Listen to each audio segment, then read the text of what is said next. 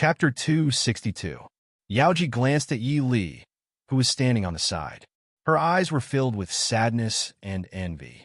She slowly stepped forward and bowed slightly to Mu Yang. "Thank you for taking care of me these past few years. Yaoji is very grateful. But, Shitsi, please go back. We don't have to meet again." Yaoji. Yaoji didn't look at him. She nodded to Yi Li and walked to the end of the street step by step. Yi Li frowned and secretly signaled the shadow guard to follow and escort Yaoji back to Qingqing Lane. Although it was already curfew, it was still dangerous for a woman to walk alone in the capital in the middle of the night.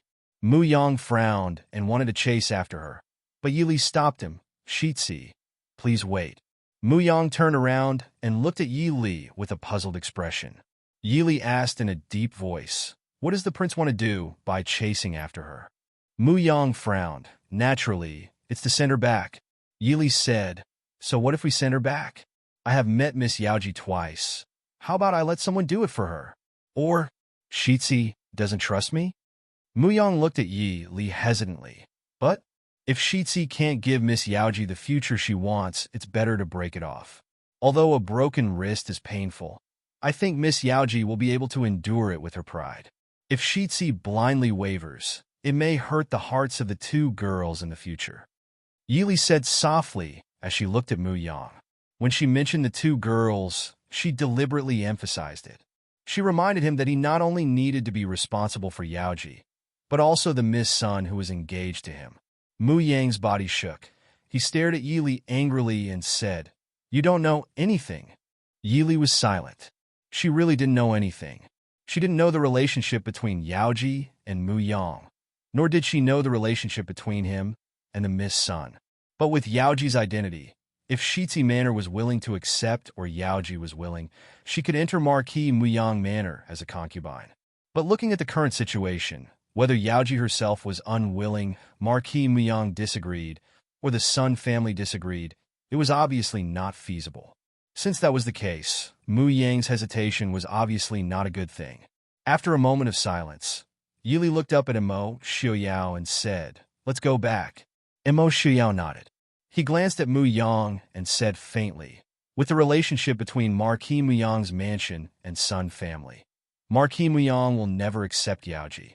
Then, without waiting for Mu Yang's reaction, she nodded to Yi Li and pulled Yi Li towards the Prince Ding mansion. It seemed that Imo Xiuyao's words made Mu Yang's expression even more unsightly. He stood there for a long time before finally turning around and walking in the opposite direction. Yi Luyi, who was left alone, looked at the pair of figures in the distance and raised his eyebrows with interest. "Interesting woman. It seems that Imo Xiuyao really has deep feelings for Princess Ding." Yi Luyi saw the jade pendant clearly. It was given by Emperor Taizu to the founding Prince Ding Mo Lanyun when the Dechu state was established. It could be said that it was a symbol of the Prince Ding's identity.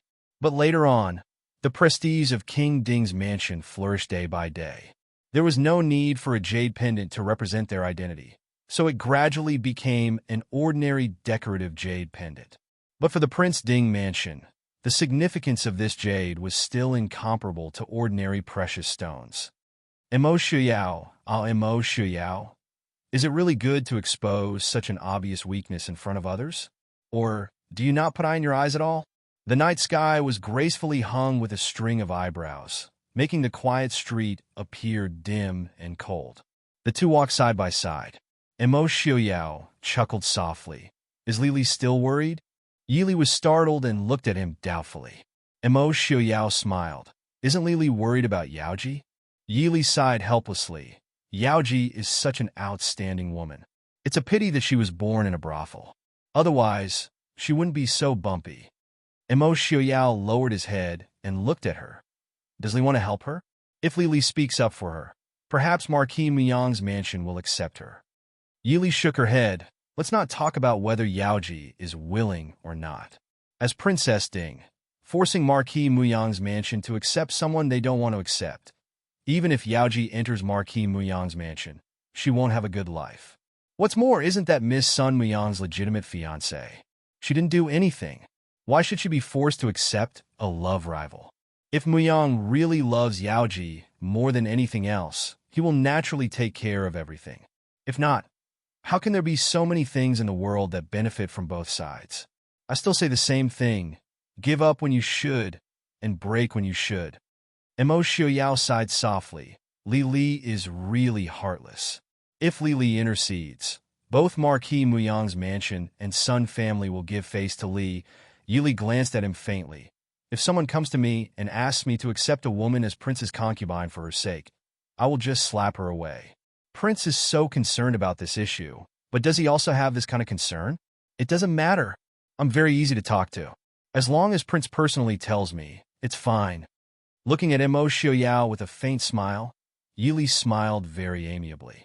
Mo Xiaoyao helplessly rubbed his nose. I will never have this kind of concern in my life. Li, don't worry.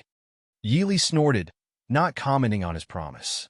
Just as they returned to the mansion, Mo Xiaoyao was invited to a meeting. Obviously, the people in the Prince Ding mansion had already received the news of Yelu Ye's appearance in the capital.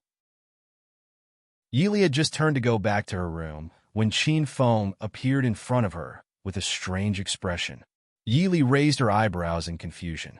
She looked at him and smiled. What's wrong? Was the training too easy recently? Why haven't you gone back to rest yet?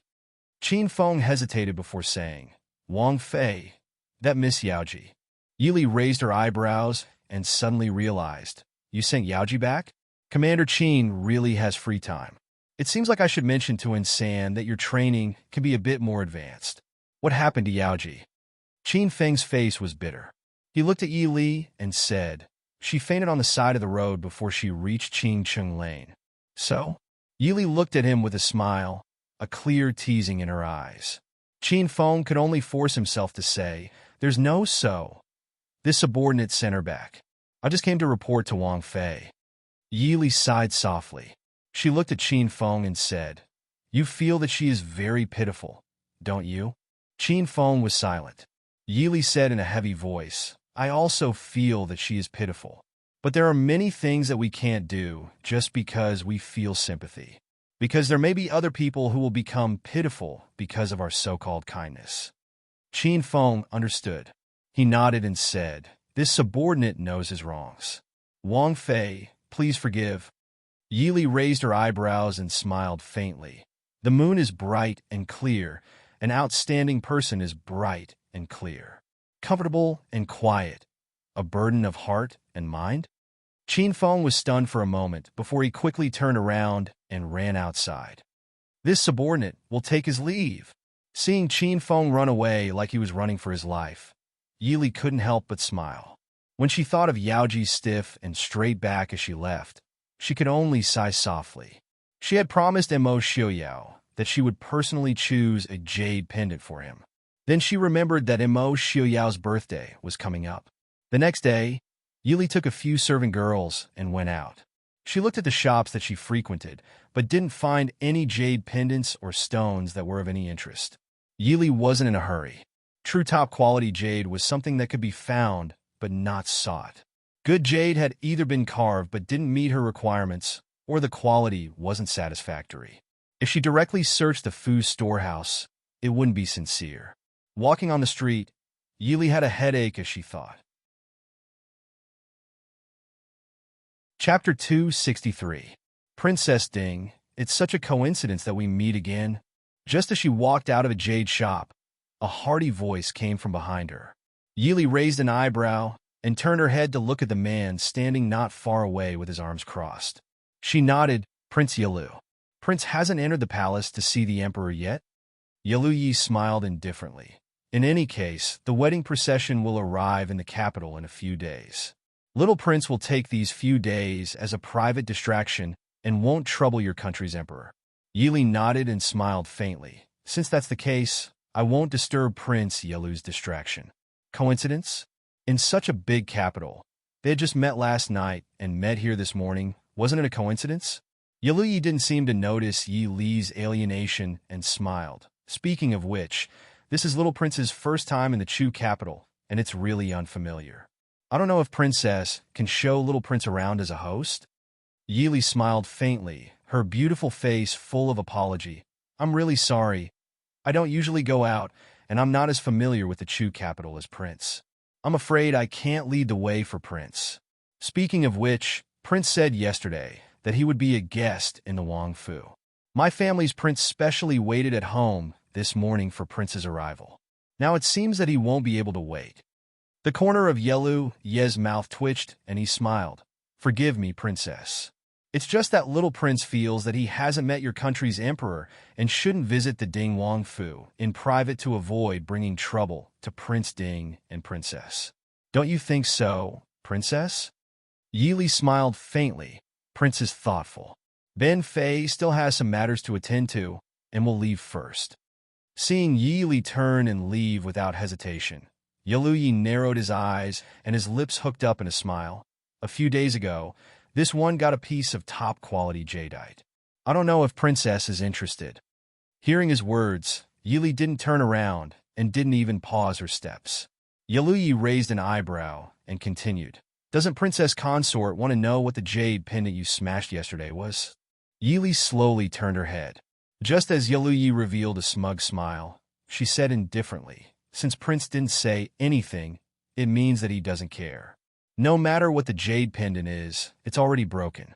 If this consort wanted to know, she would naturally ask the prince herself. Why would she need to hear it from an outsider? Prince, don't you agree?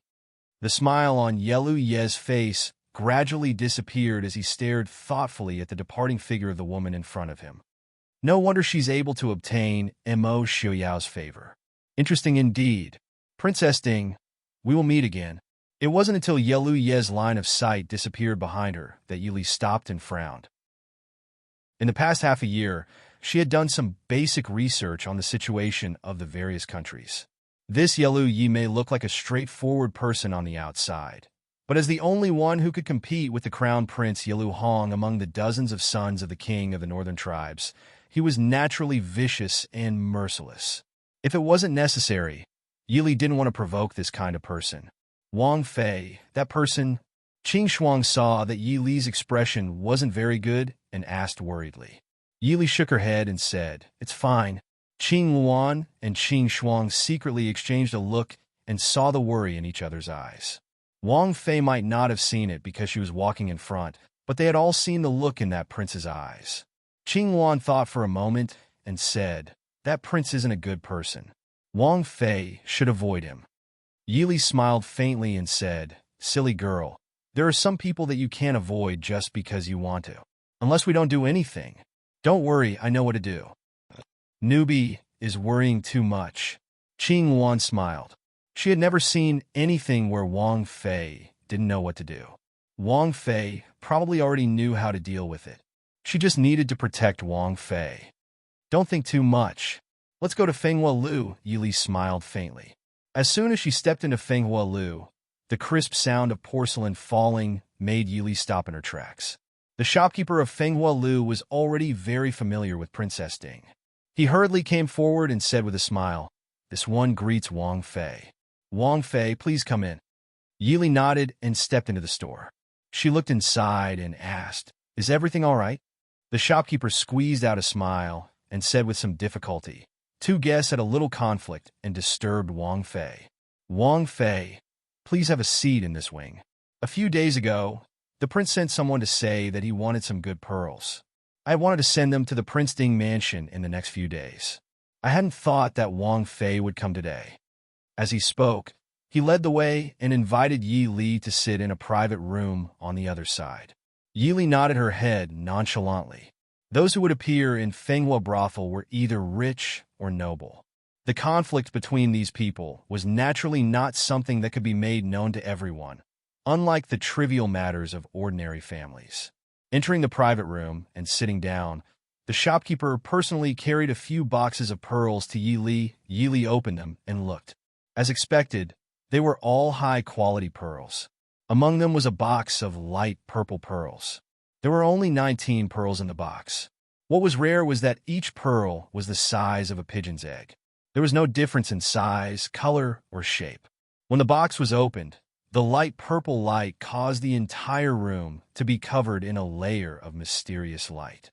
Yili said with some shock, These are night pearls? One night pearl wasn't rare. What was rare was 19 night pearls that were the same color and color. The shopkeeper said with a proud smile, Wang Fei is right. These are night pearls. One night pearl is worth a city, not to mention a box. And it's the rarest purple color. Is Wang Fei satisfied? Yi Li nodded with a smile. Shopkeeper has worked hard. Seeing that Yi Li was satisfied, the shopkeeper's smile became even brighter. It had to be known that he had spent a lot of money and effort to get these pearls. But this kind of treasure wasn't something that anyone could use. If they were sold separately, the value of the treasure would be greatly reduced. The Ding mansion didn't lack money or power. If Princess Ding liked this box of night pearls, then he wouldn't have to worry about this business for at least half a year. Thinking of this, the shopkeeper took out a few blueprints for Yi Li to see. Wang Fei, please take a look. This is the blueprint that our Fenghua building's best craftsman had specially drawn for this box of night pearls. Is Wang Fei satisfied? Yi Li looked at the blueprint. It was indeed an exquisite piece of jewelry. If it was made, it would be the envy of all the womenfolk in the capital. But Yi Li didn't plan on making it into a piece of jewelry. Naturally, everyone liked beautiful and dazzling things. But if this kind of pearl was made into a piece of jewelry, then the person wearing it in the dark would be a live target. Although this kind of thing wasn't very practical, it was still good to use it as a collection or as a gift. Thinking about it, Yi Li said to the shopkeeper, I also want this box of night pearls. Later I will have someone send the blueprint over. Shopkeeper, you can have someone make it according to the blueprint. Also, make a few pieces of jewelry. Although he was disappointed that Yi Li didn't use his blueprint, seeing that Yi Li chose some pearl jewelry, the shopkeeper was very happy. These top-grade jewels were all priceless. It was hard to find and hard to sell. Ding Country's prince was very generous to Wang Fei. Chapter 264. After choosing the jewelry, Yi Li was about to ask the shopkeeper if Fenghua Lu had any good jade when the sound of porcelain shattering came from the side. Yi Li frowned. Before she could speak, there was a woman's cry of pain. Clearly, someone had made a move. Shopkeeper. Who is that? The shopkeeper's expression was not good. He said in a low voice, Wang Fei. It is the Shitsi of Marquis Muyang Fu and the young miss of the Sun family of the Ministry of Rights. And Miss Yao Ji of Qing Chung Lane.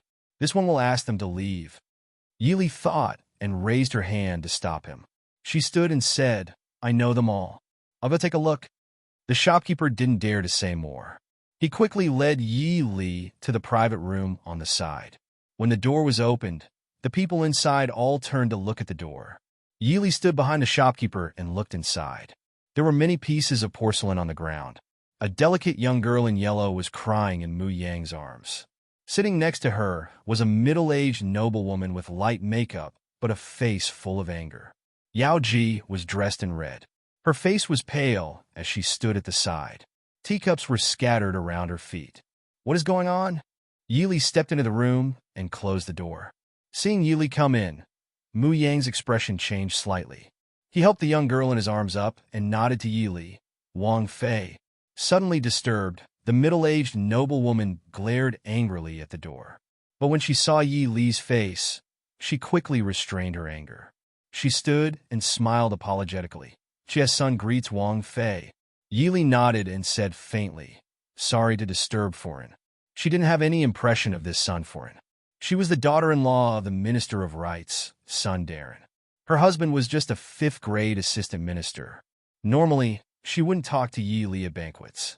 Sun Foreign knew that when Princess Ding said sorry to disturb, she was afraid that her movements were too loud and had disturbed Princess Ding. She hurriedly invited Yi Li to take a seat and said with a smile, Wang Fei is joking. I'm afraid we have disturbed Wang Fei. Wang Fei, please forgive us. Yi Li looked at Mrs. Sun and Miss Sun next to Mu Yang. She was not very satisfied with their appearances, but the elegant and gentle temperament of a scholarly family made them feel very comfortable. They did not have the arrogance of some noble families. Miss Sun noticed that Yi Li was looking at her. She blushed and quickly lowered her head to stand behind Mu Yang. Yi Li smiled faintly. She looked at Mu Yang and said with a smile, Young Master Mu, what a coincidence. Are you accompanying Miss Sun to choose jewelry? She had never seen Miss Sun before. Today, she saw that the man was talented and the woman was beautiful. They were a perfect match. Don't forget to send an invitation to me and Prince on the day of the wedding. We can also share the joy. Miss Sun blushed. She quickly glanced at Yi Li and quietly grabbed one of her sleeves. She looked a little gloomy. She glanced at Yaoji, who was standing on the side, and said faintly, Wang Fei is joking. When the time comes, it will naturally be the honor of Marquis Muyang's mansion if Wang Fei and Prince can come. Although his glance was obscure, it could not escape the eyes of Mrs. Sun and Yi Li, who had been watching him. Mrs. Sun's face suddenly sank. She snorted softly and said, Thank you for your auspicious words, Wang Fei. It's just that whether this wedding can still be held is another matter. Mother. Hearing this, Miss Sun whispered in a panic. Yi Li did not seem to see the situation in front of her. She raised her eyebrows and said with a smile, Mrs. Sun, what are you talking about? Although the people in the capital don't know that Marquis Muyang's mansion and Sun family are family friends. Could it be that the friendship between the two families will be damaged because of a little conflict? Of course, Mrs. Sun knew that the marriage could not be let go like this. She glanced at Yaoji with disdain and sighed to Yi Li. I'm not afraid of being laughed at by Wang Fei. Although we don't usually go out, we have heard a little about the friendship between Marquis Muyang's heir and this girl. In the past, we just thought that heir Mu was young and absurd. But now, our daughter has not married into the family and heir Mu is making a fuss about taking a concubine. Wang Fei, our Sun family is not an unreasonable family. In the future, when our daughter marries into the family, there is no reason to not allow heir Mu to take a concubine. But this girl called Yaoji is absolutely not allowed. She has been entangled with heir Mu before the wedding and has the title of the #1 dancer in the capital. Not to mention whether Marquis Muyang's mansion and Sun family can afford to lose face. If she really marries into the family, will I, this disappointing girl, still have a place to stay? Yi Li sighed in her heart. She did not know if these two people were enemies in the previous life. They had just separated last night. How did they meet here today? Why is Miss Yaoji here? Yi Li asked softly. Yaoji's face was pale, but her back was straight. After hearing Yi Li's words, she sneered and said, Could it be that in Wang Fei's mind, Yaoji can't come to Fenghua Tower? Why doesn't Wang Fei ask heir Mu and Miss Sun why they are here? Or in Wang Fei's mind, Yaoji has calculated in advance and rushed to humiliate herself? Yi Li was startled. Looking at Yaoji's eyes that contained anger, she felt a little apologetic. It could not be said that she did not have the slightest suspicion of Yaoji's actions. Now that Yaoji said it so openly, it could only prove that meeting Miss Sun in Fenghua Tower really had nothing to do with Yaoji. If Yaoji came first, then it was not a coincidence. Someone else deliberately did it. Sorry, Yi Li said softly. Yaoji was stunned for a moment. Then she sneered and said, Forget it, it's nothing. People like us are originally inferior to others. Aren't we? It just so happens that Princess Ding is also here today. Now let's make it clear. I, Yaoji, swear that I will never marry into Marquis Muyang's household as a concubine. Moreover, after last night, Yaoji's reputation should have spread in the capital, right? Even if the Sun family relents now, I'm afraid Marquis Muyang will never agree, right? Heir Mu, Yaoji does not dare to say that we are even now. Just take it that Yaoji owes heir Mu in this life and will repay him in the next life. As for this life, you and I have nothing to do with each other. Mrs. Sun, are you satisfied? Hearing Yaoji's words, Yi Li's heart skipped a beat. She frowned but did not speak in the end. Mu Yang looked awkwardly at the stunning woman in front of him, whose pale face made her red dress dim. A trace of pain and helplessness flashed through his eyes. As the only male in this generation of Marquis Muyang's household, he shouldered the rise and fall of the entire Marquis Muyang's household. But he could not stop himself from being attracted by this beautiful and strong woman. It was just that he had underestimated Yaoji's pride and Marquis Muyang's household and the Sun family's reaction to this matter, which led to the current dilemma. Today's matter was even more unexpected. Originally, he was only accompanying his fiancée and future mother-in-law to buy things under the order of his mother, in the name of cultivating their relationship. But he did not expect to meet Yaoji, who had just finished shopping and was about to go out when he came to Fenghua Building. And when Mrs. Sun proposed to come in for a chat, although he felt a little uneasy, he still had a glimmer of hope, so he did not stop her. But Yaoji looked enchanting and affectionate, but she was stubborn. After a few words, she finally angered Mrs. Sun and attracted Princess Ding, who also happened to come to Fenghua Building. Chapter 265. Yaoji. Looking at Yaoji's resolute face, Mu Yang couldn't help but step forward, wanting to hold her hand. However, his sleeve was caught by someone else. Young Master Mu. Miss Sun's delicate face was full of surprise and panic. Mu Yang's heart suddenly turned cold, and he calmed down instantly. Miss Sun was already engaged to him. Once something went wrong with this marriage, with the Sun family's strict family rules. Even if Miss Sun didn't take things too hard and die, he was afraid that she would have to spend the rest of her life as a Buddha. Thinking of this, Mu Yang's feet couldn't move forward anymore. Yili sat on the side and couldn't help shaking her head. The Sun family and the Mu family wouldn't accept Yaoji at all. It wasn't because Yaoji came from a brothel, but because she was too outstanding and Mu Yang had feelings for her. As for Mu Yang, he wasn't a bad person. He wasn't even a playboy, but he couldn't solve the current situation. If he was a playboy, he could marry Miss Sun and continue to indulge in debauchery outside. Even without Yaoji, with his identity, he might be able to find a woman as beautiful as Yaoji. If he was ruthless enough to break off the marriage with Miss Sun, he would be the only heir of the Mu family. Even if Marquis Muyang was unwilling, he would still step back in the end. Yaoji's charming eyes were half closed, hiding the trace of a bitter smile in her eyes. She turned to Yi Li and said, "Princess, thank you for saving my life last night." Yaoji will take her leave. Her cold eyes swept over the faces of the other 3 people in the room, and she said lightly, "Yaoji is just a prostitute. It's not worth your trouble. Young Master Mu and everyone else, please don't disturb us in the future. Goodbye." Miss Yaoji, Miss Sun, who was standing beside her, suddenly raised her head and called Yaoji. When Yaoji turned back, she looked at Madame Sun and said softly, "Miss Yaoji, young master. If young Master Mu really loves Miss Yaoji, after we get married, please take Miss Yaoji into the mansion. I just hope young Master Mu can give Lien and the Sun family some face." "Lien Madame Sun scolded in a low voice. Mu Yang looked at the petite and graceful girl in front of him in surprise. A trace of surprise flashed in his eyes. He didn't expect that she would be the first to let him go. Yaoji snorted, turned around, and left.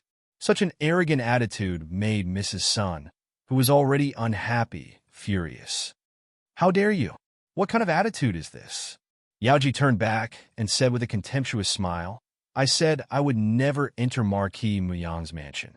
Do Madame Sun and Miss Sun think I'm playing hard to get? I, Yaoji, am indeed a prostitute, but I'm not that lowly. Yaoji of Marquis Muyang's residence is too high for me to reach, and I don't want to. Yaoji can't accept Miss Sun's love, so I won't thank you." "Yaoji, you?" Mu Yang frowned. He knew that it was unfair for her to become a concubine, but this was the best way he could think of to satisfy both sides. Yaoji looked at him coldly. She was totally different from her usual gentle and charming self. Mu Yang sighed softly and said, "Yaoji, can't you suffer for my sake?" The room was silent for a long time. Suddenly, Yaoji smiled faintly. Mu Lang, do you know my name?" Mu Yang was stunned and looked at her with some confusion. Yaoji shook her head and waved her sleeves. She said resolutely, "Unless you marry me openly, we don't have to see each other in this life." "Marry you?" Mrs. Sun stared at Yaoji and sneered. "Who are you to ask the Mu family to marry you openly? Even if Shitzi Mu isn't engaged today, you don't have this qualification. It's Lien Er's magnanimity to accept you. It's your blessing. Don't embarrass yourself." Yaoji said proudly, "So what? Since you can't do it, Shitzi Mu, please go back. Or, do you want to stay here with them and watch me be humiliated? Yaoji you? Mu Yang frowned, his face showing anger and displeasure. Yaoji had always been gentle and understanding. When had she ever been so unreasonable? Yaoji didn't seem to care about his displeasure at all. She glanced at Miss Sun, who was standing on the side, and said disdainfully, "Mrs. Sun is right. I follow you because I want to marry into the Marquis Muyang's mansion. Since you can't marry me, what are you doing here? You want me to bow my head and be a concubine to this little girl who has no appearance or talent and is not as good as me except for a good family background? Yaoji, am not so cheap. There are many men who want me. There must be one who is willing to marry me as his wife." Enough! Mu Yang's face was livid. He pulled Miss Sun, who was tearing up because of Yaoji, and said to Mrs. Sun, "Mother-in-law, let's go back." Mrs. Sun glanced at Yaoji and nodded. She smiled at Yi Li and said, "Princess, I've made a fool of myself. I'll leave first." Yi Li nodded. "I won't see you off. Take care, Mrs. Sunday." The three of them pushed the door and went out. From the beginning to the end, Mu Yang didn't look at Yaoji again. Naturally, he didn't notice that a trace of blood slowly overflowed from Yaoji's pale lips. Until the footsteps outside disappeared, Yaoji's body swayed. Seeing that she was about to fall, Qing Shuang and Qing Wan, who came in from the outside, quickly stepped forward to help her to sit down on a chair. Yaoji paused and then looked up at Yi Li with a smile. "Princess, haven't you seen enough?" Yi Li shook her head and said softly, "Why do you do that? Is it worth it to ruin yourself like this for Mu Yang?" Yaoji was stunned and smiled bitterly. "I don't know where the love comes from. It goes deep. If I can choose by myself, why should I?" Yi Li waved her hand and said with a smile, "I understand. If you have seen the sea, you can't see the water. If you don't see the clouds, you can't see the clouds." Elegant people moan for no reason. If you are so hungry that you can't eat 3 meals and have no clothes to wear, you will know that love is false. Ordinary people run around all day for food and clothing. If they don't have love, they won't live their lives. Yaoji looked at her strangely and said, "Princess is also the head of 100 flowers after Su. How can you think like this?" Yi Li raised her eyebrows and said with a smile, "Tacky."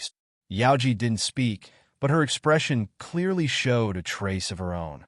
Yi Li smiled indifferently and said, "When I was still in the boudoir and young, I thought I would become Princess Li. Later, Prince Li broke off the engagement. I think it's nothing. At worst, I can find someone with a lower family background. As long as he has a good character, he can live a normal life. Later, I was appointed to marry Prince Ding. It's difficult to refuse the imperial order.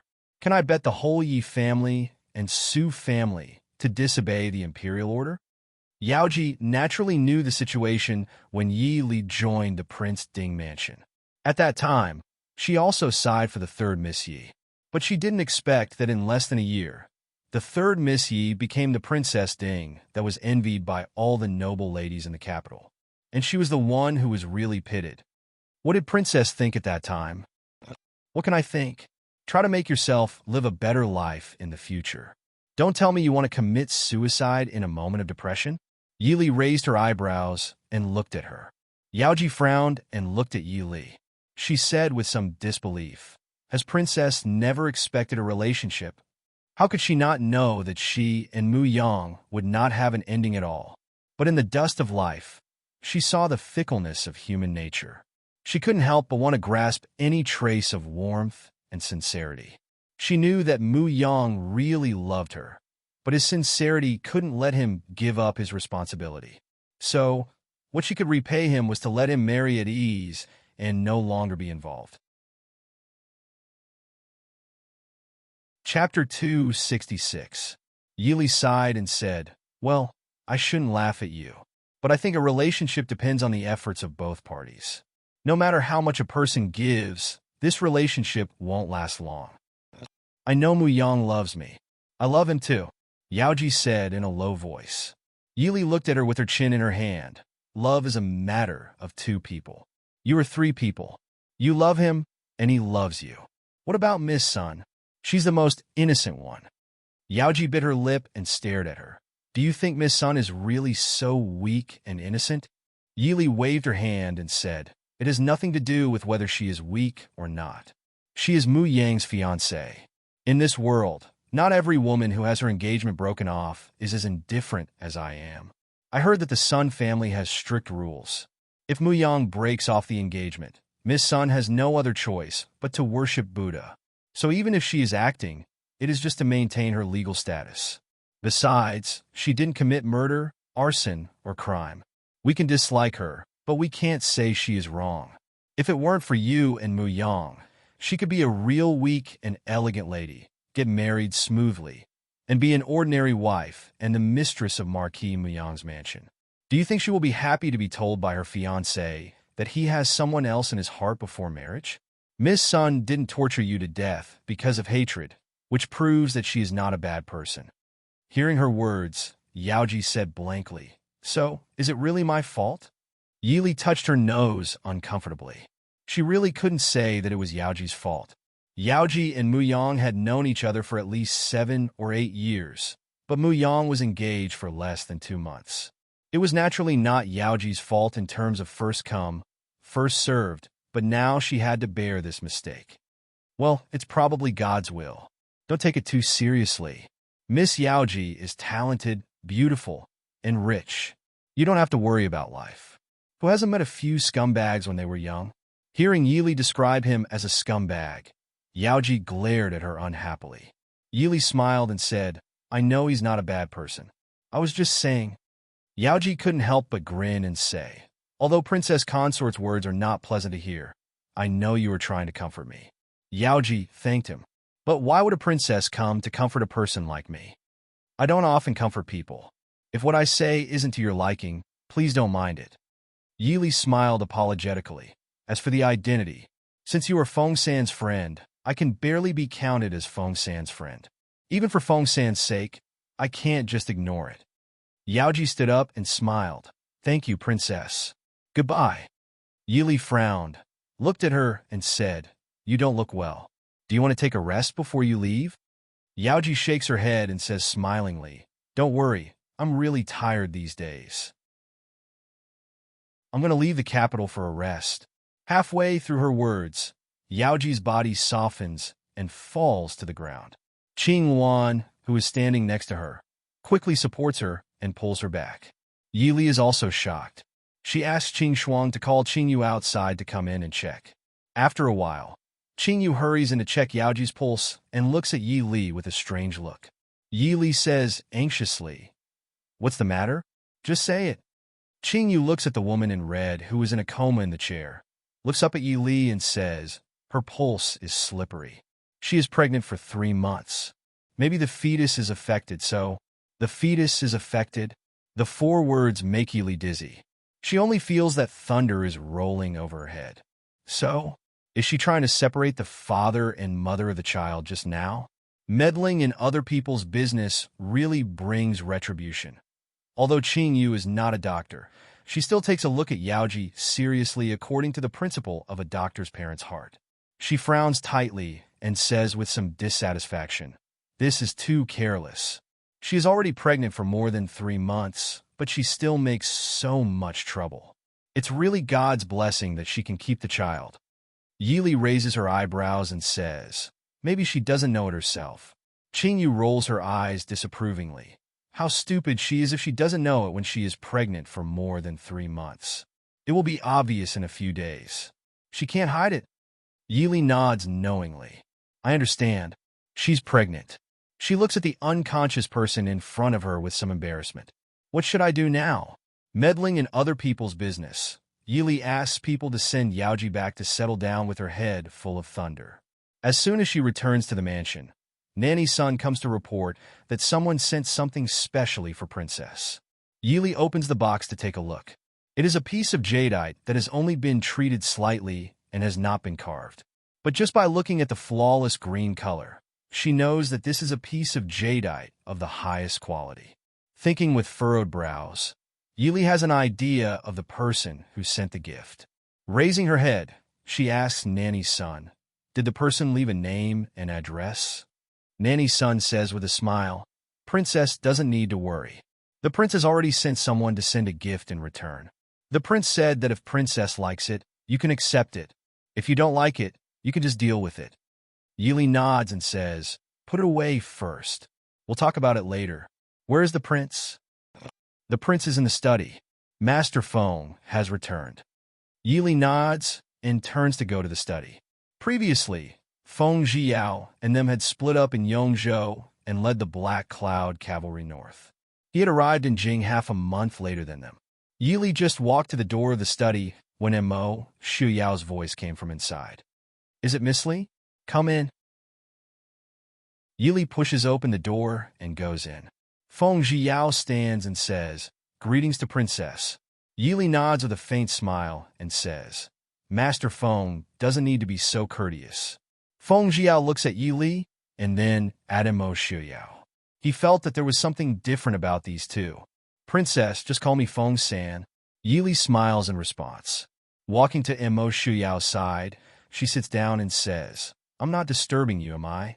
Mo Shuyao shakes his head and says, it's nothing major. Does Miss Li have a problem? Yili recounts her encounter with Yelu Yi. Looking at Feng Zhiyao standing to the side, she only briefly mentioned her encounter with Yaoji and Mu Yang. She didn't mention Yaoji's pregnancy. It was better for the person involved to decide if they should tell others. Mo Shuyao furrowed his brow at Yelu Yi's obvious attempt to get close to Yili. He sneered and said, it seems that Yelu Hong isn't giving him enough pressure, so he is able to leisurely walk the streets of Chujing. Feng-san, go back and spread the news that Yelu Yi has arrived in Jing and is going to participate in the selection of candidates for the peace marriage. Feng Zhiyao raised an eyebrow and smiled, nodding silently in response. Once this news was spread, the nobility of Chujing would feel that Yelu Yi was going to drop a level. No one would pay attention to him secretly arriving in Chujing, but participating in the selection of candidates for the peace marriage was going too far. Yes, the Chu state didn't send a real princess for the peace marriage, but the daughters of the Chu state weren't for the northern tribes to pick and choose.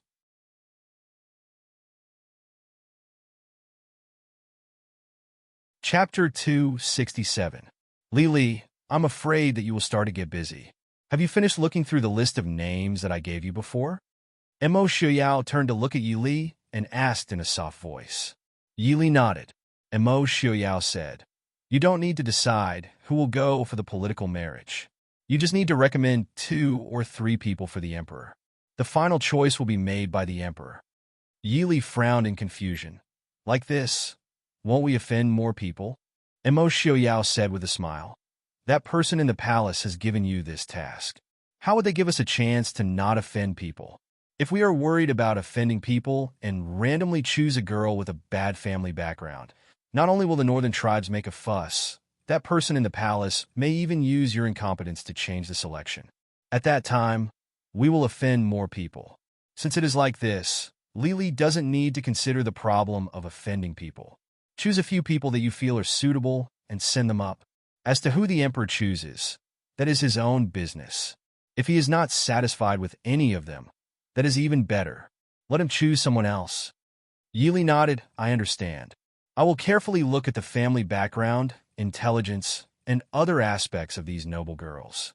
Putting aside all sentimental reasons, it was naturally much easier to choose a candidate based on their status and personal conditions. Feng-san's speed was not slow. That afternoon, the news that the northern tribe's 7th prince had arrived in Jing had spread throughout the city. Even the inn that Yelu Yi was staying at was known. Yelu Yi, who had originally wanted to delay his meeting with the emperor of the Chu state for a few days, could only put down what he was doing and go into the palace for an audience. As he cursed Mo Shuyao inside, he also regretted that he had appeared that night to test Mo Shuyao and exposed himself. The next morning, the invitation for the banquet that the palace was holding for the northern tribe's prince was sent to the Ding King's Fu. Mo Shuyao, who had been accompanying Yi Li to practice martial arts in the backyard, raised an eyebrow. He waved his hand to dismiss them and turned to continue teaching Yi Li swordsmanship. Princess Consort, young Master Han, and young Master Lung request an audience. Qing Shuang came over to report. Mo Shuyao said unhappily, why is he here again?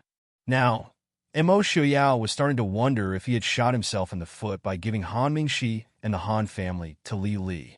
Although there was no need to worry about the other party's loyalty.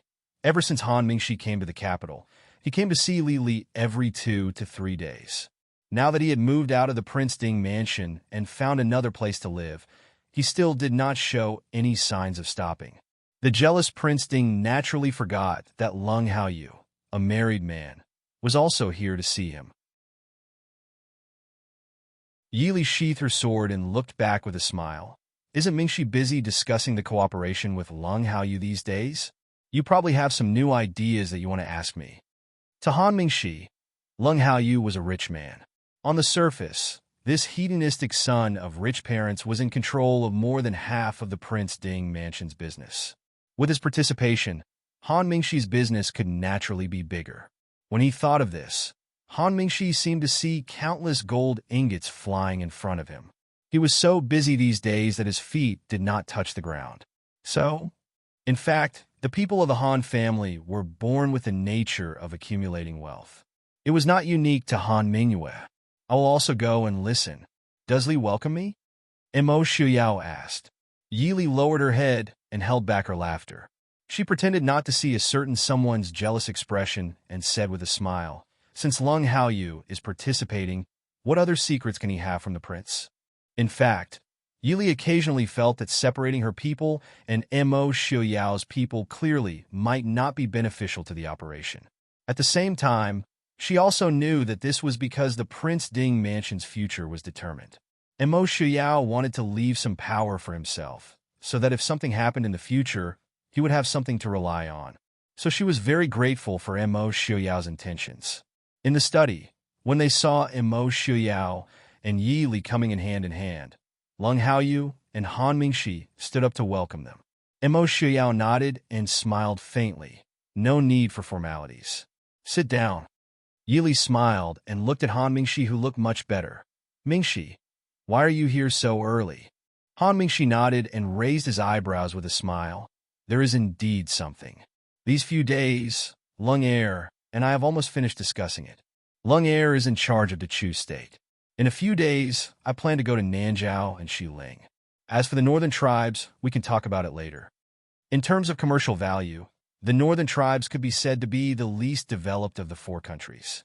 Many of the businesses in the Central Plains could not be done in the northern tribes and did not make much money.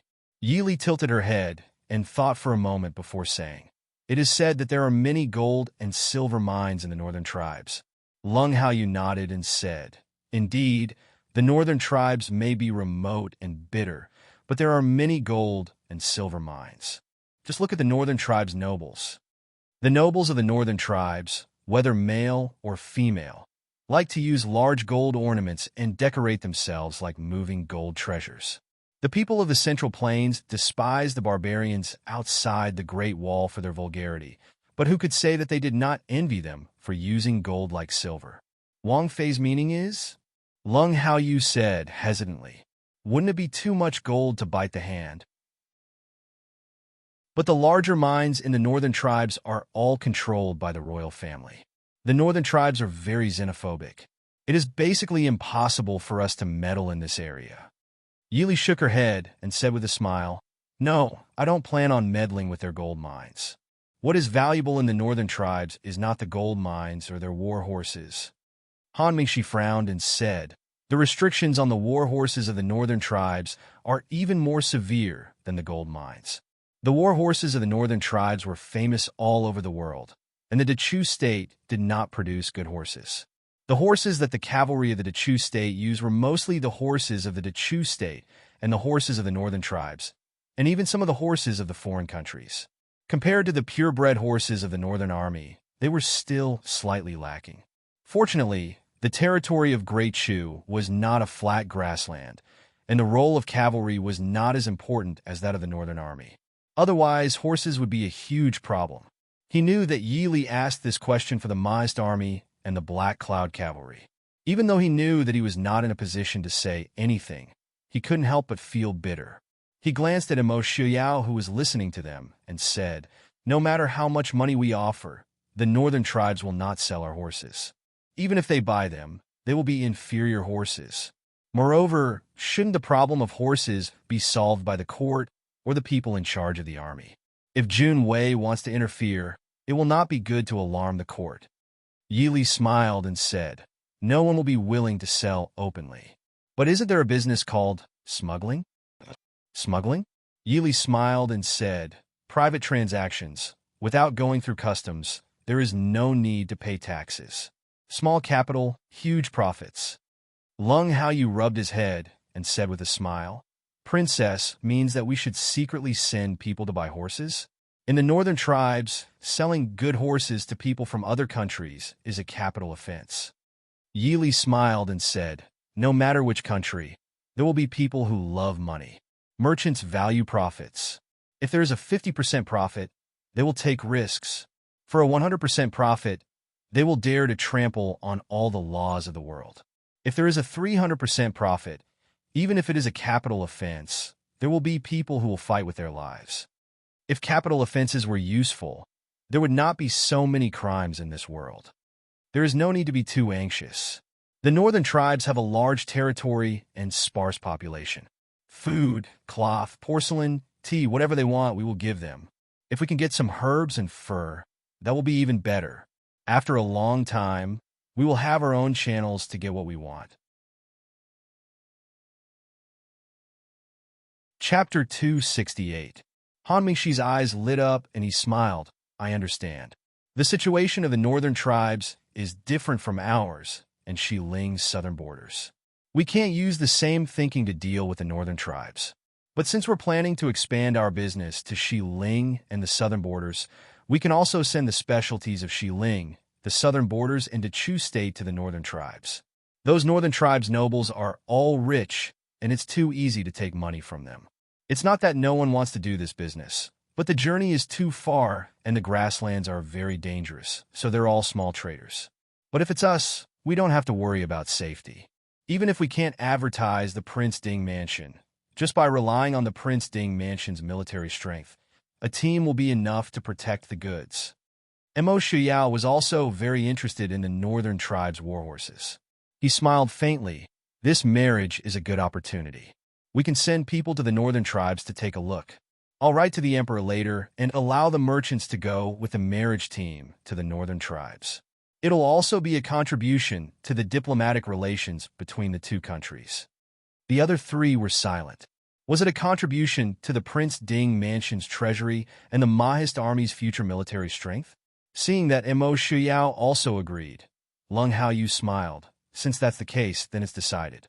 Brother Han will go to Xiling and the southern borders, and the northern tribes will make another trip. There's still more than a month before we set off, and there's still time to deal with the Chu State. Han Mingxi nodded indifferently. Yi Li took out a metal token and threw it to Han Mingxi. Big brother should still be in the southern borders. If you need any help, you can look for him. This is the Yinwang Chambers Yama's token. Take it with you just in case. If you encounter any difficulties in the West Hill, I'm sure Pavilion Master Ling will lend a helping hand for the sake of the Yama's order. Han Mingxi was naturally familiar with the origins of the Yama's order. He held it in his hand and looked at Yi Li hesitantly. Yi Li waved her hand, indicating that he didn't need to say more. Give it to whoever needs it. Since I'm in the Chu capital, I probably won't be able to trouble Pavilion Master Ling. Wouldn't it be a waste if he kept owing her? As for Sickly Scholar, the chances of him coming to the Chu State aren't too high. And Four had sent news a few days ago that they had just found Master Liang, who had been brought back to Xiling by Sickly Scholar. Sickly Scholar's threat was limited before they found the emerald grass.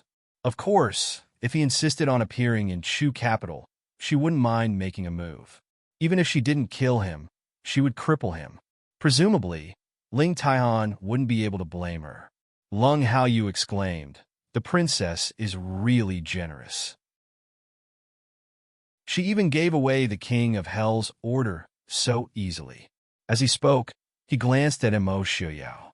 He thought that the King of Hell's order was given to the princess by the prince to protect her. Seeing that the princess had personally given it to another man, the prince might vent his anger on someone. Of course, it would be best if it was the main culprit, the romantic young Master Han Mingxi himself. As the saying goes, it's better to die than to die. Moreover, he was the one who had caused this. Yili raised her eyebrows and smiled. Pavilion Master Ling gave it to him for free. In fact, even if Ling Taian didn't appear in the end, she wouldn't really want Sickly Scholar's life. Who knew if Ling Taian would place too much importance on brotherhood and use the power of the Yinwang Chamber of Commerce to avenge Sickly Scholar? However, crippling his martial arts at that time was unavoidable. As long as she left Sickly Scholar alive, Ling Taian wouldn't cause trouble for her out of respect for her elder brother. Lung Haoyu rubbed his nose and lowered his head to drink tea. Could the King of Hell's order be measured by money? That was something that many people would rather spend a lot of money than be able to buy. With the King of Hell's order, as long as you didn't provoke the Emperor of Xiling, you could basically do whatever you wanted in Xiling. After finishing their business, Han Mingxi looked at Yi Li and frowned. Yesterday morning, Yellow Yi sent people to scour the entire capital for the best jade. I don't know what they're for. I've never heard that the people of the northern tribes like jade. Although Yellow Yi sent people to anonymously buy them in batches, his mistake was that he shouldn't have gone to a shop under the Han family's name. Since 2 or 3 shops had their best jade bought by strangers, the shopkeepers naturally wouldn't forget to report it to their masters. As for the Han family, although the Tianyi Pavilion no longer existed in the Chu state, Han Mingxi still recruited many people under his command. It wasn't a big problem for him to investigate the various jade and antique jewelry shops in the capital and the identities of the buyers. Yili obviously knew what Yellow Yi was going to do with the jade. She smiled coldly and said, "It seems that the northern tribes are indeed very rich." Thinking about how her trip yesterday was ruined by a certain prince's act of flaunting his wealth, Yi Li's mood was not good, especially when that person purposely sent a piece over to annoy her. Her eyes turned and Yi Li smiled. "Help me spread the news that Ai's imperial concubine wants to find the best jade to give to the prince as a birthday present." Lung Haoyu looked at Mo Shuyao and then looked at Yi Li. He didn't understand what Yi Li meant. Han Mingxi was the first to react. He waved his fan and said with a smile, "So we can take out all the good jade we have and sell it." Once this news comes out, I think that even if the price is doubled, there will be people who will buy it. Also, Wang Fei is right. Aren't the northern tribes rich? I will definitely send the news to Prince Yelu first, so that he doesn't fall behind. As for whether the prince of the northern tribes would use the jade as a betrothal gift for the princess, or move it all back to the northern tribes, it wasn't their business. Lung Haoyu nodded in agreement. Speaking of which, there hasn't been any rumors about what Wang Fei likes. It has caused us to lose a lot of money. It just so happens that I have a lot of things that I want to sell. I'll sell it to the prince of the northern tribes at a cheap price. But, does Wang Fei need to leave a good piece for you? If the rich prince of the northern tribes really took it all, what would happen to the prince's birthday present? Don't look at how the prince usually had a good temper. When he was stingy, no one could stand it. These years, he and Fengsen had a deep understanding of it. Yili glanced at Mo Shuyao, pursed her lips and smiled. "No need. I'm just saying." Han Mingxi raised his eyebrows and sighed sadly. "So Prince Ding's birthday is coming soon. Speaking of which, it's such a coincidence. I was also born in June. In the past, I spent it with Big Brother, but now..." Lung Haoyu's body stiffened, and he stared at Han Mingxi vigilantly. Even if this fellow didn't want to live anymore, there was no need to drag him down with him. He had just gotten married. Yili smiled. "Mingxi's birthday is also in June? Then let's celebrate your birthday in the capital before leaving." Han Mingxi blinked. "Will Junwei give me a present?" "Of course. Tell me what you like, and I'll prepare it later." Yili nodded. With her friendship with Han Mingxi, it wouldn't be right if she didn't give him a present on his birthday. Moreover, with Han Mingxi's current situation, she and Mo Shuyao had put in a lot of effort. Han Mingxi smiled brightly. "That's good. No matter what Junwei prepares, I will like it." After saying that, he fearlessly raised his eyebrows at Mo Shuyao. Mo Shuyao's calm expression flashed with a trace of light. Li is right.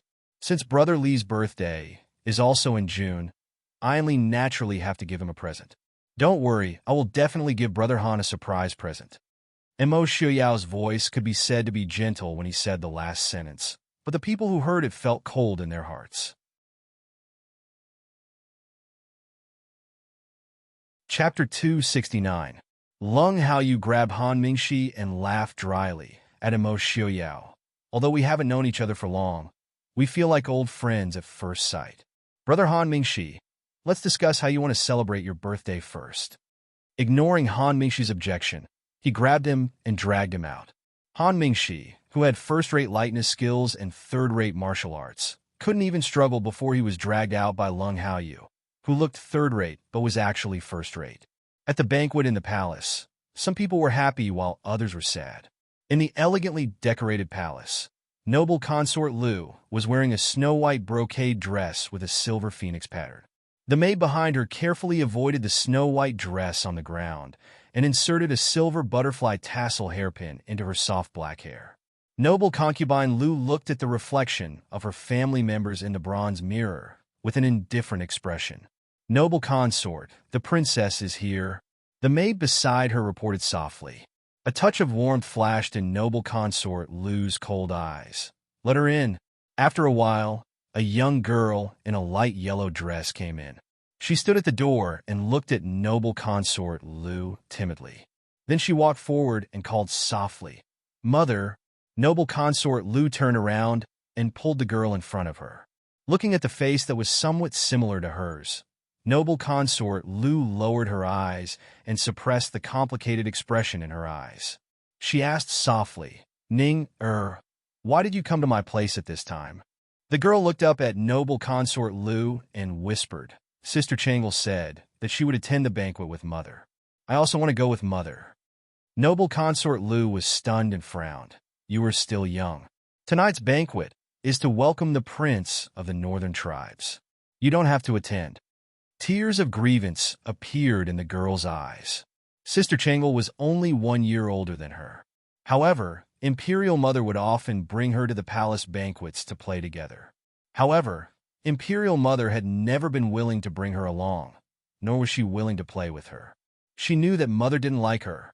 Noble consort Lu's expression softened when she saw the shock on the girl's tender face. But she soon calmed down and said coldly, Ning, don't you listen to Mother? Go back. Looking at her daughter's aggrieved and sad appearance, she finally paused and said in a low voice, Go back to your own palace. In a while, let Mama bring you to the palace banquet. The girl raised her hand to wipe away the tears on her face and sobbed. Whoa, Mother, don't be angry. Ning won't go. Ning is going to play with my brothers. After saying that, she turned around and stumbled out. It was quiet in the hall. The chief maid beside noble consort Lu frowned and said in a low voice, Your Highness, aren't you being too? Noble consort Lu turned around and said blandly, No need to say more. Help me dress up. Seeing her like this, the palace maid did not dare to persuade her again. She looked back at the door and sighed slightly in her heart. Compared to how the Empress treated the eldest princess, the Empress treated the second princess, and even the two princes too coldly. This way, when the princes and princesses grew up in the future, their feelings for the imperial concubine would also be affected. It was a pity that the imperial concubine would not listen to their advice. They could only nimbly dress up for their mistress. Noble consort Lu stood up and looked at herself in the mirror before turning around and saying, Let's go. The banquet was still the same as usual, with songs and dances celebrating peace and prosperity. Yi Li sat next to Emo Xiaoyao. She could clearly feel that from the moment she entered the hall, someone's gaze had not left her. Looking up, the person sitting opposite her was the key figure of tonight's banquet, the seventh prince of the northern militant kingdom, Yalu Yi. Seeing Yi Li looking at him, Yalu Yi raised his eyebrows and raised his wine cup in her direction. That undisguised, impudent gaze made Yi Li's heart sink. She was very unhappy. Ever since she married Emo Xiaoyao, no, it should be said that since she could remember, no one dared to look at her with such an impudent gaze. Seeming to sense Yi Li's anger, Yalu Yi raised his eyebrows and smiled. He turned his head and talked to the person sitting next to him. Yi Li indifferently lowered her eyes and looked down at her hands. Did Yalu Yi think that she would explode on the spot? A slightly cold hand grasped her hand. Yi Li raised her head and saw Emo Xiaoyao's gentle and caring eyes.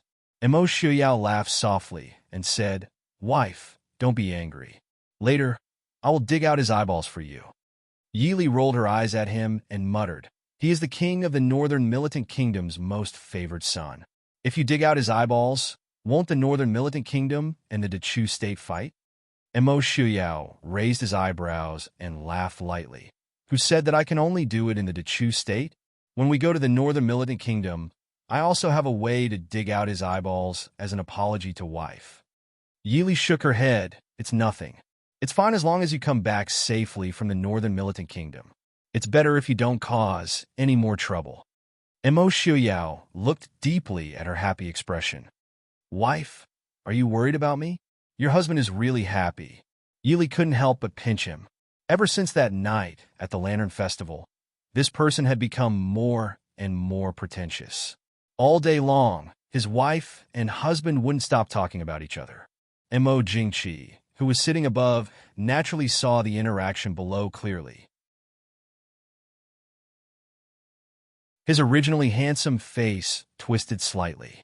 Emo Jingqi turned back and smiled at noble consort Lu and the Empress, saying, "Prince Ding and the princess have been married for more than a year, but they are still as loving as ever."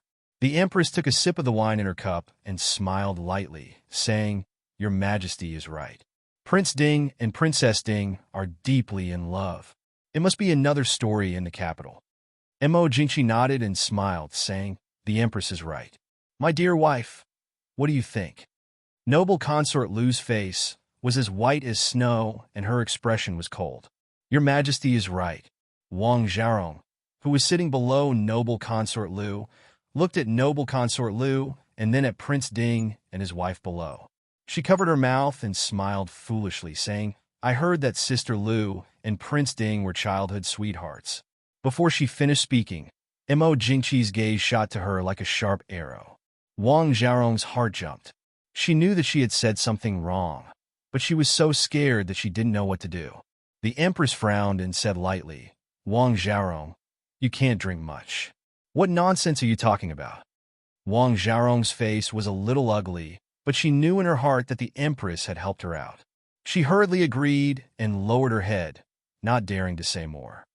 "Your Majesty, His Highness." Yaluyi suddenly stood up and spoke to Emo Jingqi in a clear voice. "My country's crown princess passed away at the beginning of the year.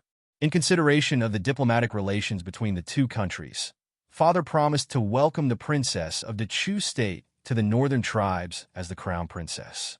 This prince doesn't know if I would have the honor of meeting my future sister-in-law." Yelu Ye's words caused an uproar in the hall. The difference between becoming the crown princess of the northern tribes and becoming the crown princess of the northern tribes and becoming the crown princess of the northern tribes was like the difference between clouds and mud. Not to mention those who couldn't see through it. Even those who had already seen through this marriage couldn't help but be moved. What was the use of a daughter in a family? Marriage in exchange for short-term benefits or relationships. After all, no one could rely on a woman to maintain a relationship for a long time, right? Even if they knew that the woman who married into the northern tribes wouldn't have a good life, if there were enough benefits, sacrificing a daughter was completely worth it. Yili was a little surprised. She tilted her head to look at Emo Xiuyao. Emo Xiuyao smiled faintly and said in a low voice, "The difference between becoming the crown princess and officially becoming the crown princess is not just a little bit. Who said that the northern tribes people are straightforward and courageous, not scheming and crafty?" Chapter 270. Yili suddenly understood. Wasn't that so? For a moment, she had forgotten that each country's royal family had something like a golden book. Even the barbarian northern tribes had something similar. Without an official golden book, it was the same as the Chu state's people not having their genealogy recorded in the ancestral hall. Not to mention being the crown princess.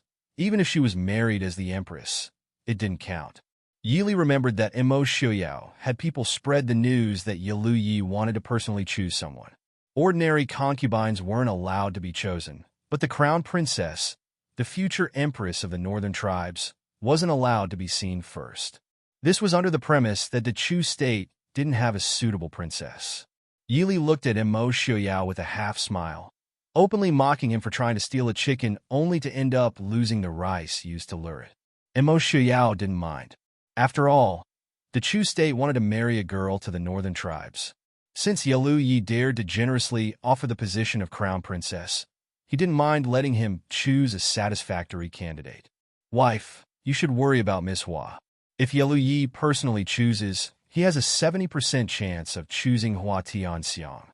If he knew that Hua Tianxiang and Li had a good relationship, then the 70% chance might even increase to 90%.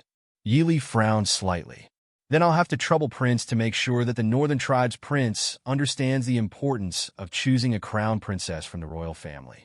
Mo Xiaoyao shook his head and laughed softly. If Yalu Yi himself was the crown prince, he might choose a girl from the royal family. But he's choosing for Yilu Hong.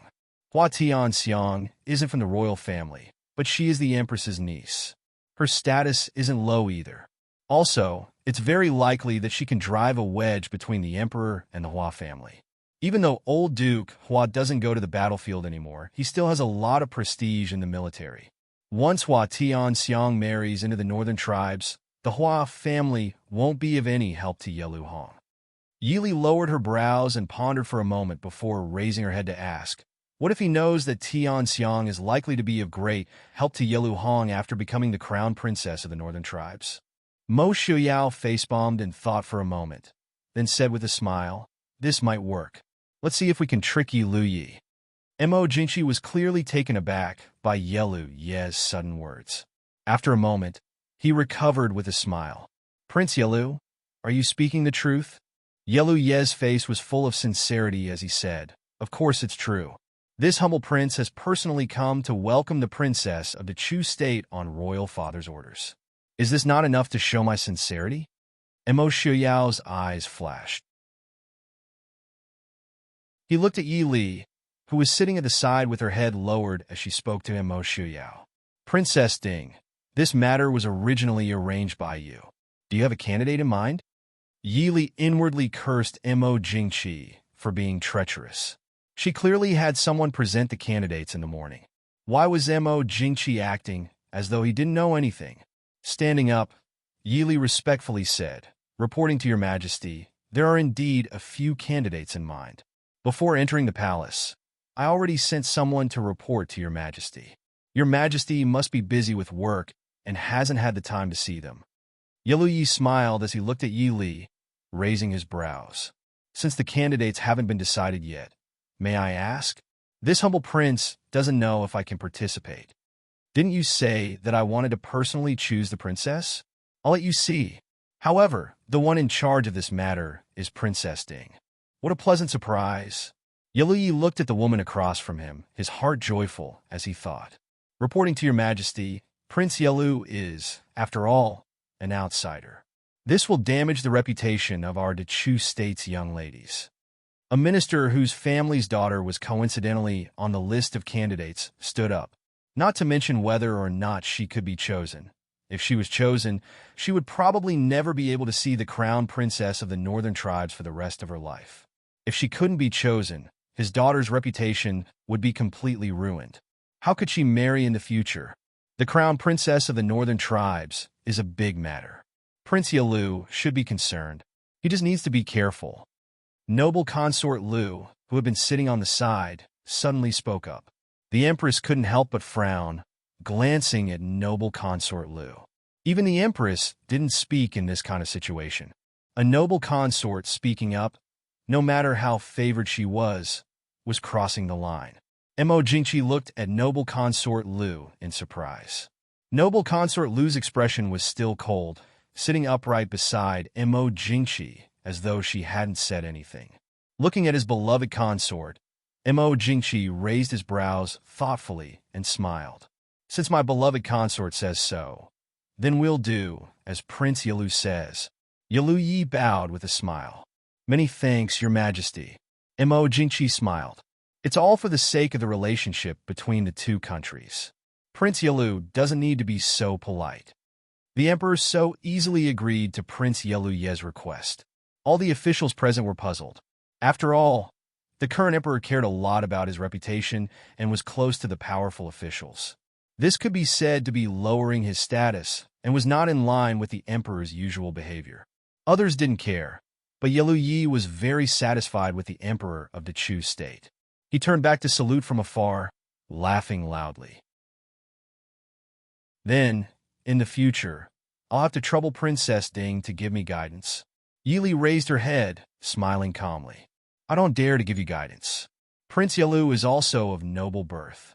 I'm sure you won't do anything rude to offend the noble ladies of the Chu state. Yelu Yi smiled, but didn't speak. He sat down and drank. The empress sat beside Mo Jingqi. She glanced sideways at the emperor and noble consort Lu, who was as cold as a pear blossom. She frowned slightly and softly said, Noble consort Lu usually doesn't like to meddle in matters. Today, she suddenly thought of marrying a princess. Noble consort Lu lowered her eyes to look at the wine cup in front of her, calmly saying, This concubine has overstepped her boundaries. Your Majesty, please forgive me. Mo Jingqi looked left and right at his wife and beloved consort. He smiled at the empress. Noble consort Lu is also concerned about the relationship between the two countries. Your Majesty, please don't blame her. A trace of anger flashed across the empress' brows, but she quickly calmed down. She calmly said, It's fine. I heard that this time, the Lu family also has a young lady in the list of candidates. Noble consort Lu is wholeheartedly devoted to the country. I'm not someone who doesn't know the importance of things. However, Your Majesty, that girl Tian Xiang is accompanying me in the palace these days. She won't be participating. If Your Majesty chooses her for the marriage, you only need to issue an imperial edict. The Hua family and I won't have any complaints. Mo Jingqi was startled. He and the empress had been husband and wife for nearly 10 years. The empress had never spoken to him in such an obviously angry tone. Thinking about it, he understood that the empress was angry because of her only niece's reputation. Thinking back to the past 10 years, although they didn't have deep feelings for each other, a legal wife was still different. Mo Jingqi couldn't help but wonder if his idea of Hua Tianxiang for the marriage was too much. The empress only had this one niece, and Chang'e only had this one cousin. In fact, Mo Jingqi knew in his heart that it was useless to let Hua Tianxiang marry into the northern tribes except to annoy the Hua family. He couldn't even sow discord between the Hua family and the Prince Ding mansion. He had just slapped the empress's face for noble consort Lu. It was nothing to make up for it. Looking at the empress's angry face, Mo Jingqi's expression softened. He patted the empress's hand and said, Don't worry. I'll have someone delete Tian Xiang's name later. The empress lowered her eyes, revealing a very faint smile. She said, Thank you, Your Majesty. Chapter 271. Your Highness. Yili absent-mindedly withdrew her gaze and turned back to Mo Shuyao. She smiled and said, It seems that we don't need to worry about Tian Xiang. Mo Shuyao raised his eyebrows. Yili smiled and said, It seems that the empress has already helped Tian Xiang convince the emperor. The empress had no children, but she was able to sit in the position of empress for so many years in the palace, surrounded by powerful enemies. Even the favored noble consort Lu didn't dare to offend her. It could be seen that she wasn't an easy person to deal with. Noble consort Lu had just spoken past the empress, and the empress only had to express a little dissatisfaction to make the emperor relent. But noble consort Lu, Yi Li's clear eyes swept across the snow-robed woman in the hall. She furrowed her brows thoughtfully. The empress' intelligence isn't inferior to anyone's. She just didn't mean it. On the other hand, Li seems to have some strange abilities. Mo Shuyao laughed softly. Even though they were sitting at the very front, there was still a distance between them and the dragon throne. He could see the expressions of the people above, but Mo Shuyao admitted that he couldn't hear the whispers of the people above in this noisy hall. Yili curled her lips and glanced at him. She said generously, That's right. Can't I read lips? Do you want to learn? Mo Shuyao smiled and said, No need. My wife can do it.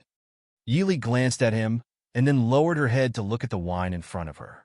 She knew that she had revealed too many flaws in front of Immerse. At first, it was careless. She could attribute it to the fact that she had let down her guard after living a peaceful life for more than 10 years. Later, she gradually became unwilling to hide in front of him. Sometimes, she would even deliberately reveal a side that was different from normal people. In fact, this was also considered a test, but Immerse never showed any abnormality towards her difference, as if it was natural for her to be like this. Yili was surprised, but at the same time, she was secretly happy.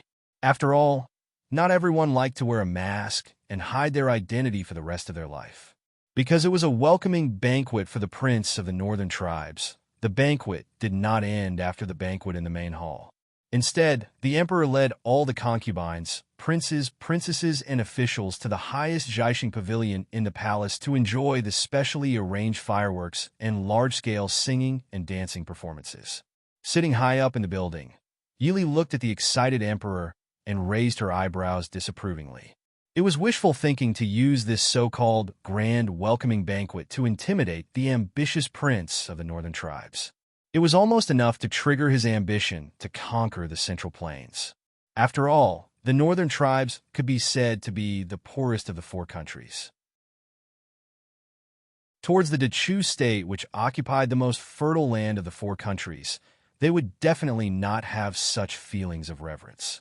The harsh environment and valiant temperament made them want to plunder without regard for anything else.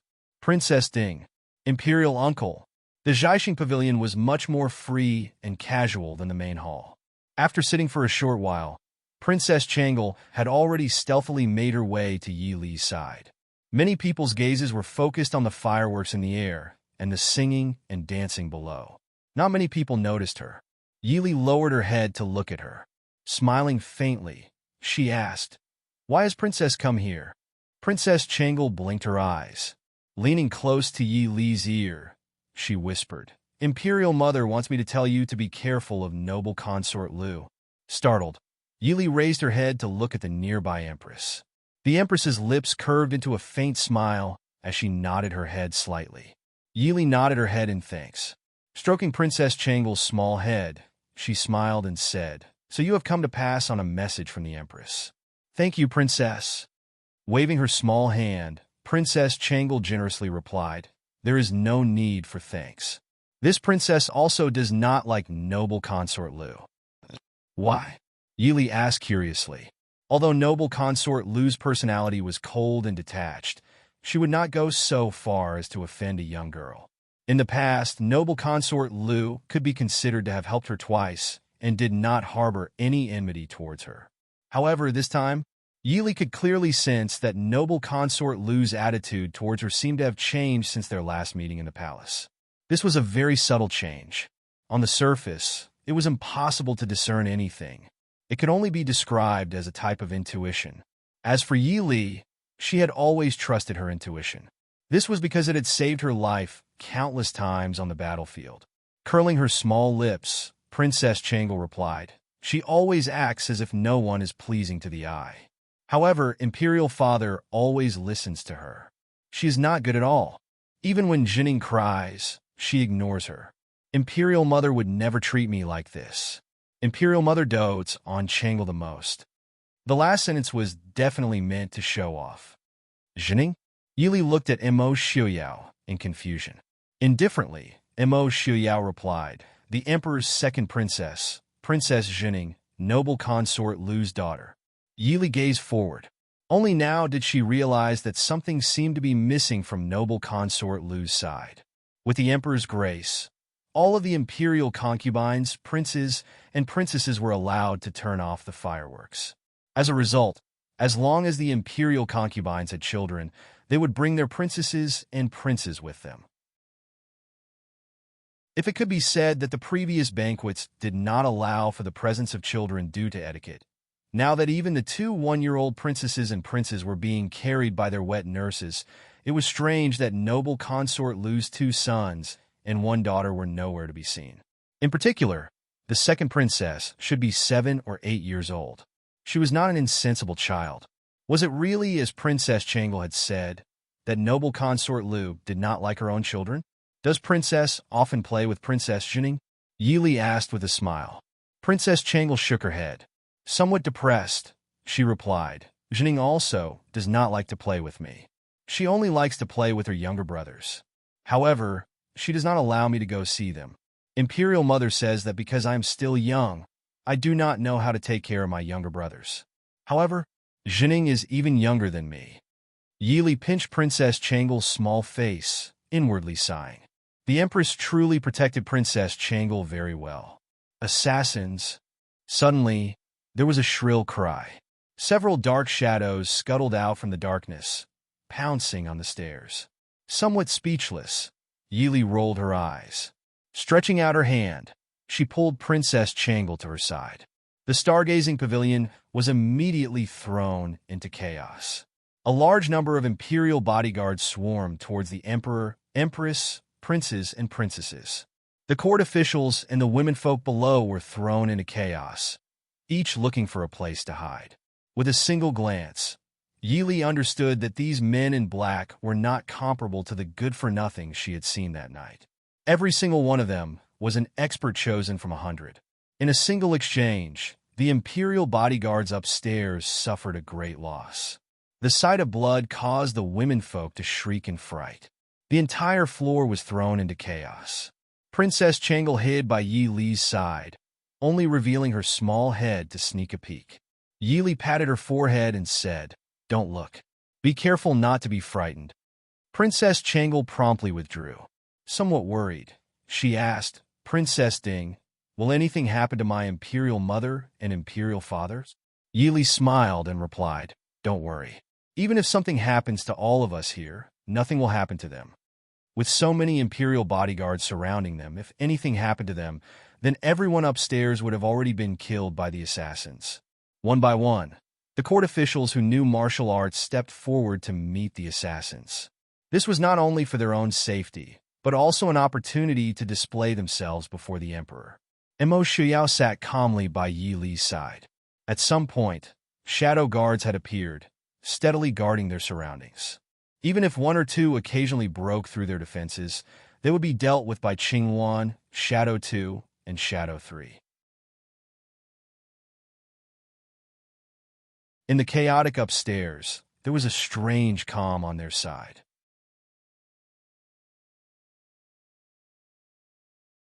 Chapter 272. I say, "Prince, do you want to go up and protect the emperors?" Yili looked teasingly at Mo Shuyao as she asked softly. Mo Shuyao raised his brows and smiled. "If I go over now, the emperor won't think I want to protect the emperor. He'll think I want to assassinate the emperor." Yili tilted her head and looked in Mo Jingqi's direction, shaking her head disinterestedly. It was said that the emperor was a person who was both civil and military. How afraid of death did he have to have all the guards upstairs surround him? While keeping an eye on the assassins, he was also keeping an eye on them. It wasn't just Mo Shuyao. Right now, anyone related to the Prince Ding mansion would be treated as an assassin. Oh, in such a chaotic place, it's not good for the prince and princess to be so relaxed, right? Not far away, Yalu Yi was easily dealing with the assassins. He even had time to speak to Mo Shuyao and Yi Li with a smile. Mo Shuyao smiled faintly. "If we can't even deal with a few assassins, what's the use of the palace guards?" Yalu Yi laughed loudly. "Prince is right. A few small thieves aren't worth Prince Ding personally dealing with. Prince Yalu, please move to the side. The assassins have all been attracted by you." And San, who was standing in front of Yi Li, casually dealt with an assassin as he spoke expressionlessly. Yalu Yi raised his brows. His gaze paused on the man who had fallen in front of San. He smiled and said, "Sorry, I don't know why these assassins always like to bother I. The guards of the Prince Ding mansion are indeed skilled." The man who had fallen to the ground didn't have a single wound on his body. There was only a very thin wound on his neck. There wasn't even much blood flowing out. However, the assassin didn't even struggle before he fell to the ground and died. Even a professional assassin might not be able to do this better. The man in front of him was only wearing the clothes of an ordinary guard, but he appeared to be completely relaxed and calm in the chaotic crowd. Watching the chaotic battle, Yili raised her eyebrows and asked in a low voice, "The assassin is here for Yilu Yi?" A large portion of these assassins had come for Yilu Yi. This could be because Yilu Yi appeared to be the strongest, but Yilu Yi's attire was completely different from that of the Dechu state. It was impossible for these assassins not to recognize him. Mo Shuyao stared at the handsome man who kept inching closer to them and said it might have something to do with him, but the assassins are all from the Central Plains. No matter if it was Yilu Yi or Yilu Hong, they would not send the northern tribespeople to cause trouble in the palace. Yilu Yi purposely led the assassins here to test your strength. Mo Xuyao's strength was well known throughout the world. There was no need to rely on a few assassins to test his strength. Of course, Yilu Yi could not rely on a few assassins to kill him, so he could only do it for Yi Li, who was sitting beside him. Yi Li smiled and said, "Do I need to make a move in this kind of situation?" And San in front softly replied, "Of course not. It's just a few assassins. If Wang Fei needs to personally make a move, doesn't that mean that this subordinate's existence is useless?" Yi Li raised her eyes to look at San and said with a smile, "You are now Wang Fei's left and right hand, not a shadow guard. Can I trouble you not to rush to the front lines?" Hearing this, San's face immediately fell. He still liked the days of being a shadow guard. If an enemy came, he would just rush up and beat them to a pulp. Unlike now, he had to wait for the shadow guards to slip through the net before it was his turn. It just so happened that the shadow guards of the Ding Prince's residence were very qualified. Basically, there would not be any fish that would slip through the net. Mo Shuyao smiled and said, "I feel that he is not trying to test Li's martial arts, but rather Wang Li's courage." Hearing Mo Xuyao's words, Yi Li was silent for a long time before leisurely replying, "Marrying into the Ding Prince's residence. Could it be that this still does not prove Wang Fei's courage? If it were any other girl who had just been annulled by the Prince of Li and then betrothed to Prince Ding, they might as well hang themselves with a piece of white silk. The fact that she was still alive was enough to prove that her courage was not small. Okay. Not far away, a child's cry could be heard. Princess Changle stared blankly for a moment before suddenly crying out, "It's Zhening!" Princess Ding. Sitting to the side, Mo Shuyao waved his hand. Two shadow guards withdrew from the battlefield without leaving a trace, quickly flying towards the source of the cry. Yi Li looked at noble consort Lu, who was sitting by the emperor's side, and wrinkled her brows. Even they had heard Princess Zhening's cry. She did not believe that noble consort Lu had not heard it. However, noble consort Lu's expression remained as calm as usual. Even the empress frowned as she glanced in that direction. As the birth mother, she acted as if she had not heard anything. In the past, she only felt that noble consort Lu's temperament was cold and untainted. However, looking at her now, she could not help but feel a chill in her heart. A woman who did not even care about the safety of her own daughter. What exactly was she thinking in her heart? Surrounded by layers of imperial bodyguards, the empress calmly said a few words to Mo Jingqi. Mo Jingqi raised his head and looked in their direction. Seeing Mo Shuyao and Yi Li sitting calmly to the side, his eyes darkened. In a clear voice, he said, "Prince Ding, I'll have to trouble you to bring our second princess back." Mo Shuyao smiled faintly. He stood up and smiled at Yi Li before flying out of the building. With Mo Xuyao's status, it was fine for him to sit and not do anything. However, if the emperor personally ordered him not to do anything, then it would be inexcusable. The empress clearly did not expect that Mo Xuyao would ask Mo Xuyao to go save the princess. She stared blankly in the direction of Yi Li, frowning with worry. First, she had to worry about Princess Ding. Her daughter was still young. If Prince Ding was not there to protect her, how could she be at ease? Glancing at noble consort Lu, who was sitting calmly on the side, the empress's face darkened for the first time. Zhen Ning was taken away by the assassins. Noble consort Lu, aren't you worried at all? Noble consort Lu calmly withdrew her gaze from the outside of the building and said indifferently, "There are so many imperial bodyguards in the palace. Of course, they will bring Zhen Ning back safely. Your Majesty, I'm sorry for making you worry." The empress was so angry that she felt suffocated. She snorted coldly and did not speak anymore. She just kept watching Yi Li and Changle over there. With the Emperor's temper, he would never allow her to send someone to bring Changle over, even if the one in the chaos was his own daughter. As soon as Mo Shuyao left, the besieging assassins became fiercer. Obviously, these assassins were afraid that Mo Shuyao had not done anything yet, so they did not use their full strength. Now that Mo Shuyao was no longer present, they naturally had to take advantage of the time before he returned to finish off the enemies in front of them. A black-clothed assassin was thrown to the side of Yi Li's feet.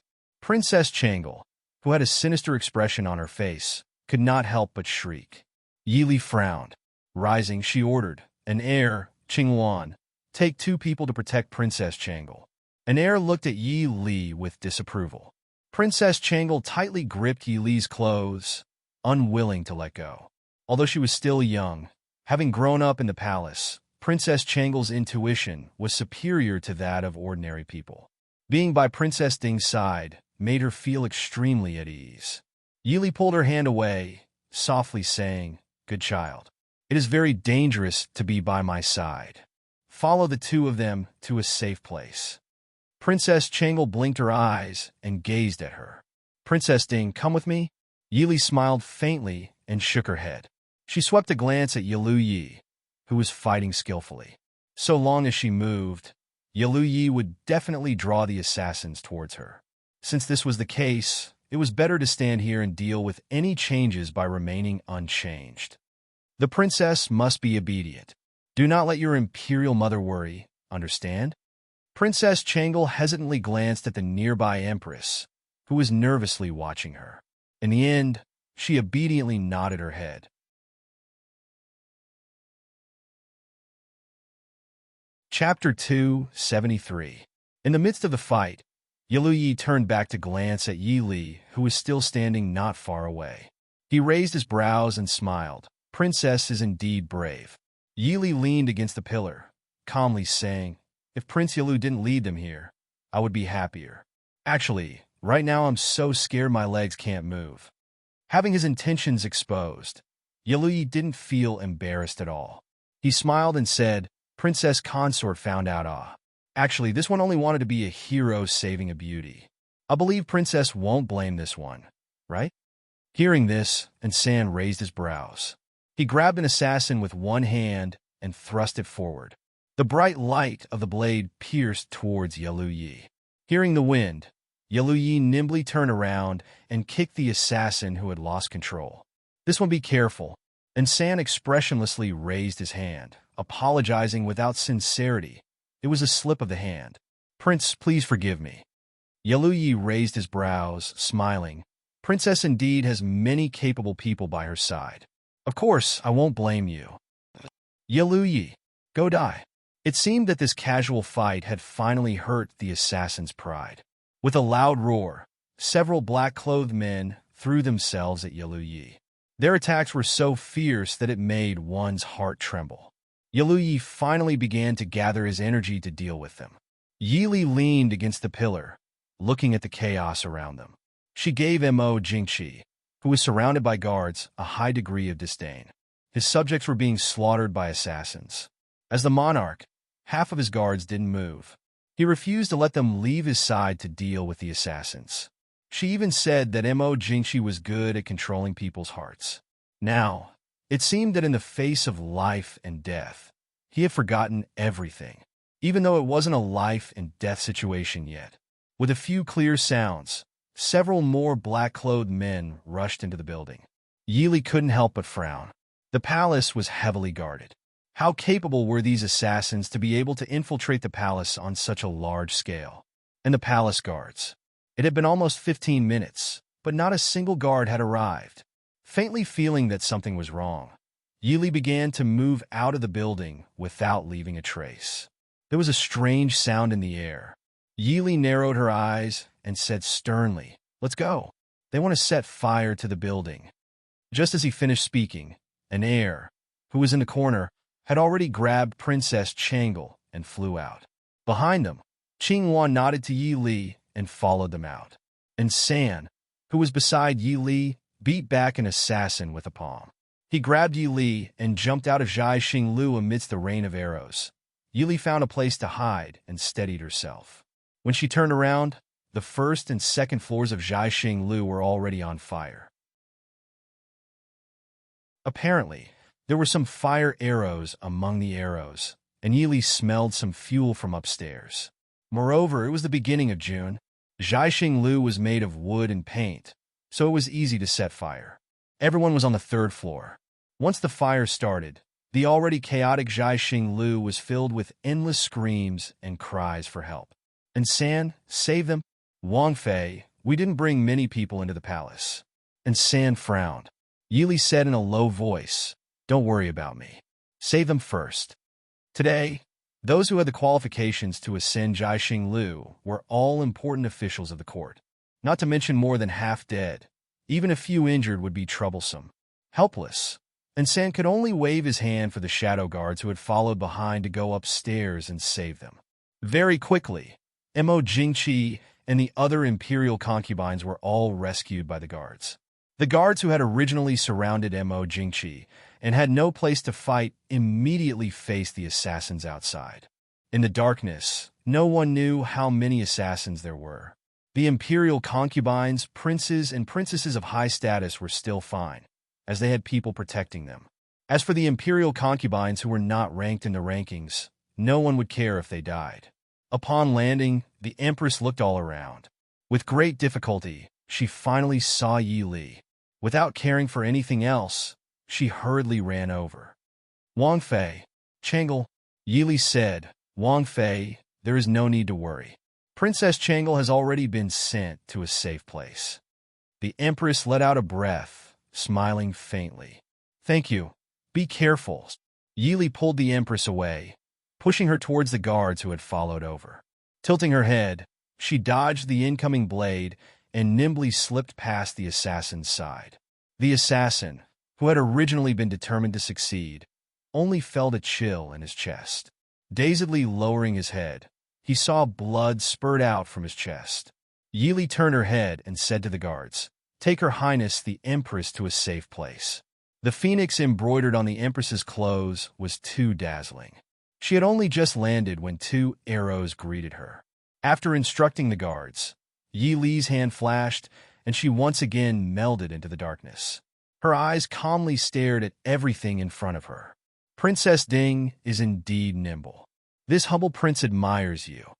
A voice sounded from beside her, carrying a trace of ridicule.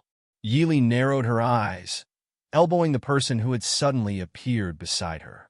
The person who had come was clearly not an easy person to deal with. He raised his hand, intending to grab her arm. Yi Li's lips hooked into a cold smile. She quickly pulled out a dagger from her sleeve and slashed it towards the person who had come. The person who had come snorted and dodged to the side. In the blink of an eye, Yi Li had already sent out a flying kick. She could clearly see that the person in front of her was Yalu Yi, who had run off to who knew where in the chaos. Yalu Yi raised his hand to block, but then let go because Yi Li's dagger was already a bayonet. Yalu Yi turned around and helplessly said with a smile, Princess Ding, the enemy is right in front of us. Are we still going to have internal strife? He had seen many women who knew martial arts. The women of the northern tribes, regardless of age, all knew a few moves. But this was the first time he had seen a woman with such fierce moves. Compared to a specially trained assassin, she was not inferior. Yalu Yi finally confirmed that now was not a good time to provoke her. If they fought and someone else took advantage of the situation, then it would really be trying to steal a chicken only to end up losing the rice used to lure it. Yi Li flew to the side and looked coldly at him as she said, Internal strife? Prince Yalu used the wrong words. It must be that you are not used to the language of the Dechu state. Yalu Yi rubbed his nose and said with a smile, At least we are on the same side now, aren't we? This one only wanted to protect Princess. Now it seems that there is no need. Yi Li looked at him with a fake smile and said, There is no need to protect me. Prince Yalu should stay further away from me. Be careful not to injure others. Yalu Yi watched as Yi Li accurately used a dagger to cut the neck of a person who had tried to sneak attack her. He couldn't help but feel a chill run down his neck. This was the princess consort of the Dechu State's Ding country. She really was as vicious as the legendary Prince Ding. But only this kind of woman was interesting. Protect the emperor. The imperial guards of the palace finally arrived. The large group of imperial guards rushed in and caused the originally dark situation to lose their advantage. Yili turned back to look at the one-sided situation. She did not hesitate to turn and head deeper into the palace. Yalu Yi, who had been staring at her, rubbed his chin and followed with interest. Yili quickly shuttled through the gloomy palace, as if she had walked through the palace thousands of times before and was familiar with the layout of the palace. The slender figure nimbly landed under the eaves of a palace. Yili stopped in her tracks and raised her head to look at the eaves behind her. She said lightly, "Prince Yalu, why are you following Ben Fei at this time?" Having been discovered, Yalu Yi didn't dawdle and jumped down from the roof. He said with a smile, "Is Princess going to find Prince Ding? Do you know where Prince Ding is?" Yili said lightly, "This doesn't seem to have anything to do with Prince Yalu. If Prince Yalu has the time to think about this, why don't you think about how to explain why you started assassinating people when you just arrived in the Dechu state?"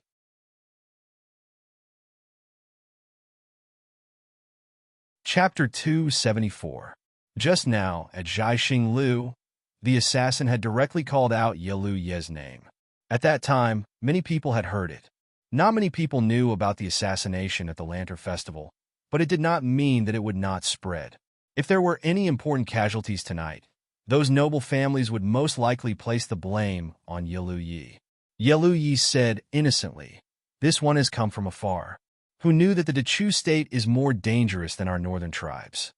Yili sneered, "I think that compared to the northern tribes, Prince Yalu is more like someone from our Dechu state."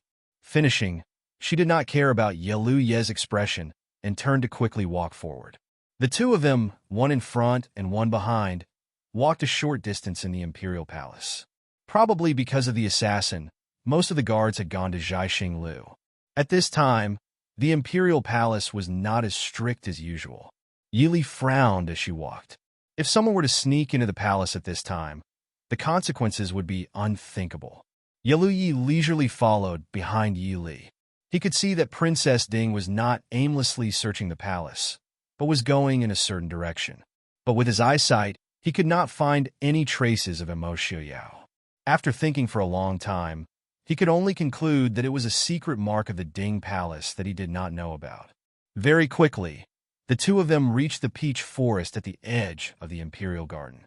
Yalu Yi frowned. "Wang Fei, are you sure you didn't find the wrong place?" Yili jumped over the river in front of her and said calmly, "I did not ask Prince to follow." When her feet touched the ground, Yili did not hesitate to enter the peach forest. Yalu Yi shrugged and followed with a smile. "Wang Fei is not worried about this one. Are you not afraid that I will follow behind you and sneak attack?" "You can try." Yalu Yi rubbed his nose and was speechless. Although he was not timid, he was not someone who liked to seek death. Not to mention Princess Ding's strength, he had vaguely sensed that someone was following them the moment they entered the imperial garden. It would have been fine if that was all, but he was still unable to determine who the person following them was. It was purely because of his intuition that he had escaped death countless times since he was young. Since Princess Ding had said so, she knew that the people following them must be from the Prince Ding mansion. He could not help but hate the strength of the Prince Ding mansion. The palace was in a complete mess, but Yalu dared to guarantee that even the most inconspicuous guard in the Prince Ding mansion did not feel the slightest bit of panic. Not long after Yalu entered the forest, he heard voices coming from afar. However, it didn't sound like a fight. Instead, it sounded like a woman arguing about something. Looking at Yi Li, whose expression he couldn't see clearly, Yalu laughed in amusement. Following this woman was indeed the right choice. In the peach blossom forest, Princess Jinning sat on the ground, staring blankly at her mother, who was completely different from usual. Earlier, she had been frightened. She clearly wanted to throw herself into her mother's arms and cry, but she could only sit on the ground in a daze, not even daring to cry out loud. Because her mother did not even look at her. Although she was still young, She was extremely sensitive and knew that her mother did not want her to disturb her. Mo Shuyao looked at the white-clothed woman in front of him and could not help but frown. Since Princess Zhenning is fine, I will take my leave. Not long after chasing out of Zhai Xinglu, he discovered that the assassins who had kidnapped Princess Zhenning had no intention of harming her. They only wanted to draw him away. However, Mo Shuyao did not expect that the kidnappers were arranged by the woman in front of him. She actually predicted that Mo Jingqi would ask him to save Princess Zhenning. It seemed that he had underestimated noble consort Lu's influence on Mo Jingqi. "Do you hate me that much?" Noble consort Lu said faintly. Her usually cold and indifferent voice had a hint of hidden bitterness in it. Mo Shuyao frowned and turned to look at noble consort Lu. "I don't hate you or not." Hearing this, noble consort Lu's face paled. She gently bit her red lips, unable to speak. This answer was actually more rewarding than pure hate. In Mo Shuyao's eyes, she did not even have the right to make him hate her, because there was no relationship between them to begin with. Why do you treat me like this?" Noble consort Lu asked in a trembling voice. Her cold face had a hint of fragility and sadness. Compared to her usual high and mighty appearance, she had a hint of gentleness and helplessness. She raised her head to look at Mo Shuyao and asked unwillingly, "Why do you never look at me? In the past, it was Su Zuidi. Now, it's Yi Li. I've never been worse than them. Shuyao, why don't you look at me?" Whether it was family background, appearance, or talent, she had never lost to anyone. Even if it was Su Zuidi, who was the most beautiful woman in the world, she had never felt that she was more beautiful than her. However, ever since she was a teenager, this man whom she had fallen in love with at first sight had never been willing to look at her more than once. In the past, he only looked at Su Zuidi and smiled gently at her. He only accompanied her to play the zither, recite poems, and paint. He would never see her by his side. Originally, she thought that since Su Zuidi was no longer around, he would not treat anyone differently. But now, as a woman who wholeheartedly admired Mo Shuyao, she was more sensitive than anyone else. Mo Shuyao treated Yi Li even more differently than Su Zuidi. Mo Shuyao frowned with displeasure. He was not unaware of noble consort Lu's feelings for him. It was just that when he was young, he did not care at all.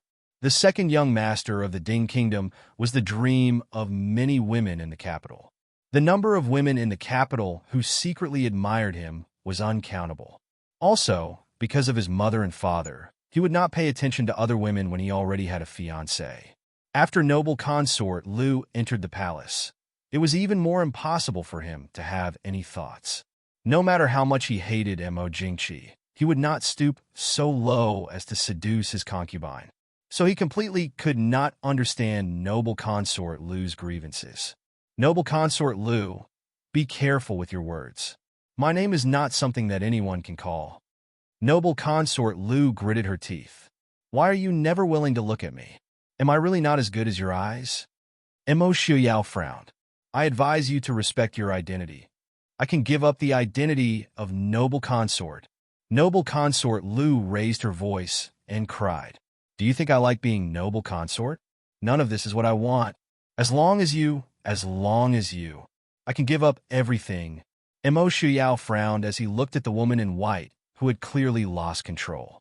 He turned to leave with an indifferent expression. Don't go! Noble consort Lu shouted and threw herself at Mo Shuyao, trying to grab his sleeve. However, although her martial arts were not weak, she was not on the same level as Mo Shuyao. Mo Shuyao did not intend to hurt her and only waved her away. Noble consort Lu's body swayed and finally fell to the ground. Don't go. Shuyao, I have something important to tell you. Mo Jingqi. Mo Jingqi has bad intentions towards the Prince Ding mansion. He wants to scheme against you. Mo Shuyao lowered his head to look at her and said indifferently, when has the emperor ever had good intentions towards the Prince Ding mansion? In the past, you protected Miss Li several times. Today, I saved Princess Zhenning as I return the favor. Noble consort Lu, take care of yourself. Our emperor is not a magnanimous person.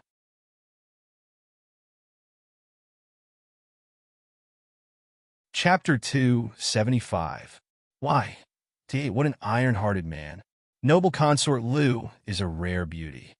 In a dark corner of the peach forest, Yalu Yi gloated by Yi Li's side. Yi Li glanced at him indifferently. She was surprised to see noble consort Lu here. When she came down from Zhaixing Lu, noble consort Lu was still by Mo Jingqi's side.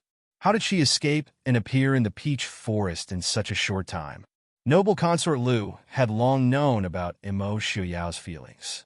She also knew about Mo Xiuyao's feelings, so she wasn't angry to see them. She was just surprised by noble consort Lu's deep love for Mo Xiuyao. Looking at Princess Jin Ning, who was still sitting on the ground and not daring to speak, Yili secretly shook her head. It wasn't wrong to be deeply in love with a man, but it wasn't good to be careless about it. How careless did noble consort Lu have to be to tell her about her feelings for Mo Xiuyao in front of her? Although Princess Jinning was only 8 years old, in the imperial family, an 8-year-old child wasn't ignorant. What do you think, princess? Do you want to go out and take a look? Yalu Yi smiled. Look at how affectionate noble consort Lu is. Doesn't princess have any thoughts? What if Prince Ding is moved? Yili glanced at him disinterestedly. If the prince wants to sow discord, he should use a clever excuse. Did he think she was stupid to go out now? Right now, noble consort Lu was probably just sad. If she appeared in front of her again, noble consort Lu would probably hate her to the heavens. Of course, it didn't mean she didn't hate her now. Yili reminded herself to be careful of noble consort Lu in the future. She was clearly disfigured, but she was still able to recruit people. Obviously, she wasn't completely disfigured. Yili calculated silently in her heart. In the peach forest, Mo Xiuyao felt a chill run down his spine. He glanced at noble consort Lu, who was crying like a pear blossom in the rain, and turned to leave without hesitation. Mo Xiuyao walked out of the peach forest and stood by the riverside for a while before turning his head and saying with a smile, Li, since you're here, why aren't you coming out? Yi Li strolled out from the peach forest and smiled faintly. Isn't it because I don't want to ruin Prince's plans? Mo Xiuyao was silent for a while before he said, I suddenly felt my heart skip a beat. Is Li trying to ruin Ai's face again? Yi Li glared at him fiercely. She would never admit that her thoughts had been guessed by him. Yalu Yi followed behind Yi Li and leisurely walked out. He looked at Mo Xiuyao and said with a smile, Prince Ding is truly extraordinary. This little prince admires you. Mo Xiuyao calmly said, Prince Yalu is too polite. I cannot compare to Prince Yalu.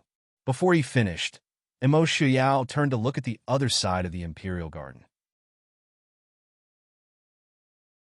Yalu Yi said, It seems that someone is looking for Prince Yalu. Yalu Yi looked over and saw several figures hurrying over. They were clearly the palace guards. It seemed that no matter how afraid Mo Jingqi was of death, he had not forgotten that there was an important guest present. Yalu Yi clicked his tongue and smiled brightly at Yi Li, saying, I won't bother the palace guards. Princess Ding, let's meet again tomorrow. After speaking, he leaped into the peach forest and disappeared. This subordinate greets prince, greets princess. Several guards came over.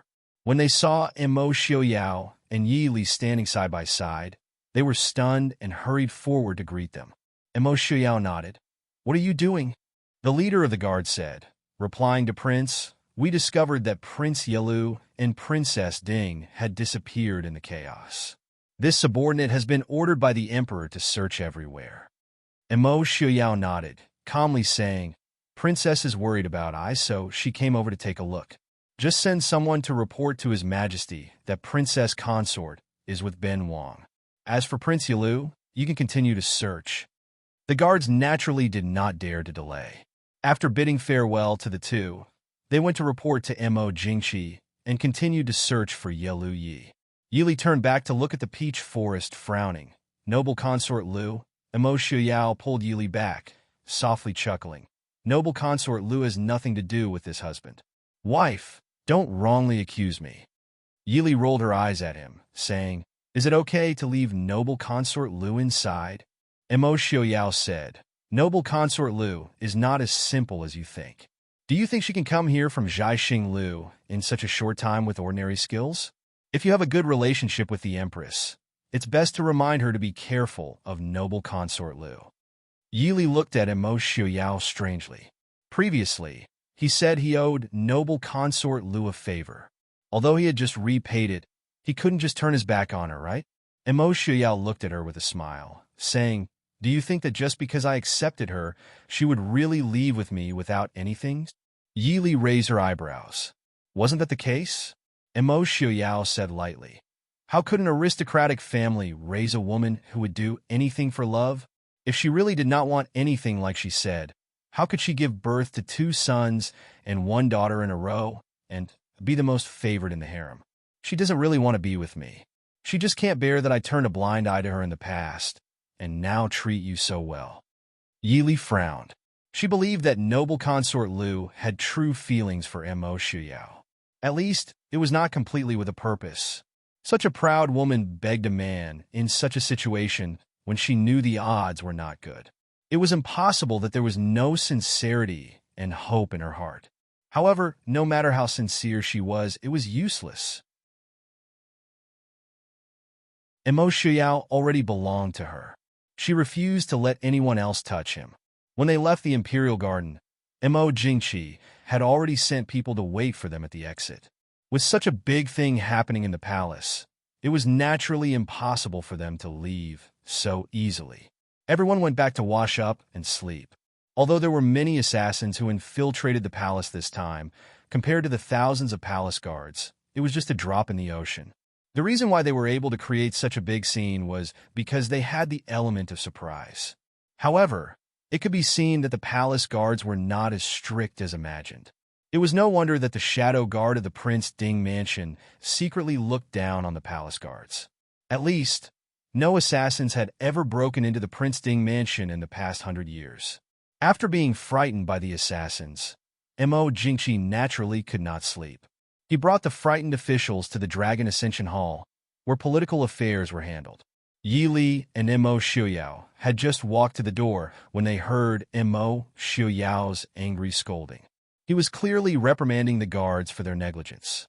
Yili raised her eyebrows. She remembered that the current commander of the palace guards was Lung Haoyu's elder brother, Lung Qingyu. Stepping into the hall, they saw a young man who looked somewhat similar to Lung Haoyu kneeling on the ground, respectfully listening to Mo Jingqi's reprimand. Seeing the two enter, Mo Jingqi finally suppressed his desire to continue scolding. He thoughtfully stared at the two who walked in hand, asking, "Why is Princess Ding together with Prince Ding?" Yili smiled faintly. "Reporting to your majesty, Yili was worried about my prince's safety, so I brought people to look for him. In a rush, I did not have the time to report to your majesty. Please forgive me." Mo Jingqi looked at Yili with a complicated gaze before forcing out a smile. Prince Ding and Princess Ding are deeply in love. It's indeed a legend in Chu State. It's natural for Princess to be worried about Prince Ding. How can we blame you? Yili seemed to be relieved. She smiled and said, "Yili thanks your majesty for your understanding."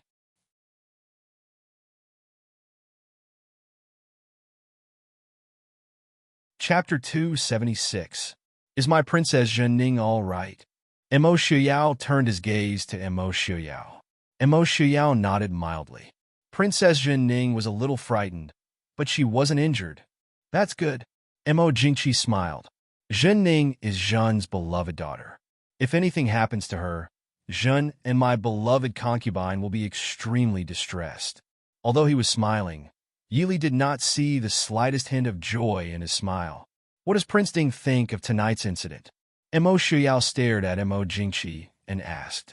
Mo Xiuyao frowned and said thoughtfully, "This official doesn't know, but they shouldn't have come for your majesty." Although most of the guards were protecting the emperor, those assassins didn't try to break through the encirclement to assassinate the emperor. Even if they really killed all the officials upstairs, it would at most make the emperor angry, but the actual impact wouldn't be that big. It was probably just a reshuffle of the cards in the imperial court.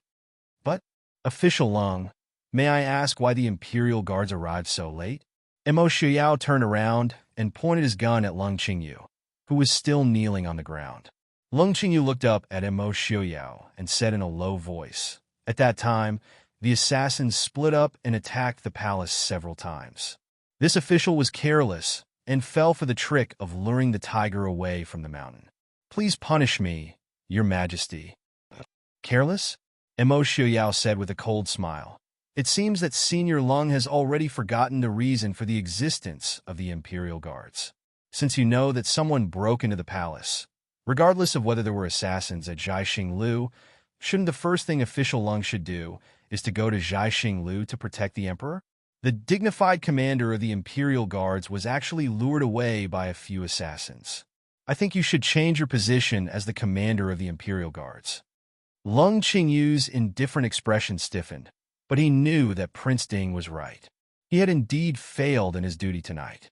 No matter what Prince Ding said, he had no room to refute. "That's enough." Mo Jingqi frowned. "Tonight, it was indeed Qingyu's fault. He'll be fined half a year's salary. The guards in the palace also need to be reorganized. Next time, I won't let them off easily." Mo Jingqi's words were equivalent to not punishing Lung Qingyu. The Lung family was a big family with a big business, and they didn't lack half a year's salary. Even if they were punished, they wouldn't be punished. Originally, if it was someone else, even if they didn't lose their head, they would probably lose their official position. However, since the emperor had already spoken first, it was not good for him to say anything more. Hearing Mo Xiaoyao's words, Mo Xiaoyao lowered his head and did not refute. Seeing that Mo Xiaoyao did not say anything, Mo Jingqi nodded in satisfaction. "Tonight's matter should be left to Prince Ding to investigate, right? I'm sure Prince Ding will give me an explanation as soon as possible." Mo Xiaoyao frowned and said, "Your Majesty, please forgive me. There is still a month before I leave for the Northern Tribes. Also, the Prince of the Northern Tribes and his residents have many other matters to attend to. I'm afraid he won't be able to do anything else." Mo Jingqi paused and did not force him. He nodded and said, "I didn't consider it thoroughly. Fine, I'll leave it to Prime Minister Liu to investigate." Mo Xiaoyao did not have any objections. In fact, even if he did, Mo Jingqi would not listen to him. After leaving the palace, in the carriage, Yili looked at Mo Xiaoyao strangely. "You're helping Lung Qingyu?" Mo Xiaoyao looked at her with a smile and raised his brows. "You can tell?" Yili pursed her lips. "It's too obvious." Everyone could tell that Mo Xiaoyao was deliberately targeting Lung Qingyu in the palace. But at the same time, even if Mo Xiaoyao really disliked Lung Qingyu, there was no need to make things difficult for him at that time. And with Mo Xiaoyao's personality, if Mo Xiaoyao wanted to demote him, he would definitely protect him. If it weren't for Mo Xiaoyao making things difficult for him, no matter how much Mo Jingqi trusted Lung Qingyu, he would not have only fined him half a year's salary.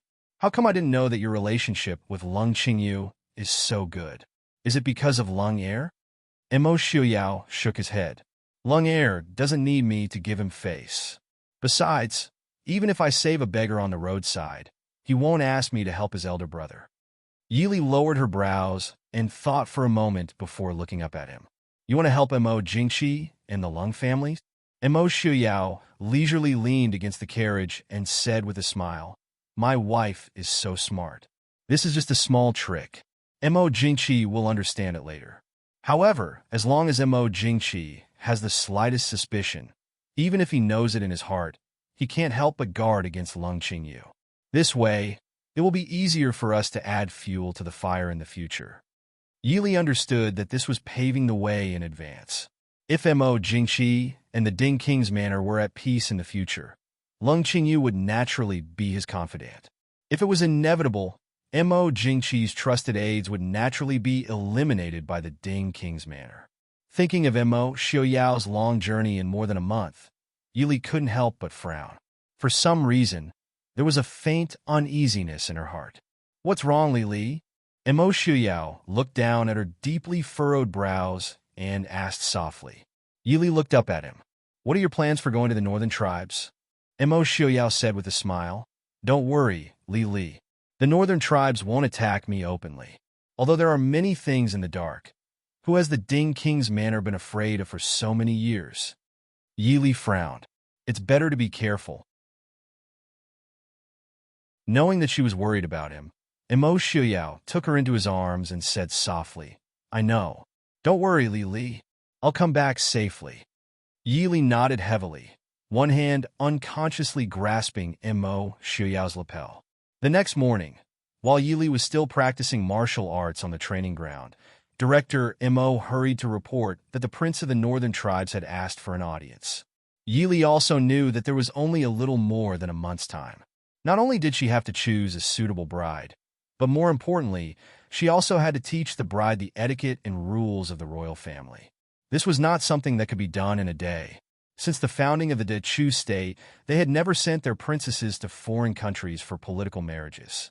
Even if the marriage was really arranged, it would take nearly a year's time. This time, Imo Jingqi suddenly agreed to the marriage with the northern tribes. The conditions of both sides were relaxed as if it was child's play. Although no one really treated this marriage as a big deal, they still had to go through the motions on the surface. "Is the prince here?" Yi Li threw her sword back into the sheath hanging at the side.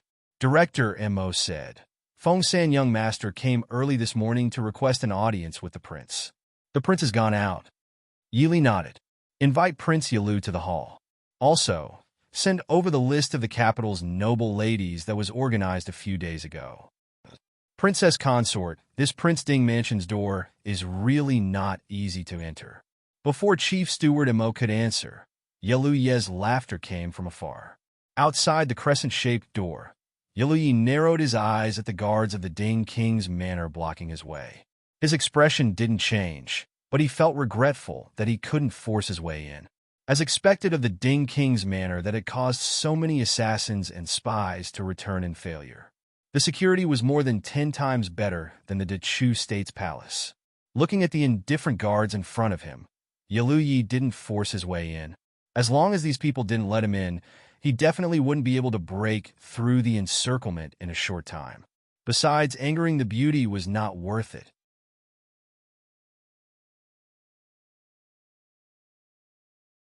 Chapter 277. Withdraw. Yi Li appeared behind the guards with Chief Steward Mo and said softly. The guards silently accepted the order and withdrew. Yi Li raised his eyebrows and sized up the woman in front of him. Different from the previous times, this time Yi Li was wearing a simple white dress with a green belt around her waist. Her black hair was casually pulled up without any makeup. Without any powder, it showed her picturesque appearance and extraordinary temperament. Yalu Yi smiled and said, "Did this one disturb Wang Fei?" Yi Li looked at him with a smile that wasn't a smile and said, "If Wang Fei is really worried about disturbing, why force your way in?" Yalu Yi smiled innocently and said, "This one just wanted to enjoy the beautiful scenery of Dingguo Wangfu." Who knew that Dingguo Wangfu would be so strict? Yi Li didn't feel the need to refute this kind of sophistry. She smiled faintly and said, "Wang Fei, please have tea in the front hall. Ben Fei will leave first." "Wait." Yalu Yi stepped forward. Chief Steward Mo, who was standing beside Yi Li, also stepped forward to block Yalu Yi.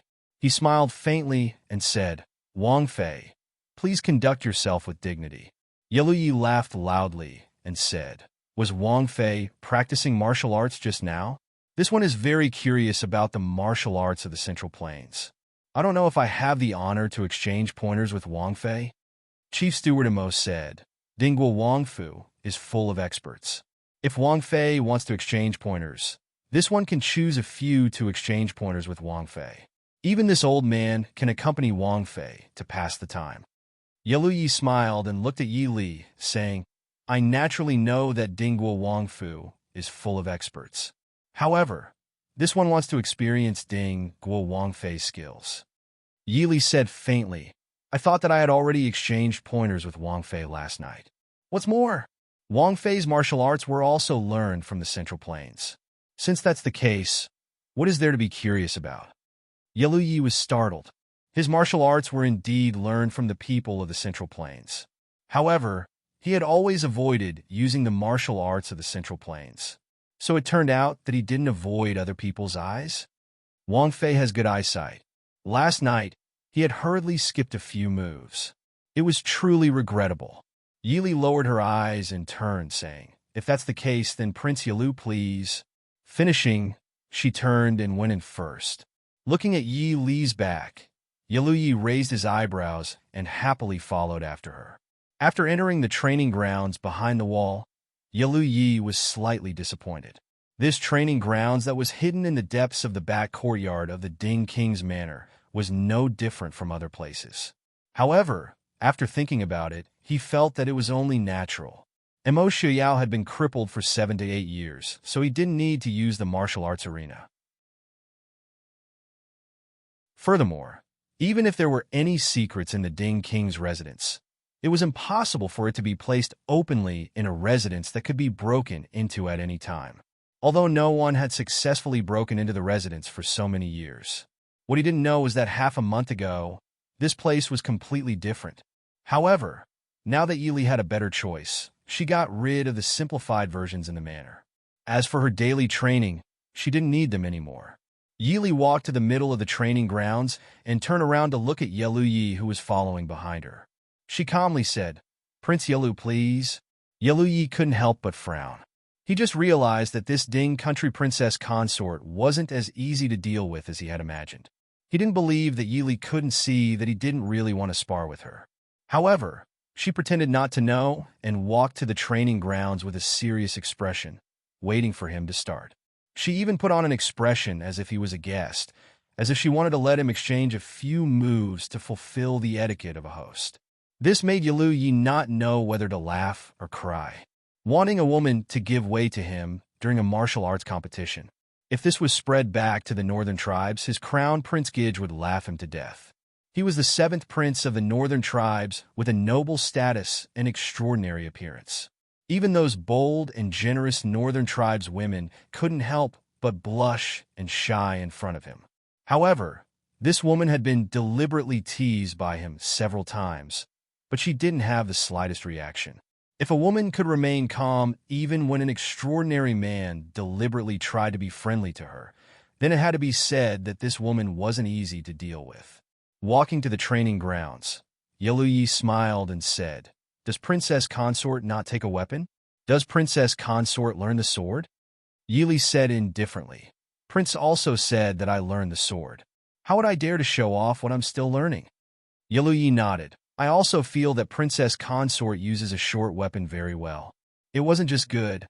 Thinking of the 2 unexpected stabs last night, he couldn't help but feel a chill in his heart. "Princess Consort, please. Please," Yi said. On the training grounds of the Ding Country King's Fu, Yi stared intently at the white-clothed woman opposite him. Neither of them made the first move. Looking at the calm and sharp woman in front of him, Yi's expression didn't change, but he was inwardly shocked. Now he understood why last year's outstanding archery Princess Lingyun was defeated by a Ding Country Princess consort who didn't even know how to use a bow. When experts exchanged blows, it didn't just test physical strength, speed, moves, and internal energy. More importantly, it tested the determination to win and the momentum to overwhelm the opponent. Yi didn't know how high the woman's martial arts were, but he could tell from her calm demeanor and the sharp blade-like aura flowing in her calm eyes that she was not afraid of anything. The mental state of the Ding Country King's Fu was enough to rank her among the top experts. The atmosphere on the training grounds gradually became heavy. Yi frowned and pulled out a soft sword from his waist. "Princess Consort, please." Yi stood with her hands clasped behind her back, indifferently saying, "Prince, please." Yi couldn't help but smile bitterly in his heart. It seemed that this Ding Country consort had decided to let him make the first move. Before, when he said that he wanted to compete with Yi Li, other than wanting to come in and take a look, it was more of a joke to talk to her. But now that the pretense had become real, he couldn't even not compete. Helplessly shrugging his shoulders, Yi smiled. "Since that's the case, this little prince won't be polite."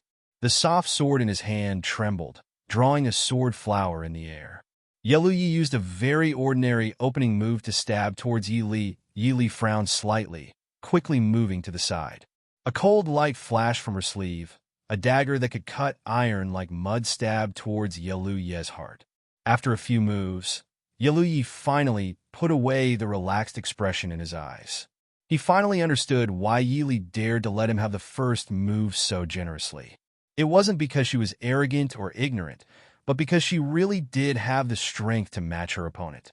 After several moves, Yaluyi had already discovered that if he persisted in using this kind of tepid sword style, he wouldn't be able to defeat this seemingly delicate white-clothed woman in front of him. Yi Li's moves were swift and fierce, each move hiding a murderous intent. Completely different from the gentle and beautiful moves of the average woman. She didn't care whether the moves looked good or not. The only thing she cared about was whether the moves were useful or not. In the beginning, clearing out the enemy made Yaluyi's hands and feet somewhat tied. Understanding Yi Li's strength, Yaluyi didn't want to give in anymore. The soft sword in his hand trembled, his moves also becoming swift and fierce. The Northern tribespeople were innately valiant. Originally, they weren't suited to learn such a feminine weapon like the soft sword, but Yaluyi's swordsmanship was very good. But from that night when he fought with Mu Yang, Yili could see that Yaluyi didn't purely walk the feminine path. His masculine martial arts were also very good. It could be said that he was a rare martial arts master that combined strength and gentleness.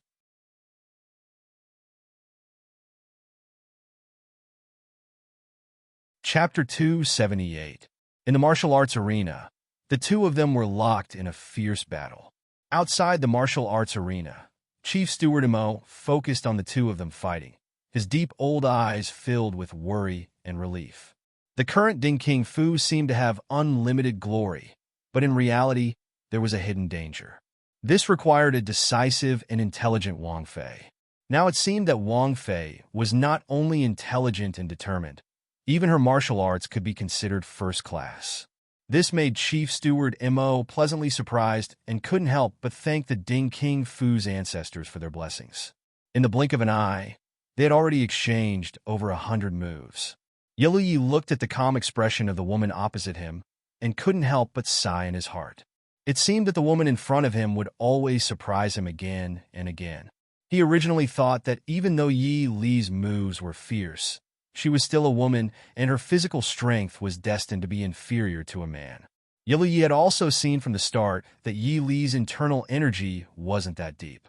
As long as the battle dragged on, no matter how exquisite her moves were, it would be useless. But he didn't expect that after so long, she didn't show any signs of fatigue, as if she could continue fighting endlessly. Yaluyi's eyes darkened. The long sword in his hand drew a long arc as he retreated backwards.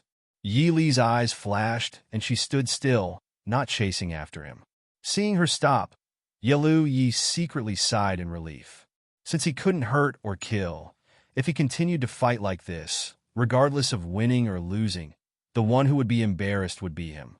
I didn't expect Princess Ding to be so agile. Xiao Wang admires you. Yaluyi laughed as he put the software back on his waist. Yi Li faintly frowned and said, "Since Wang Fei thinks it's enough, then please go to the front hall to drink some tea. We can discuss proper matters then." Yaluyi nodded indifferently, and Chief Steward Mo, who was standing at the side, came forward to invite Yaluyi to the front hall. Yi Li returned to her room and changed her clothes. Her conversation with Yaluyi was naturally a battle of words. This prince of the northern tribes did not match the image of the northern tribes in the hearts of the people of the Chu state. In comparison, he was more like a person from the Chu state and Xiling. He was cunning, sharp, and wouldn't give in when it came to benefits. The two of them discussed the list that Yi Li had prepared in advance for a long time. In the end, they decided to choose Princess Ronghua, the niece of the Liu family's noble consort Liu, and Princess Qingyi, the youngest granddaughter of Mo Jingqi's only uncle, old Jiao Prince. However, Princess Qingyi was the only living granddaughter of the old prince. She was only 13 this year.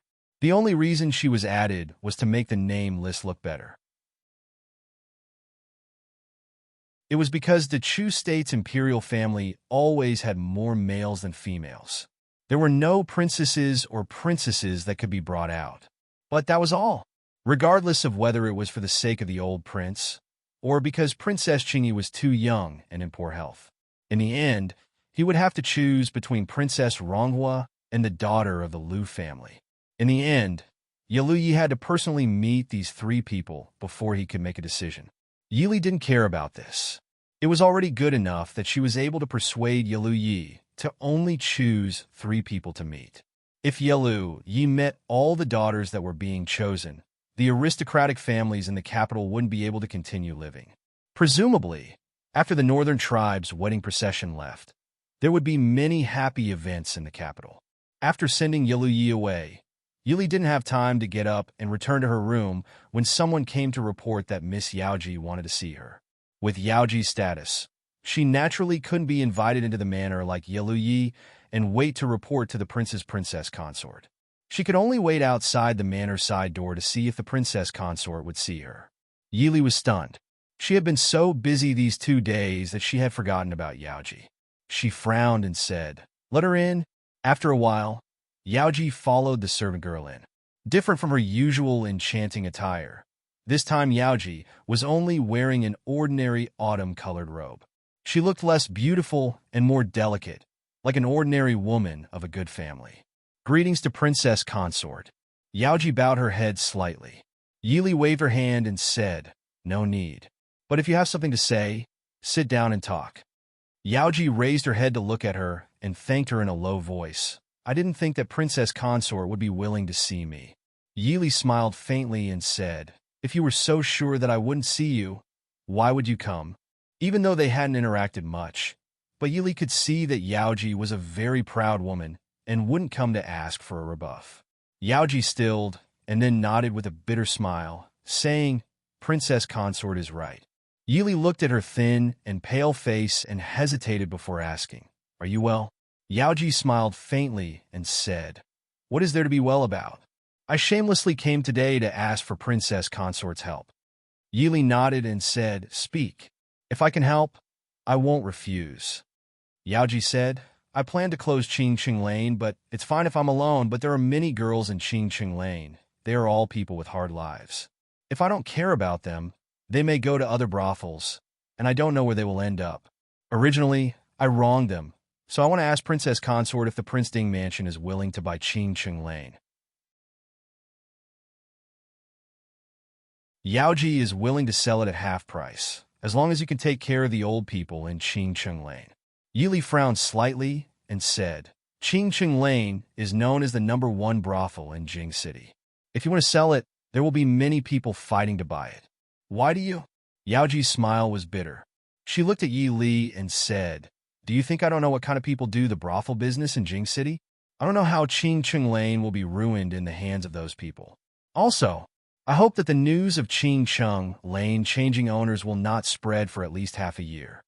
Yi frowned and immediately understood Yaoji's intention. "What do you plan to do?"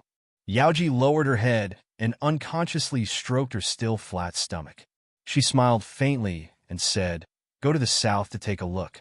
The climate in the south is much more comfortable than in Jing City, isn't it? I've saved a lot of money these years. Even if I want to live a good life, it won't be a problem." Yi frowned slightly. She wasn't asking about money. Even a dancer at Yaoji's level didn't have to worry about money. But not to mention the instability in the south, Yaoji's body wasn't suitable to travel thousands of li to Jiangnan. Rubbing her brows, Yi changed the topic and asked, "Fengsen has already returned to Jing City. You haven't seen him yet, right?" Yaoji smiled and said, "He came to see me yesterday morning, but he was very busy. So, Princess, you don't have to tell him about my messy affairs." Yi said, "I thought you had a good relationship with Fengsan." Yaoji smiled and said, "Young Master Fengsan is my friend, the only true friend. Princess, you don't have to test me. Young Master Fengsan doesn't have that kind of feeling for me. Of course, I really treat him as a friend. We just are in the same boat." Yi softly apologized. She knew Feng Jiao had someone in his heart, but she had never heard Fengsan or anyone else mention this person. Maybe Mo Shuyao knew, but after all, this was Fengsan's private matter. Mo Shuyao wouldn't take the initiative to tell her, and she wouldn't ask. Yaoji shook her head generously and said with a smile, "I know you care about me, but you really don't have to tell Fengsan about this." Although young Master Fengsan appeared to be indifferent to everything, he abhorred evil as if it were his enemy. He was going to find young Master Mu. I've already told him that we've already made things clear, so the marriage between Marquis Muyang's mansion and Sun family has nothing to do with me.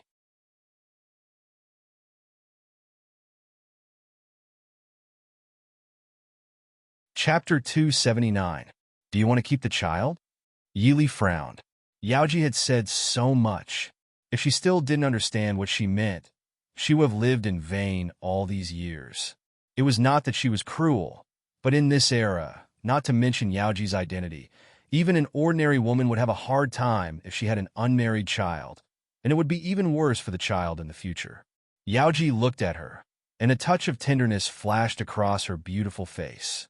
She nodded and said, "Yes, this is my child. Princess, don't worry. Since I have said that I will cut off all ties with Mu Yang, I will never use this child to entangle with him in the future. After leaving the capital this time, I don't plan to come back. I can find a place where no one knows me and live incognito for the rest of my life." Yili shook her head and said, "I don't mean that. But have you ever thought about what to do after the child is born? What about your life in the future? Even if you raise the child alone, you will have enough money to spend. But what about after the child grows up? When the daughter gets married, which man doesn't need a clean family background for his future? Yaoji, this world is not tolerant of women." In fact, she was talking about the distant future. In the near future, Yaoji, who was so beautiful and talented, couldn't hide in a remote place. In a prosperous city, it was even more difficult for a beautiful woman to survive alone. Yaoji looked sad, and her eyes were full of sadness and helplessness. She stroked her abdomen with her jade-like hand and gritted her teeth. "I know all these, but this is my child." Yili was speechless. Women in this era were not as easy as those in her previous life, who thought abortion was as easy as eating food.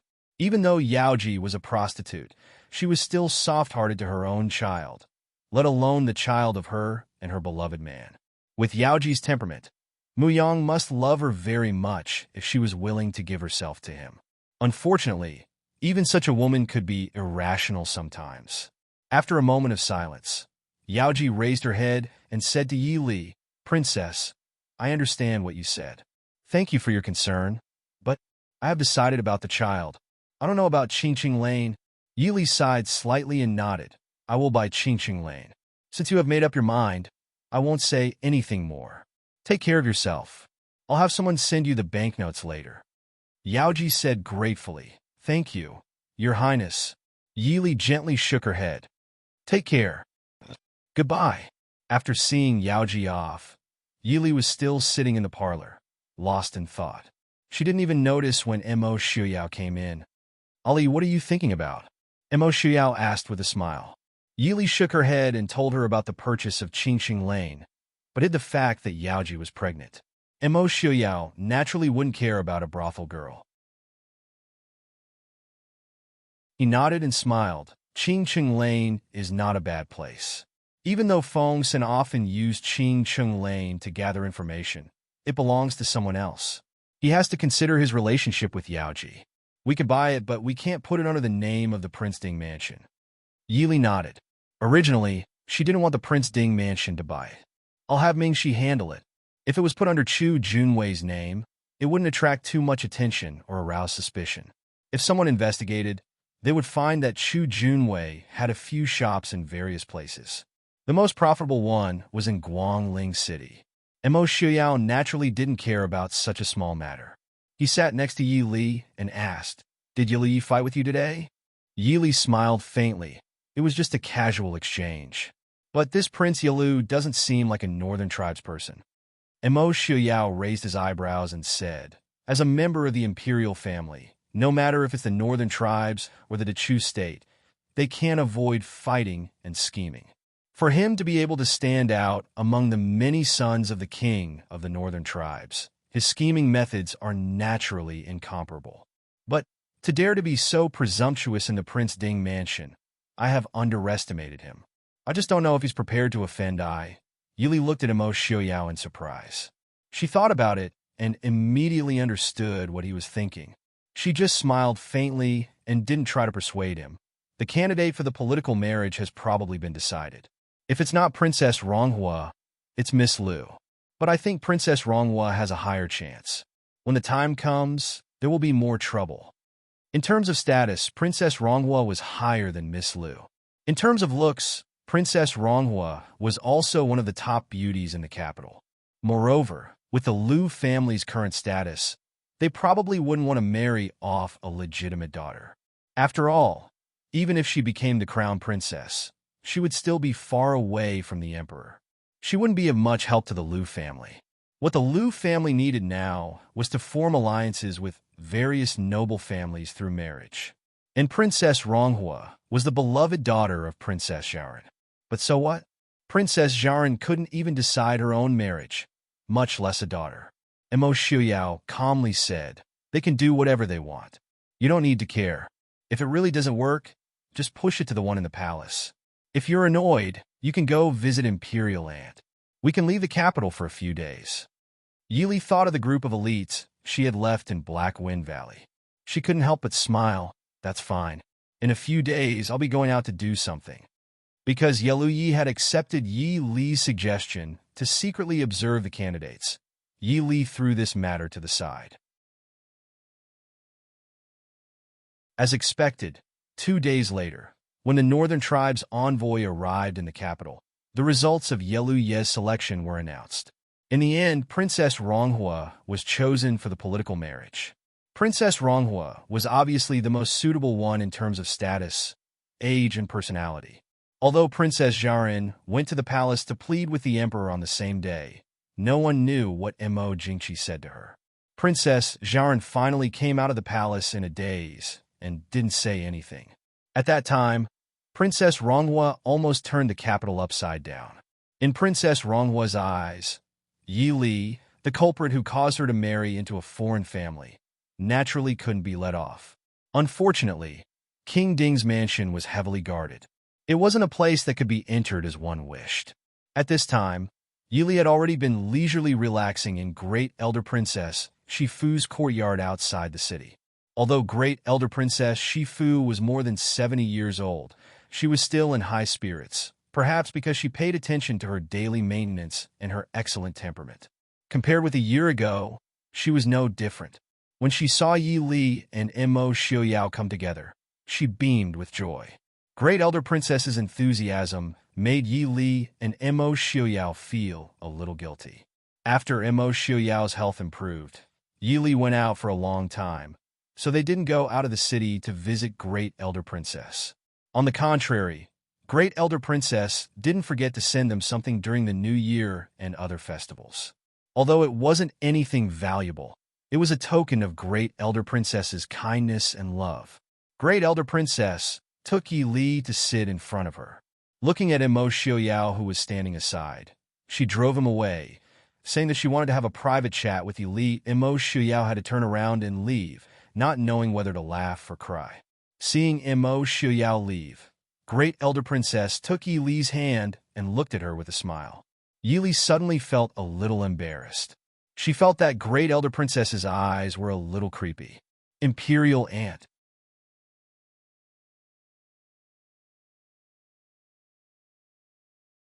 Chapter 280. Great Elder Princess looked at her kindly and said with a smile, "I see that you have lost a lot of weight compared with last year. Shuyao doesn't know how to love his wife. How can he let you, a girl, go all the way to Nanjiang?" Yi Li lowered her head and felt a little ashamed. It was she who insisted on going to Nanjiang. However, Mo Shuyao should be the scapegoat. Great Elder Princess looked at her and nodded with satisfaction. "I have heard about what you did in Nanjiang and Yongzhou. You are a good girl taught by Lord Su. This time in Yonglin, it's all thanks to you. That child, Jing Li, is really too mischievous. I am old and can't control them. With your help, Shuyao will be much more relaxed. The men of the Ding King's residence are born with a heavy burden on their shoulders. When it comes to Shuyao, it is even more difficult. Fortunately, you are here." Yi Li softly said, "These are all things that I should do." Great Elder Princess shook her head and said, "Not to mention that there are so many noble ladies in the capital city. No one can be better than you in the past King Ding's mansion." However, Yi Li looked at Great Elder Princess in confusion. Great Elder Princess looked at her with a smile and said, Xiaoyao is not young anymore. Shouldn't you care about the children of King Ding's mansion? Now, among all the mansions in the capital city, only King Ding's mansion has no children. Hearing this, Yi Li's face suddenly flushed. Looking at Great Elder Princess, who was full of expectation, Lin Mingya was at a loss for words for a long time. Great Elder Princess looked at her with a playful smile and said, It's normal for you to have children. You have been married for more than a year. Why are you shy? Yi Li felt extremely ashamed. Was it because she had stayed in this era for too long that she became conservative? However, about children, she really didn't think about it. On the one hand, she was less than 16 years old. On the other hand, it was not suitable for her to have children in the current situation. However, she couldn't tell Great Elder Princess directly that she didn't want to have children, so she had to be vague and try to get away with it first. Great Elder Princess just thought that she was shy, so she let it go after a few words. Instead, he was planning to remind Immerse Xiaoyao when he got back. Seeing that Great Elder Princess stopped asking, Yi Li secretly breathed a sigh of relief and quickly changed the topic to talk about some interesting things in the capital city. Immerse Xiaoyao only stayed with Yi Li for 2 days before returning to the capital. The northern tribes' envoys had all arrived in the capital, and as the prince in charge of this political marriage, he naturally could not avoid meeting them. Except for chatting with Great Elder Princess every day, Yi Li spent the rest of her time in the deep valley under the cliff of Black Wind Mountain. Great Elder Princess knew that Yi Li went out every day, but she didn't ask about Yi Li's whereabouts. With the cover of Great Elder Princess, Yi Li could act more freely. After nearly half a month, when Yi Li appeared at the foot of the cliff again, she nodded with satisfaction when she saw a group of elites sweating on the drill ground. It was quite good that they could achieve such results in less than a month. As long as they were not in a hurry, they should have received at least 2 months of physical training before they could talk about other things. When the dusty and sweaty soldiers saw Child Chu, who was still smiling, they all worried in their hearts. They didn't know the identity of Child Chu, but they all knew the identity of Qin Feng. To be able to have Qin Feng as his personal bodyguard, this young Master Chu's identity must be extraordinary. However, this was not necessary. The important thing was that they had only met Child Chu twice, but each time they remembered him and had a deep impression on them. When they met for the first time, Child Chu mercilessly destroyed everyone's confidence and then watched them all run and crawl on the ground with a smile on his face. When they met for the second time, Child Chu shocked all of them and gave them a task that made them extremely tired in the past half a month. And this time, what would Child Chu bring? Everyone, although I haven't seen you for half a month, Qin Feng has reported your training to me. I'm very satisfied. In particular, you are the first batch of people to receive the training, and none of you fell behind. But it's just the most basic physical training before. You didn't fall behind, which means that your physical fitness and potential are good. From today on, you will start to receive more detailed training. Of course, the original physical training will continue every day. The soldiers couldn't help but wail in their hearts, which meant that they had to squeeze out time from the hard training every day to learn other things. Obviously, the training in the past half a month was effective. At least these soldiers from several different teams now had a very good sense of discipline. Even if they complained in their hearts, they still stood upright on the surface. Yi Li nodded with satisfaction in her heart and said, "Stand out when I call your name." She lowered her head and opened the file in her hand. Yi Li called out 7 or 8 names, and the people who were called out walked out and stood in another line. Without exception, all of these people had their own skills and were relatively knowledgeable. Yi Li looked at the people selected by Qin Feng and said, "You guys wait for me at a training ground 10 miles to the southeast." A few soldiers who were specially selected hesitated, and one of them stepped out and said, "Child Chu, may I ask what we are going to do? Why don't we train together?" Yi Li smiled and said, "Because I think you guys need some different training. Of course, I should ask for your opinion first. Are you afraid of death?" The soldiers suddenly felt insulted, and they angrily stared at Yi Li. "If we're afraid of death, we're not a Mahist army. Only cowards are afraid of death." We're not afraid of death, but we want to know what we're going to do. At least we don't want to die without knowing why. Yili didn't get angry and nodded with a smile. Very good. I like people who have their own ideas. But now, the first thing you need to do is to obey, the second is to completely obey, and the third is to absolutely obey. Do you understand? Yili's calm and solemn voice stunned everyone, and the training ground suddenly quieted down. No matter if it was the soldiers who were called out or the soldiers who were left behind, they all stopped talking and said in unison, "Understood." Very good. Then run now, 15 minutes. The people who were called out didn't hesitate to turn around and run out of the training ground, disappearing into the dense forest. Yili looked back at the people who were left behind and said with a smile, "Don't worry about them. I won't really send them to their deaths.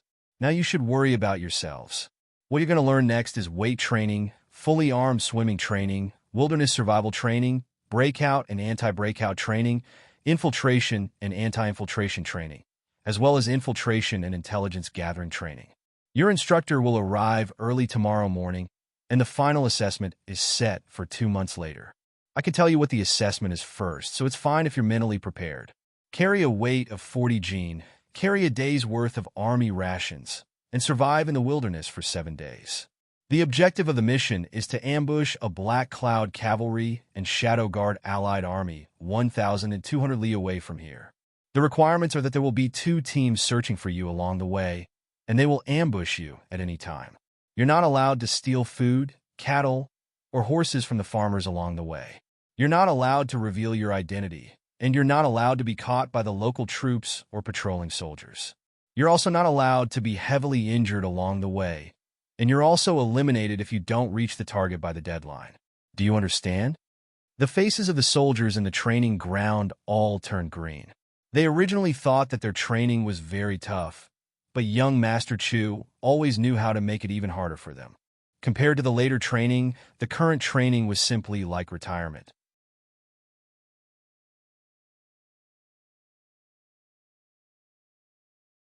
Chapter 281. Yili raised an eyebrow as she looked at them and said, "You should be grateful that it isn't winter right now. Otherwise, your days would be even harder. But don't worry, I will make it up to you this winter. Other than that, do you want to add in some heat resistance training?" No, this was what all the soldiers thought.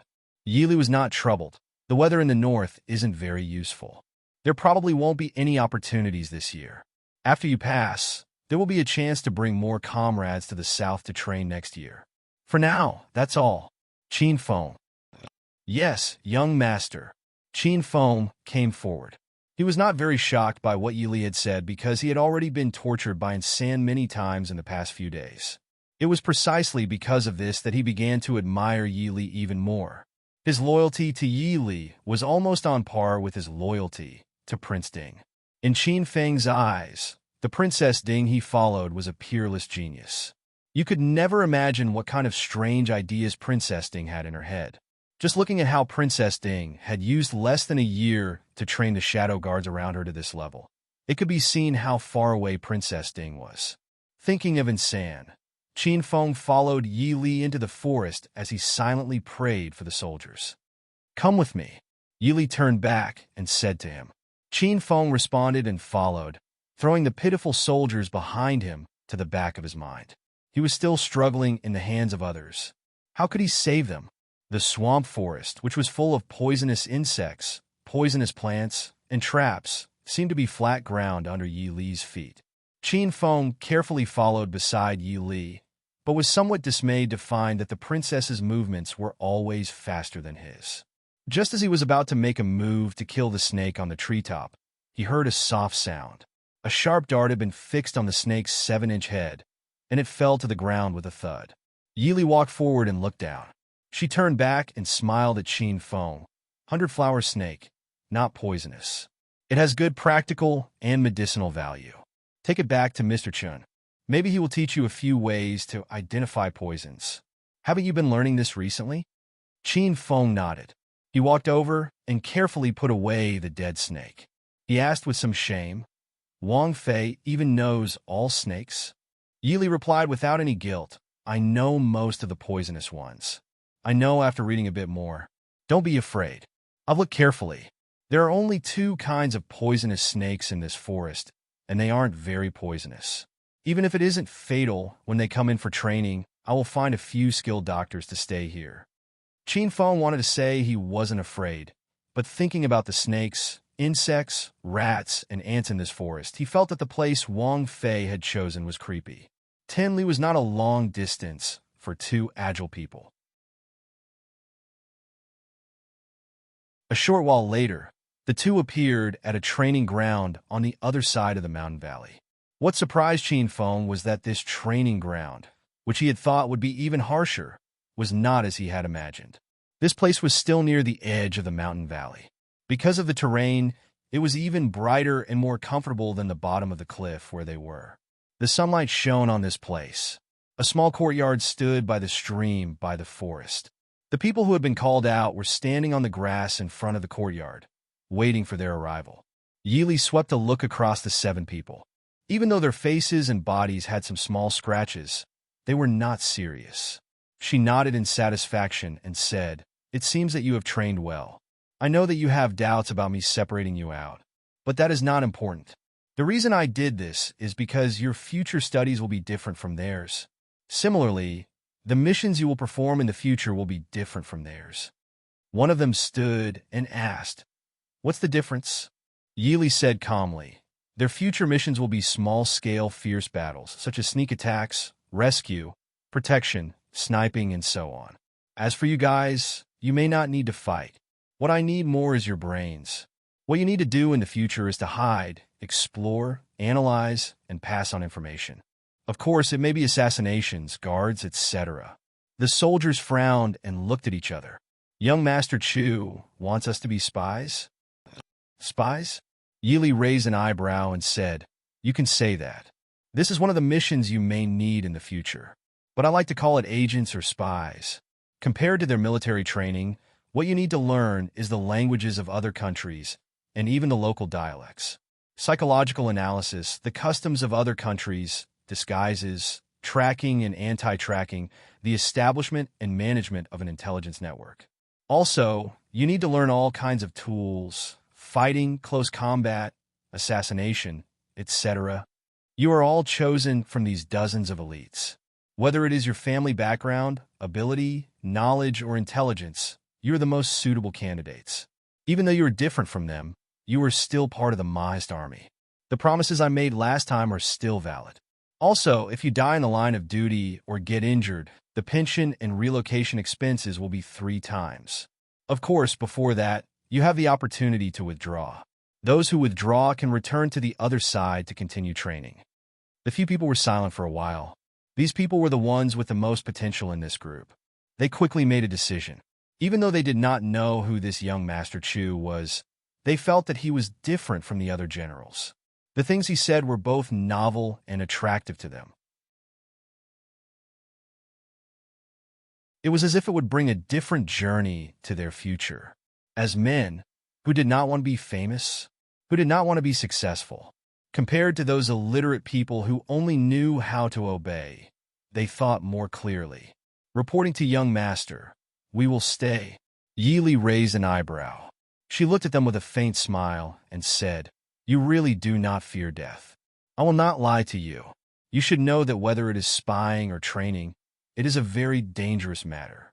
And even if there is no danger to your life, you may never be able to return home or see your family. This subordinate understands. I believe that the prince and princess will take good care of our families." These words were not bad. At least compared to other armies, the Mahist army treated their soldiers very well. Yili nodded and said, "Very good. No matter what, I will guarantee that your families will not have to worry about food or clothing. You can rest as you wish today. The training will start tomorrow." "Yes, young master." In the next few days, Yili would personally go to the valley under the Black Cloud Mountain to personally instruct the people she had chosen. Qin Feng, who had been learning by her side, benefited greatly. He admired Yili's abilities even more. Qin Feng could not understand. Wang Fei was clearly a young woman in her teens. How could she know so many things that people like them had never heard of before? Qin Feng thought of himself as smart, but he had to admit that if he wanted to master everything that Wang Fei taught him, he would need at least 10 or 20 years.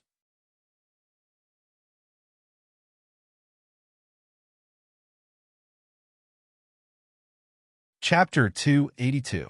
Yili also paid attention to the psychology and thoughts of these soldiers who had been selected to be trained as spies. So when she taught them, she would add in some of the stories of legendary agents from her previous life. Even though she didn't mention their names, it made these smart soldiers understand the importance of the missions they would have to undertake in the future, and that as spies, spies were not as bad as they thought. Sometimes, they could even decide the outcome of a battle. The faint regret and dissatisfaction that they might have had in their hearts was buried by the new knowledge and skills that Yili had brought. Wang Fei, do you already have a plan for this group of people?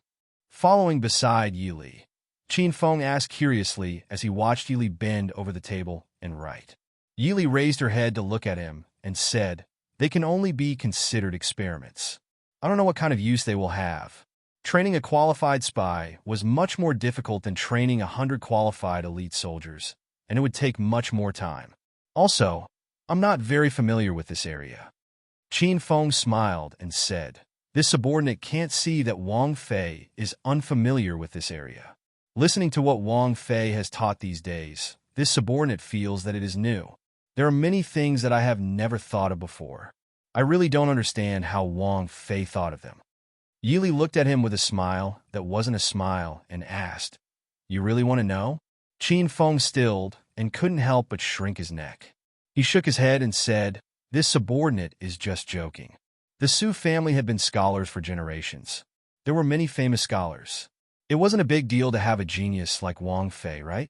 Looking at the thick stack of files on the table, Qin Feng frowned and said, "Wang Fei, if you want to train spies, why do you only choose men and not women?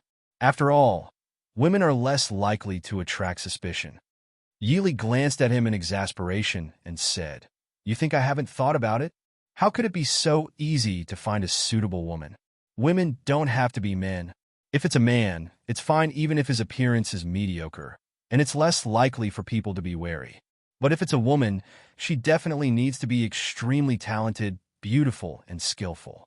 Otherwise, she won't even be able to get close to the enemy, let alone other things." Qin Feng nodded and said, "Wang Fei is right." Yili said, "In the future, you'll probably still be in charge of this. You should pay attention to whether there are any suitable candidates. As for the others, I will be returning to the capital in 2 days. These are all things that they still need to learn. You can take a look at them yourself. When this is over, I will ask someone else to teach them something else. I have 2 spots for admission to Lishan Academy. Once their training is over, you can pick 2 and send them over." Qin Feng was stunned. Lishan Academy was a place where many disciples of the Chu state's prestigious families could not squeeze into. These soldiers at the bottom of the military did not have good family backgrounds. No matter what Wang Fei wanted to do, it was a great grace for them to be able to study at Lishan Academy. "Many thanks, Wang Fei." Yili waved her hand and said, "There is no need to thank me. Try to choose younger ones. In addition, if they can't pass the entrance exam of Lishan Academy, it will be useless." Qin Feng said with a smile, "These people's families are all educated. They're a little different from those rough men in the military. Knowing that Wang Fei is so kind, they will try their best to pass the exam." Yili nodded with satisfaction. When she was about to say something else, a sharp voice suddenly came from outside the door. "Yili, get out!" Qin Feng frowned unhappily and said, "Who is so bold to make trouble in great elder princess's yard?" As soon as Yili heard the sharp voice, she knew who it was. She smiled and said, "It's been so many days, and she finally comes. It's not easy for her to make trouble, but now I'm afraid that everyone tolerates her. She can make trouble for a while if she wants. Tell someone to lead her here. Don't disturb my aunt's rest." "Is it Infanta Ronghua?" "It's Princess Ronghua," Yili corrected him. Although she didn't live in the capital city, what happened in the capital city was sent to her desk on time, every day. The emperor granted Infanta Ronghua the title of Princess Ronghua and her marriage to the northern tribes. These days, Princess Jaren's mansion was in chaos. At first, Infanta Rongwa thought that her mother and aunt could support her. When she found that her mother couldn't do anything, she began to make a scene and even went on a hunger strike. Princess Jaren was so anxious that her hair almost turned white. However, no matter how mischievous Infanta Ronghua was, how could she defy the emperor's order? She was forced to learn the etiquette in the palace by the female officials sent by the palace every day. Infanta Ronghua was born in the royal family. Although she was not as strict as the princesses in the palace, her etiquette was not bad, and she didn't suffer much. But why did she come here to make trouble today?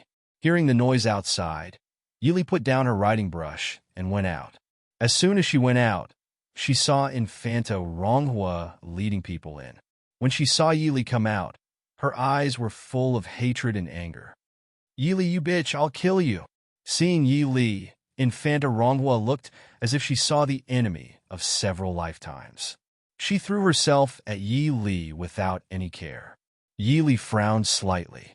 Qin Feng, who was behind her, stepped forward and blocked Infanta Ronghua 2 steps away from Yi Li. He said lightly, "Princess, please have some self-respect." The title of princess made Infanta Ronghua's face suddenly twisted.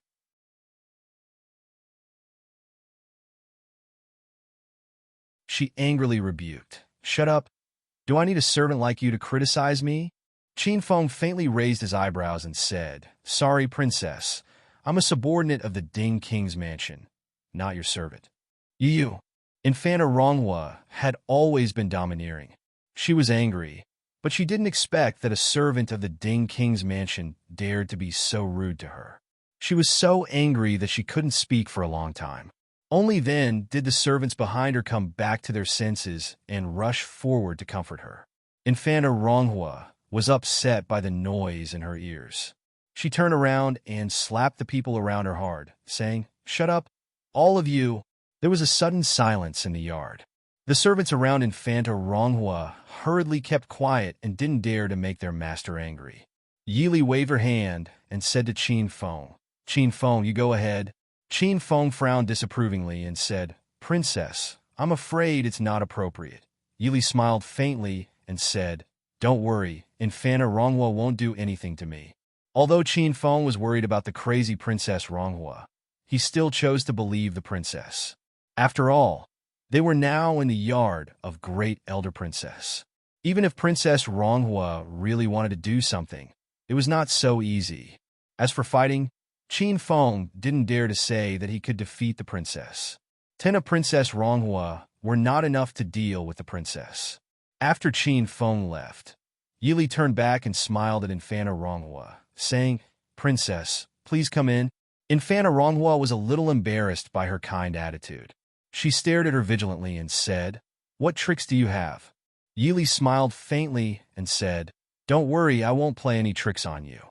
"Do I need to play tricks on a princess who is engaged in a marriage for peace?" You.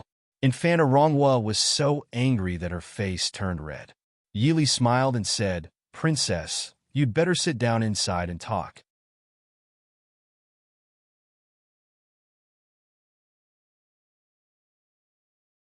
Chapter 283. In the end, Princess Ronghua obediently went into the parlor and sat down. However, her almond eyes were still glaring at Yi Li. Yi Li took a sip of tea and asked, "Princess, why did you come here today? Just to vent your anger? If so, I won't fight back. You can make a scene, curse, and smash things, as long as you're happy. But what's the point? Can it change the situation now? Moreover, do you really think that you're marrying the northern tribes because of me?" Princess Ronghua was stunned, but soon she puffed up her cheeks and said, "Of course it's because of you. Who asked you to add me? Do you dare to say that you don't want to take revenge?" Yili raised her eyebrows and said, "Take revenge? You can think of it that way, but the order was given by the emperor. I just chose the most suitable person. In the end, the one who chose you was not me." Princess Ronghua said angrily, "Why didn't you cross out my name?" Yili looked at her with some amusement and asked, "Why should I cross out your name?" Was she familiar with Princess Ronghua? Did they have a good relationship? "I don't want to marry. The barbarians of the northern tribes are so vulgar and ugly. Looking at Princess Ronghwa's proud face finally showing a trace of fear and weakness, Yili sighed in her heart. Who wants to marry? Princess Ronghua was stunned and couldn't speak for a long time. Yes, the northern tribes was not a good place. Who would be willing to marry a daughter of a noble family? Yili had no friendship with her and even had some animosity. Why would she help her cross out her name? Looking at Princess Ronghua stubbornly biting her lips and holding back her tears, Yili shook her head in her heart. Although she didn't like Princess Ronghua, she didn't hate her. Princess Ronghua was indeed domineering and arrogant, but at the same time, she was straightforward. At least she was easier to get along with than those women who were full of schemes. Princess, why did you come out of the city today? Did you come to beat me up to vent your anger? Do you want me to beat you up? Princess Ronghua asked. Yili smiled and shook her head. The porcelain cup in her hand shattered as she said indifferently, You can't beat me. You. Princess Ronghua glared at her angrily. She felt that this woman was treating her like a monkey. Yili looked at her calmly and said, The marriage cannot be changed. If Princess has the time to be angry with me, why don't you think about what to do in the future? A trace of sadness and helplessness flashed in Princess Ronghua's eyes. She snorted and said, What else can we do? She was waiting to be escorted to the northern tribes. When the northern tribes and the Dachu state fall out, they will either be banished to the cold palace or used as a sacrifice. No matter how spoiled and willful she was still born into the royal family. It wasn't that she didn't know about the benefits involved, it was just that she didn't need them in the past. Yili's eyes flashed. She put the broken teacup back on the table and said, Princess, if you go to the northern tribes, you will be the crown princess of the northern tribes. As long as the northern tribes and the Dachu state have not fallen out, no one will do anything to you. As long as you are smart enough, you can survive in the northern tribes. In the future, you may have a chance to return to the Dachu state. Princess Ronghua didn't believe her and snorted. Return to the Dachu state? It's easy for you to say. When that time comes, who will remember a princess in a marriage alliance? Yili frowned and thought for a while. She took out an exquisite jade pendant and handed it to Princess Ronghua. She said, Princess, take this. In the future, if your life is in danger, the Ding Palace can save your life. This is a token. What do you want me to do? Princess Ronghua was not a fool. Just as Yili said, their relationship was not good enough for Yili to help her. Yili said, Take on the responsibility of a princess in a marriage alliance and the crown princess of the northern tribes. Do your best to assist the crown prince of the northern tribes. I assist the crown prince of the northern tribes? Are you kidding me? Princess Ronghua still had some self-awareness of her own ability. She could be an ordinary princess, but to assist the crown prince. Wasn't Yili thinking too highly of her? Yili said lightly, You don't have to worry. Since I have said so, I will help you. If you trust me in the future, if someone comes to you with the other jade pendant, you just have to trust him. In addition, once you arrive at the northern tribes, you can reveal some information to the crown prince of the northern tribes. Let him believe that you can help him. Otherwise, you will be killed by him once you arrive. The crown prince of the northern tribes will not be happy to be the crown princess of the Dachu state. Princess Ronghua looked at Yili with a complicated expression. She was born in the royal family and was even older than Yili by 2 or 3 years, but she had never thought so much. Was this the difference between being the crown princess and being an ordinary princess? If the crown prince of the northern tribes knows that I have a relationship with the Prince Ding mansion, how can he trust me? Princess Ronghua asked. Yili smiled. Find a way to let him know that you can help him deal with Yilu Yi. When Xiao Yao sends you to the northern tribes, I will ask him to communicate with the crown prince. And why do you need the crown prince's trust? Do you really think that the northern tribes will accept the Dachu state as the future mother of the nation? Although the northern tribes is a barbarian land, they value bloodlines more than other places. For hundreds of years, the northern tribes have never sent a queen from a foreign country. There is also no king of the northern tribes who has the bloodline of the northern tribes. Of course, if you can really attract Yilu Hong to change everything for you, I can also change my plan to support you. Princess Ronghua frowned in disgust when she thought of the rumored northern tribes' people who were detestable. Although that Yiluyi was not bad-looking, it was only not bad. There were thousands of men in the Chu state who were more handsome than him. Who knew what Yilu Hong looked like? That Yilu Ping from before was as ugly as a pig. Princess Ronghua took the jade in Yi Li's hand and said, "This is only a fair trade. Don't think that I will thank you." Yi Li pursed her lips and smiled. "No need to thank me. But Princess should know that there are some things that cannot be known by too many people, right? I am not stupid." Princess Ronghua snorted coldly. Of course, she was not stupid. She knew that Yi Li was using her. But since ancient times, few princesses had good lives, let alone in a place like the northern tribes. At the very least, Yi Li had provided her with the means to survive. What did her cousin, who was high up in the palace, do? Other than sending people to teach her the etiquette that she had already learned, he did not even give her a word of advice. He only treated her as a flag that could be discarded at any time. Since that was the case, she could not be blamed for helping the Ding family. She also wanted to live. Yi Li nodded. There is still some time before departure. Princess, you should go and see Xiaoyang Royal Princess and the Empress more often. Princess Ronghua was puzzled. Yi Li smiled and said, "Those two were smart people.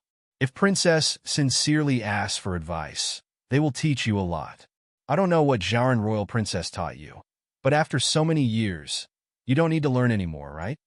Princess Ronghua was not angry at Yi Li's blatant ridicule of her mother.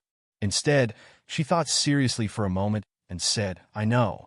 I am leaving, right? If you have nothing else to do, you should return to the capital early. Be careful that your Prince Ding is kidnapped." After that, Princess Ronghua walked out proudly, leaving Yi Li alone in the flower hall. She was stunned, wondering if Princess Ronghua was joking or if she was serious about something.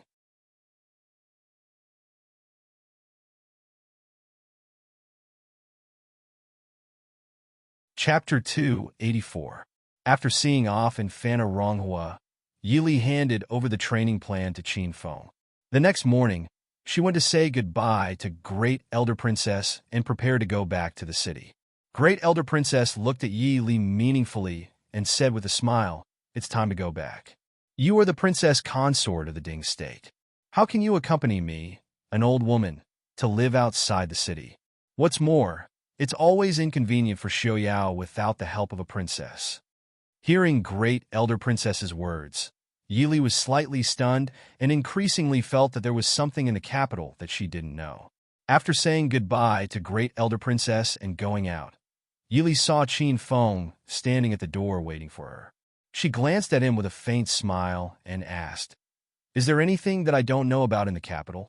Qin Feng's face froze and he said with a smile, "If there is something important, who dares not to report it to you?" Yi Li narrowed her eyes, tilted her head, and looked at him with a smile, saying, "So it's not very important? Tell me about it." Seeing Yi Li turn around and walk out, Qin Feng hurriedly followed her and said, "In fact, it's not a big deal. Well, a few days ago, the envoy of the northern tribes for peace marriage arrived in the capital. Prince Yelu wrote to the emperor that since the two countries are united by marriage, there should be a marriage to show the friendship between the two countries." Yi Li looked back at him and said lightly, "So this time, the princess of the northern tribes came and asked the prince to marry her, and she also asked the prince to marry her? What does the emperor think the king's mansion is?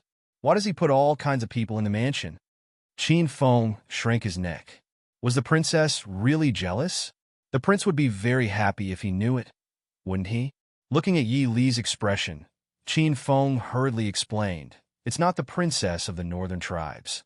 It's Helian Huimin, the adopted daughter of the winged cavalry general of the northern tribes, Helian Zhen." Yi Li couldn't help but twitch the corner of her mouth. Helian Zhen's goddaughter. Who didn't know that Helian Zhen and Ding King's residents had a deep hatred as deep as the ocean? And this goddaughter. It seemed that the other party was indeed very confident to dare to come to the Chu state with such an identity. "Why didn't I know? Your Highness, please calm down." Qin Feng hurriedly asked for forgiveness. Yi Li glanced coolly at him. Qin Feng finally remembered that Wang Fei did not like her subordinates to say this kind of nonsense. He hurriedly explained, "This is Prince's idea. The prince said that since your highness still has matters to attend to outside, there is no need to trouble your highness with such a small matter. The prince does not care about a mere northern tribeswoman. Yili nodded slightly to accept his explanation. She asked, if so, why did the whole city know about it? Princess Ronghua had been in the capital all this time. Even great elder princess, who lived in seclusion outside the city, knew about it. It could not be said that this matter was not big. Qin Feng said, the emperor and the empress dowager said that your highness and prince have been married for more than a year, but your highness is gone. There has been no news. So they approved Prince Yelu's request, saying that it is for the king's residents to have more children. After saying this, Qin Feng carefully glanced at Yi Li. This was the real reason why they did not dare to report it to the princess. What a good idea! Yi Li sneered. Take a northern tribeswoman to have more children in the king's residence? Back to the city. She did not have racial prejudice.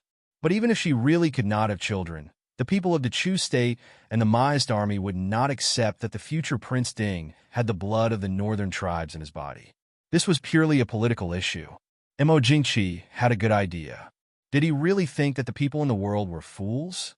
Before returning to the king's residence, Yi Li heard many rumors about Prince Ding and Helian Huimin on the way. Among them, there was no lack of rumors about Princess Ding not being pregnant after being married for more than a year, but being unwilling to take a concubine for Prince Ding and being jealous and unvirtuous. As soon as they entered the king's residence, Director Mo hurried to invite Yi Li to the main hall. Yi Li raised her eyebrows in confusion. Director Mo explained, Prince Yelu and Miss Helian Huimin came to visit. Prince Ding is talking with them in the main hall. Since your highness is the madam of the king's residence, you should come out to greet the guests. Yi Li looked at Director Mo with interest and smiled. Uncle Mo, don't you have anything to say about the rumors outside? Although those messy speculations made Yi Li unhappy, there was one thing they were right about. She was not pregnant after being married for a year, and did not have any intention of taking a concubine for Mo Xiuyao.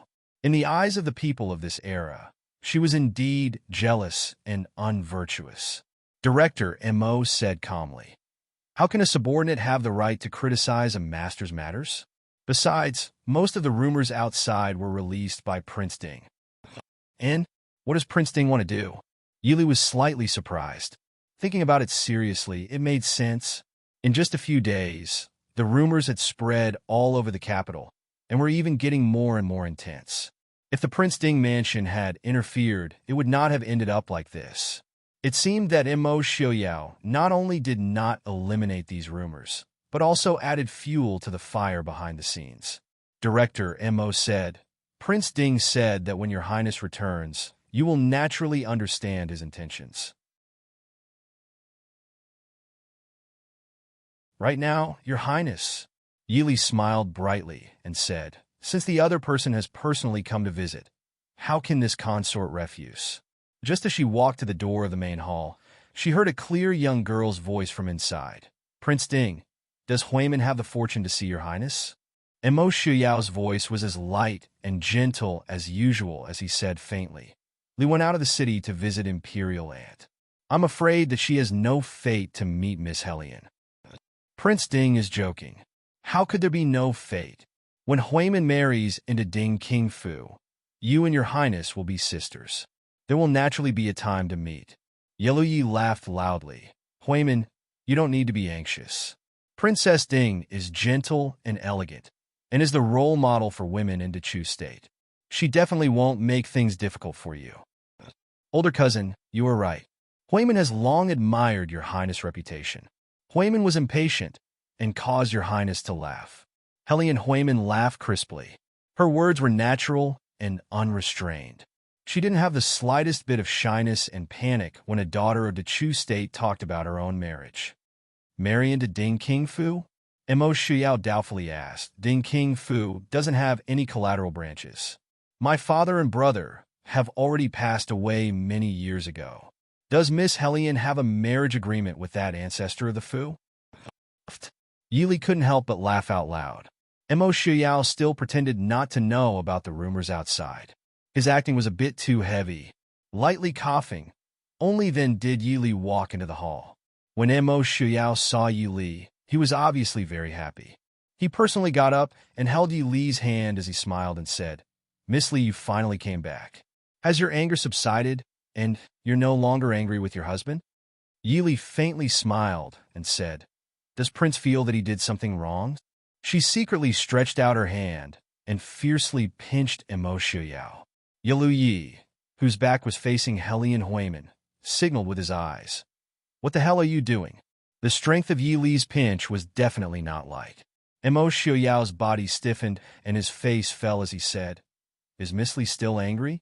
I know that I was wrong. As long as wifey feels that something is wrong, then it is wrong. Even if the world says that something is right, then it is still their fault." Wifey said. His handsome face was still wearing half an ice-cold mask. In addition to the prestige of Prince Ding, this action of a husband coaxing his wife in an ordinary household was particularly strange in the eyes of outsiders. Hellion Huimin and Yelu Yi couldn't help but look at each other in astonishment.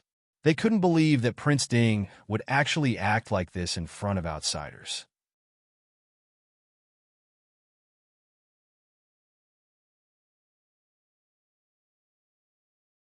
Chapter 285. Yelu Yi raised his eyebrows with interest and smiled at Yi Li.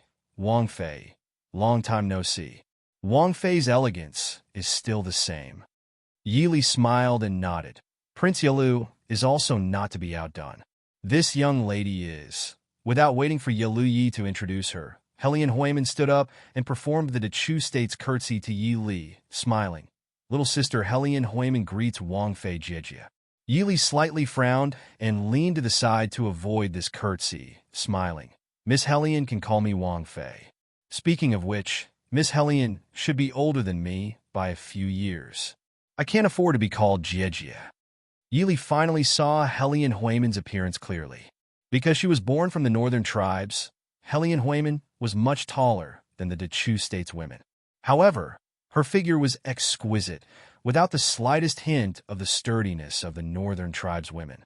On the contrary, her facial features were quite delicate, with a bit of the Dechu State's beauty. Only, she was dressed in the pink of the northern tribes' aristocratic attire. The smile on her face added a bit of valiance and formidableness. On the contrary, she was somewhat similar to Murong Ting. However, with a glance, Yi Li understood that this Hellion Huimin was completely different from the unscheming Murong Ting. On the outside, the straightforward and bright appearance was only a disguise.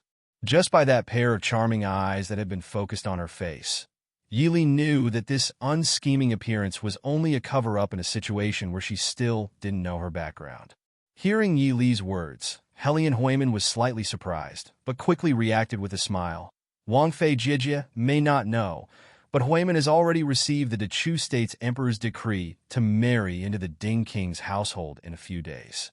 Although I don't know the rules of the Dechu State, in our northern tribes, the first to enter the door is the eldest. Therefore, it is only right for me to call you Jijia." Yi Li was silent for a moment. She turned her head to look at Mo Shuyao and said, "Prince, congratulations, Prince. The emperor has personally bestowed upon you a beauty. Is Prince happy?" Mo Shuyao hurriedly shook his head. "Wife, you've misunderstood. I have never received any marriage decree. Just a moment ago, I was still pondering whether or not Miss Hellion had an engagement with royal father or royal brother. As such, even though imperial father and imperial brother had passed away for a long time, the Ding Palace could still afford a ghost marriage. However, he would have to trouble his wife. I wonder, is Miss Hellion I's concubine mother consort or little princess sister-in-law?" When these words came out, even someone as calm as Yelu Yi couldn't help but have a distorted expression. Although northern tribes women didn't care about trifles, Hellion Huimin couldn't help but have an ugly expression on her face when she was teased by her own fiancé. "What do you mean you've never received a marriage decree? The emperor bestowed a marriage on the spot. He didn't even have time to write an imperial edict." In the end, Mo Shuyao swaggered off without the slightest intention of giving the emperor and the northern tribes any face. After that, He directly locked the person who delivered the imperial edict outside the door. Naturally, there was no marriage decree. Yi Li's clear eyes slightly raised. "Is that so?" Mo Xiaoyao sternly said. "This husband's feelings for Miss Li can be seen by the heavens. My words are definitely not false. If I were to disregard my honor and marry Miss Helian, then I would be punished to be struck by lightning and have no descendants." In any case, he absolutely wouldn't go to Helian Huimin. Naturally, there was no pressure in swearing an oath. Hearing this, Yi Li's expression softened a bit. She softly said, "I believe you. What's the point of swearing an oath? Since that's the case, I'll let people prepare the wedding. However, in the end, is it royal father or eldest brother? Do you want me to ask eldest sister to come back?" Not to mention that she ruined Helian Huimin's reputation. The people of the northern tribes didn't care much about this. Moreover, she didn't intend to be polite to a woman who wanted to steal her man. Mo Xiaoyao was obviously very satisfied with Yi Li's cooperation. He turned his head to look at Yilu Yi, who was sitting to the side. He clearly wanted him to clarify whether the person Helian Huimin wanted to marry was the former Prince Ding or the former Prince Ding. Yilu Ye's face was ashen. Mo Xiaoyao had already linked marrying Helian Huimin with propriety, justice, integrity, and honor. It was obvious that he was determined to push Helian Huimin to a person who was already dead. If it really was as he wished, then they would suffer a double loss. Yilu Yi lightly snorted and said, "Prince Ding, I think you also understand the intentions of I and the Dechu State's emperor. Don't you think it's improper for you to pester endlessly like this?" Mo Xiaoyao was even more aggrieved than him. He lightly sighed and said, "Prince may not know, but I's ancestors taught me to never marry a woman from another country. Otherwise, I wouldn't be worthy of being a descendant of the Ding Palace. But for the friendship between our two countries, Imperial Father and Imperial Brother have already passed away, but they won't be affected by the rules of the Prince Ding Mansion. Isn't this the best of both worlds?" "Best of both worlds, my ass." Yilu Yi couldn't help but curse in his heart. Prince Huimin wholeheartedly admires Prince. Why does Prince humiliate me like this? Helian Huimin stood up and looked at Mo Xiaoyao with hidden bitterness. Mo Xiaoyao indifferently said, "I have no intention of humiliating Miss Helian." Helian Huimin said, "Since that's the case, why does Prince repeatedly refuse? You and I are the emperor of the Dechu State.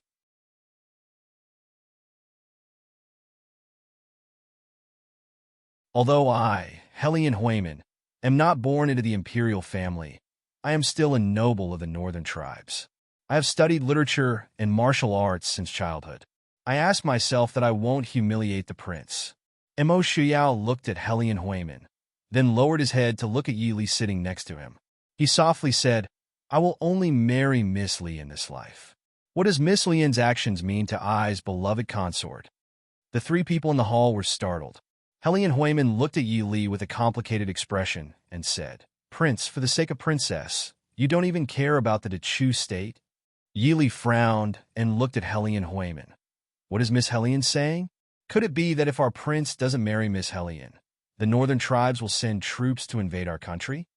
Helian Huimin naturally wouldn't mindlessly respond to such words. She only looked at Mo Xiaoyao and said, "I heard that the Ding Palace has always been loyal to the imperial court. Could it be that Prince wants to disobey the imperial edict for the sake of Princess Ding? Prince, are you not afraid that the officials in the imperial court will think that Princess is someone who brings disaster to the country?" Mo Xiaoyao's face slightly darkened, as if he had finally put away the playful smile from before. He indifferently looked at Helian Huimin and said, "I see that Miss Lian's eloquence is not like that of a northern tribes person. Instead, it is like the people of our Dechu State, able to speak eloquently. Miss Helian, I only want to ask you a question." Helian Huimin stared blankly. Even though she didn't understand why Prince Ding, who had always been gentle no matter what she said 2 days ago, would suddenly become angry, she still nodded and said, "Prince, please ask." At the side, Yilu Yi frowned and somewhat vigilantly stared at Mo Xiaoyao. He felt that whatever he said wouldn't be anything good. Emo Xiaoyao's gaze was cold as he stared at Helian Huiman's beautiful face until she turned her head away with a slight blush. Only then did he indifferently spit out a sentence. Miss Helian, are you unable to get married? The atmosphere in the hall instantly became heavy. Helian Huiman's still red face was filled with unconcealable astonishment. No matter to an unmarried woman, this sentence was definitely a deep humiliation. Yili looked at Emo Xiaoyao with some astonishment. She knew that Emo Xiaoyao's temper wasn't good, but he would never deliberately humiliate a woman. Even that impudent Princess Lingyun from Xiling last year, he also didn't say such harsh words. But as a woman and a wife, Yili couldn't help but admit that when Emo Xiaoyao treated Helian Huiman so heartlessly, a trace of sweetness emerged in her heart.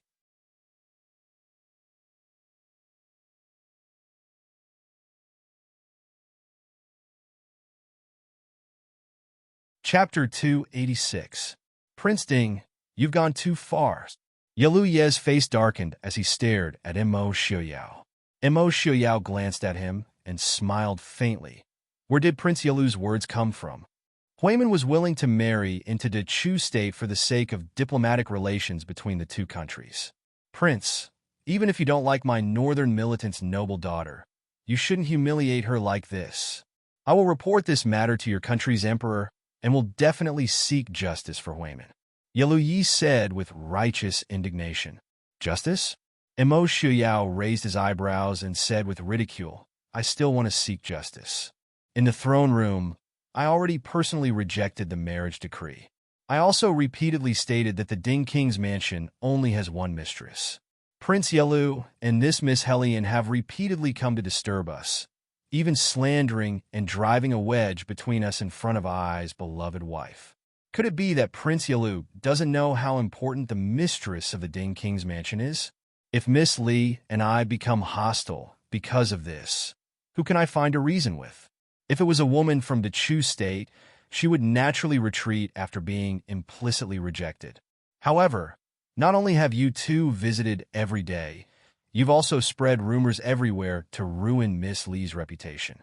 I can't help but suspect that Miss Helian was forced to marry into the Northern Militant's mansion because she couldn't get married.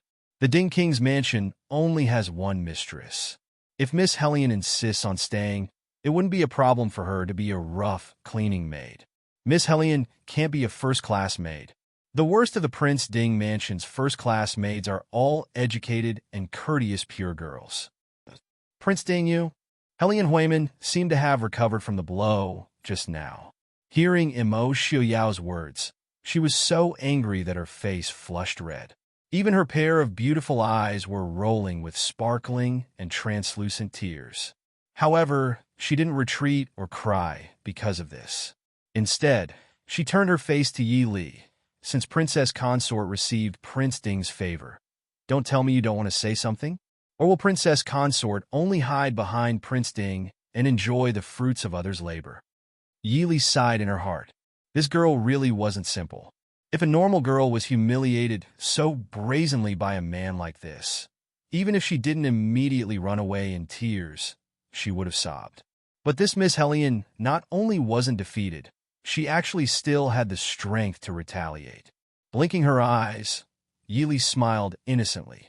Miss Helian, isn't it natural for a man to protect a woman? With His Highness around, this consort naturally doesn't need to worry. This Fae and His Highness are in love with each other and do not want anyone else to come between us. Asking Miss Helian to help us. It's common sense for a man to have 3 wives and 4 concubines.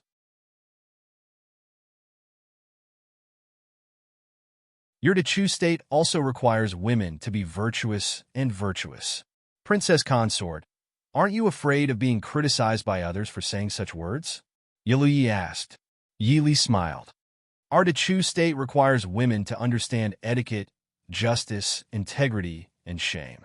A woman who takes the initiative to ask for marriage is absolutely not acceptable. What's more, this consort doesn't like Prince Ding taking concubines. Whoever wants to criticize, just criticize. Helian Huiman clearly didn't expect that Yi Li wasn't the slightest bit different from other women in the Chu state. Unexpectedly, She was so difficult to deal with on this issue. She gritted her teeth and said, "Isn't Princess Consort afraid that the Emperor will blame the Ding King Fu?" Blame?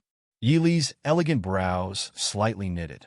Just when others thought she was about to waver, she lightly bit her teeth and said, "In a moment, this consort will enter the palace to ask for forgiveness. Miss Hellion, no, anyone who wants to marry into the Ding King Fu is fine. This consort will slit her throat with a sword and give up the position of Princess Consort. At that time, Prince Ding can marry whoever he wants." Finished speaking, she raised her head to look at Emo Xiaoyao and asked, "Prince, what do you say?" Emo Xiaoyao's originally malicious expression instantly faded. He didn't care that there were still two outsiders in front of him.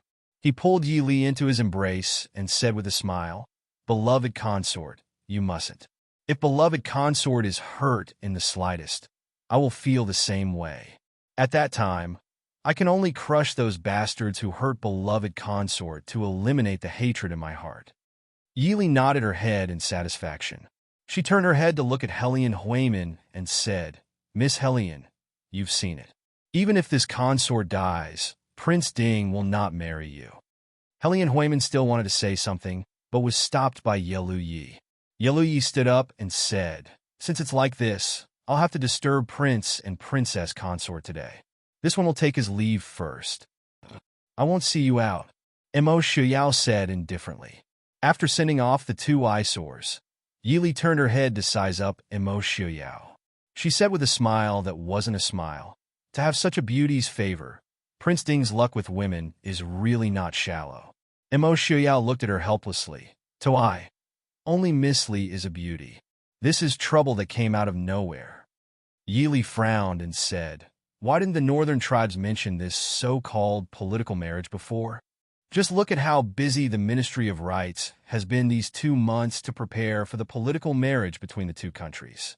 How could there be someone like Hellion Huimin who directly delivered herself to their doorstep? Saying it was a political marriage was more like child's play."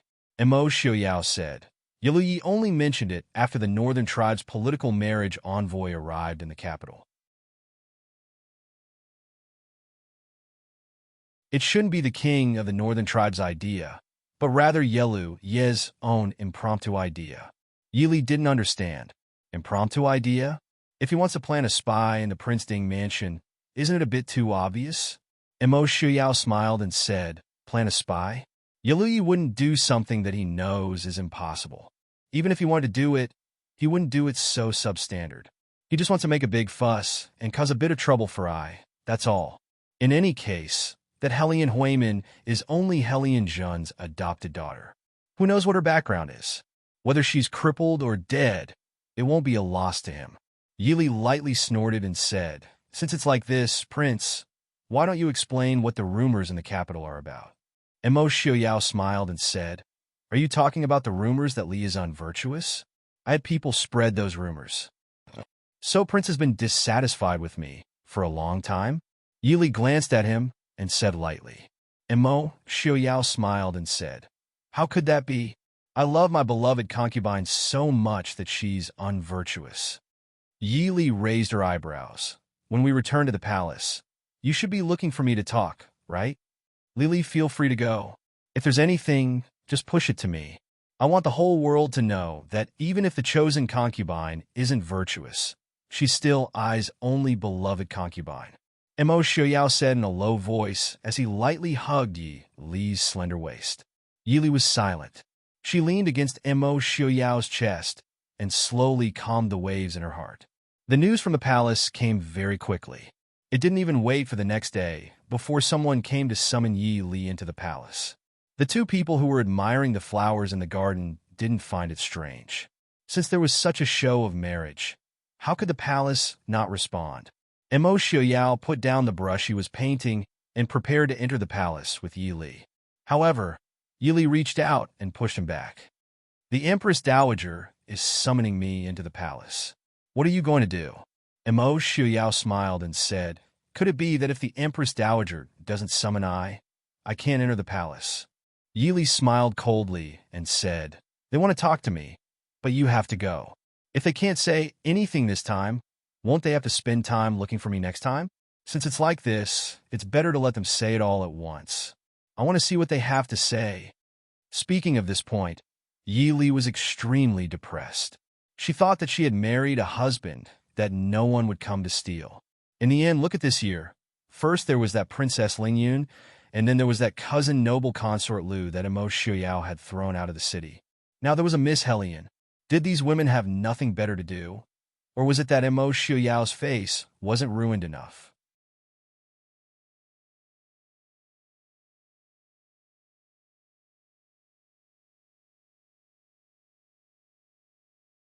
Chapter 287. Finding that Yi Li's gaze was fixed on his face, Immerse Xiuyao innocently rubbed his brows and said with a smile, "Since it's like this, Yi Li, be careful. Also, stay away from that Yi Lu Yi." Yi Li blinked in surprise and looked in confusion at Immerse Xiuyao. Immerse Xiuyao was embarrassed by her gaze. With a soft snort, he pulled her into his embrace and lowered his head to bite her red lips, saying, "In short, stay away from him." Yi Li smiled. "Prince is jealous?" Immerse Xiuyao didn't hide it and nodded, replying, "That's right, so Wang Fei is to keep a distance from him." And Yi Li withdrew from his embrace and covered her mouth to laugh. "Prince, it's not good to be jealous." Without waiting for Immerse Xiuyao to respond, she had already turned and quickly walked away. Immerse Xiuyao gave a helpless laugh. With such an outstanding wife, how could he not be jealous? If it was possible, he even hoped that Li wouldn't go anywhere and wouldn't do anything. She would just stay in the Fu and accompany him every day. It was a pity that he knew this wasn't possible. Not only was the situation and the status of the Ding Wang Fu not allowing it, Li wasn't someone that anyone could truly bind. Watching Yi Li's figure disappear at the end of the corridor, the smile on Immerse Xiuyao's face gradually faded and was slowly dyed with a layer of killing intent. Political marriage bestowed marriage? Did Yi Lu Yi think he didn't know what he was planning? Yi Lu Yi, offending I isn't a good idea. It seems that Yi Lu Ping's lesson wasn't enough for you to remember. Come, Prince, reply to the person Yi Lu Hong sent. I agree to his proposal. Yes, Prince. Zhong de Palace was still as magnificent as before, but Yi Li knew that ever since Li Wang's rebellion, the Empress Dowager's power in the palace had been suppressed by the Emperor. However, although the Empress Dowager favored Prince Li, she was still the Emperor's biological mother. The Chu state prioritized filial piety. Even if the mother and son were at odds, the Emperor still had to give the Empress Dowager superficial respect. Stepping into Zhong de Palace once again, Yi Li's state of mind was much calmer than before. Yi Li greets the Empress Dowager and the Empress. Stepping into the hall, Yi Li lightly bent her knees to greet the Empress Dowager and the Empress. Princess Ding, there's no need for formalities. Please take a seat, the Empress said softly. Yi Li gave her thanks and walked to the empty seat at the front. She looked with slight confusion at the noble women sitting in the hall and the calm Hellion Huimin sitting across from her. Yi Li couldn't help but admire this woman. At this time, her face didn't have the embarrassment and resentment she had when she left the Ding Palace. Even the gaze she used to look at her was very calm and dignified. What day is it today? Why is everyone here? Is it this consort who came late?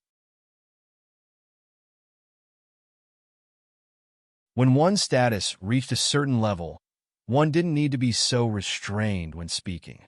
With Yi Li's status, as long as she wasn't stupid enough to say that she wanted to rebel, even if she said something wrong, no one would dare to say that she was wrong. The Empress smiled and said, "You're not late. I am in the palace. Didn't I just arrive?" The Northern Tribe's envoy sent some Northern Tribe specialties to Muhu. Muhu wanted to invite everyone to try it. It's just that you haven't been in the capital all the time. Muhu just came back today, so Muhu ordered us to gather at Zhong de Palace. Yi Li smiled and said, "Thank you for your concern, Empress Dowager. I went to Imperial Ant's place to stay for a few days." The Empress didn't seem to say anything, but Yi Li understood her meaning. The Empress nodded almost indiscernibly. She smiled slightly and turned her head to talk to the concubines beside her. The Empress Dowager smiled faintly and said, "You usually don't like to enter the palace. I have to take this opportunity to invite you to come in and gather with everyone. How is great Elder Princess?" "Imperial Aunt is in good health." "Empress Dowager, Thank you for your concern. Yi Li smiled faintly and thanked her. A warm gaze fell on Yi Li. Yi Li smiled faintly and gave Madame Su, who was worried about her, a comforting smile. However, she sneered in her heart. These people had a good plan. Did they think that she would agree to their request because of her status? She calmly withdrew her gaze. Yi Li looked up and saw another gaze falling on her. Different from Madame Su's worried gaze, this gaze was extremely complicated and resentful. Without looking, she knew that it was noble consort Lu, who was sitting on the other side of the Empress Dowager.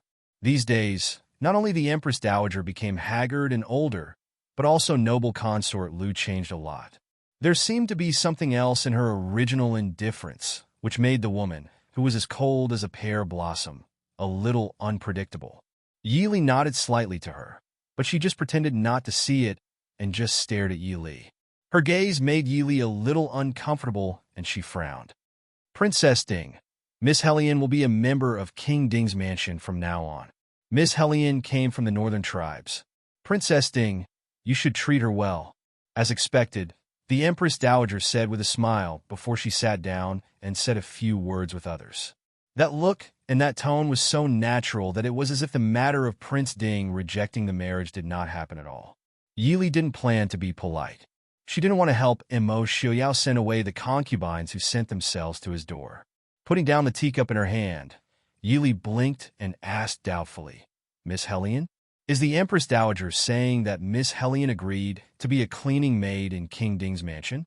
Don't worry. The Prince Ding mansion never bullies the servants. This consort also won't casually argue with the servants. Cleaning maid? Even the experienced Empress Dowager couldn't help but be stunned and asked in confusion. Yi Li smiled and looked at Hellion Huimin and asked doubtfully, Isn't it?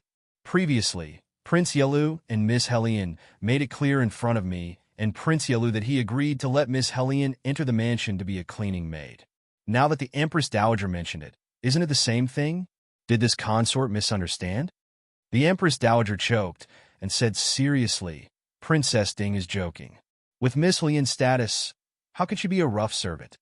Yi Li was puzzled. Status? Is she General Hellion's goddaughter? Being a rough servant with this status is indeed a waste. However, our prince said so. Although I'm a consort, I can't disobey the prince's wishes. I'm afraid that Miss Hellion and our King Ding's mansion don't have any fate. The Empress Dowager could naturally see that this was Yi Li's excuse. She frowned and said, Princess Ding, how can you speak nonsense about the marriage that was bestowed by His Majesty? Just now, His Majesty asked Aijiao to ask Princess Consort when King Ding's mansion plans to hold the wedding. It's best to do it before the Northern Tribe's envoy leaves. What plans do you have? Yi Li pursed her lips into a smile and said indifferently, reporting to the Empress Dowager, King Ding's mansion doesn't plan to hold a wedding. Once these words were spoken, the main hall suddenly became silent. Almost everyone's gaze gathered on Yi Li's body. Among them, the most intense were Hellion Huimin and noble consort Lu.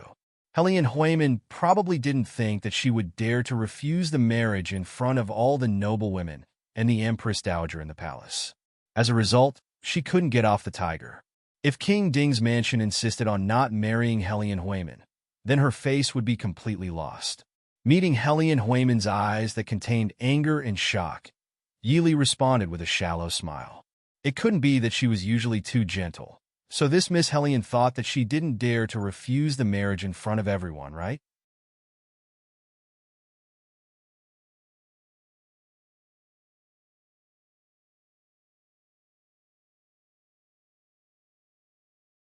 Chapter 288. Princess Ding, what did you say? The Empress Dowager frowned and stared at Yi Li unhappily. In fact, the Empress Dowager now did not want to have any involvement with the Ding Palace. When her youngest son did not even give her a greeting and started a rebellion, causing her to fall into a dilemma, she understood that this son was unreliable. As a woman in the palace, without a son to rely on, even if she had the ability to overturn the heavens, it would be a waste. Although her power had been taken away, the Empress had always been respectful to her, so she only wanted to enjoy her old age in the palace. Unfortunately, even if she wanted to retreat, her emperor's son did not want her to. So after Mo Jingxi was rebuffed by Mo Xiuyao, he pulled her out, hoping to start with Ding Wangfei. The Empress Dowager was now an outsider and could see more clearly. She naturally understood that this Princess Ding was not someone who could be led by the nose. Although she did not want to offend Yi Li, she had no choice now and could no longer stay out of the matter. Yi Li smiled and glanced at Madame Su, who was not far away. She turned back to look at the Empress Dowager, her voice clear and firm. Empress Dowager, the Ding family has no plans to hold a wedding. In fact, as long as I am still Princess Ding, the prince will not marry any concubines. The hall was in an uproar. Ding Princess, how dare you? Princess Zharan suddenly stood up and pointed at Yi Li. As a woman, you dare to stop Prince Ding from marrying a concubine. You have no virtue as a woman. How can such a jealous woman be a good match for Prince Ding? Princess Zharan's only beloved daughter was sent to the northern tribes for a political marriage. Her heart was filled with anger, and she was usually dissatisfied with Yi Li naturally. She was the first to stand up and make things difficult for her. Yi Li lazily glanced at Princess Zharan. It seemed that Princess Zharan disliked her from the start. No, it should be said that Princess Zharan disliked Mo Xiuyao, so she disliked her as well. Normally, Yi Li wouldn't mind if she gave in, but today's matter wasn't something she could let go of. Therefore, Yi Li did not plan on apologizing to her. With a faint smile, Yi Li said, "Eldest princess should be careful with your words. Our family's prince is not willing to take a concubine. As a wife, this consort naturally has to follow her husband's lead. Could it be that I need an outsider to force the prince? Since Princess Royal speaks of womanly virtues, do you know that a married woman should obey her husband?" Princess Zhao Ren's face alternated between green and white. Who in the capital didn't know that Princess Zhao Ren couldn't give birth to a son, and that she controlled the prince consort and prohibited him from getting close to the concubines? That was why the prince consort didn't have a son, even though he was 40 years old this year. Fortunately, the prince consort was only the second son of the first wife. If it was the eldest grandson, even the eldest princess would not be able to suppress the dissatisfaction of the aristocratic families. At this moment, the words of virtue coming out of her mouth sounded a bit sarcastic. Princess Zhaoran gave a snort with a calm face and said, "Even if it's like this, as the Ding King's princess, you should think of the Prince Ding Mansion's children and help the King's Mansion spread its branches." Even if the prince was confused and refused to take a concubine, as the princess, if you don't know how to persuade him, you can't be called virtuous. Yi Li looked up and said with a faint smile, "When did this consort say that I could be called virtuous?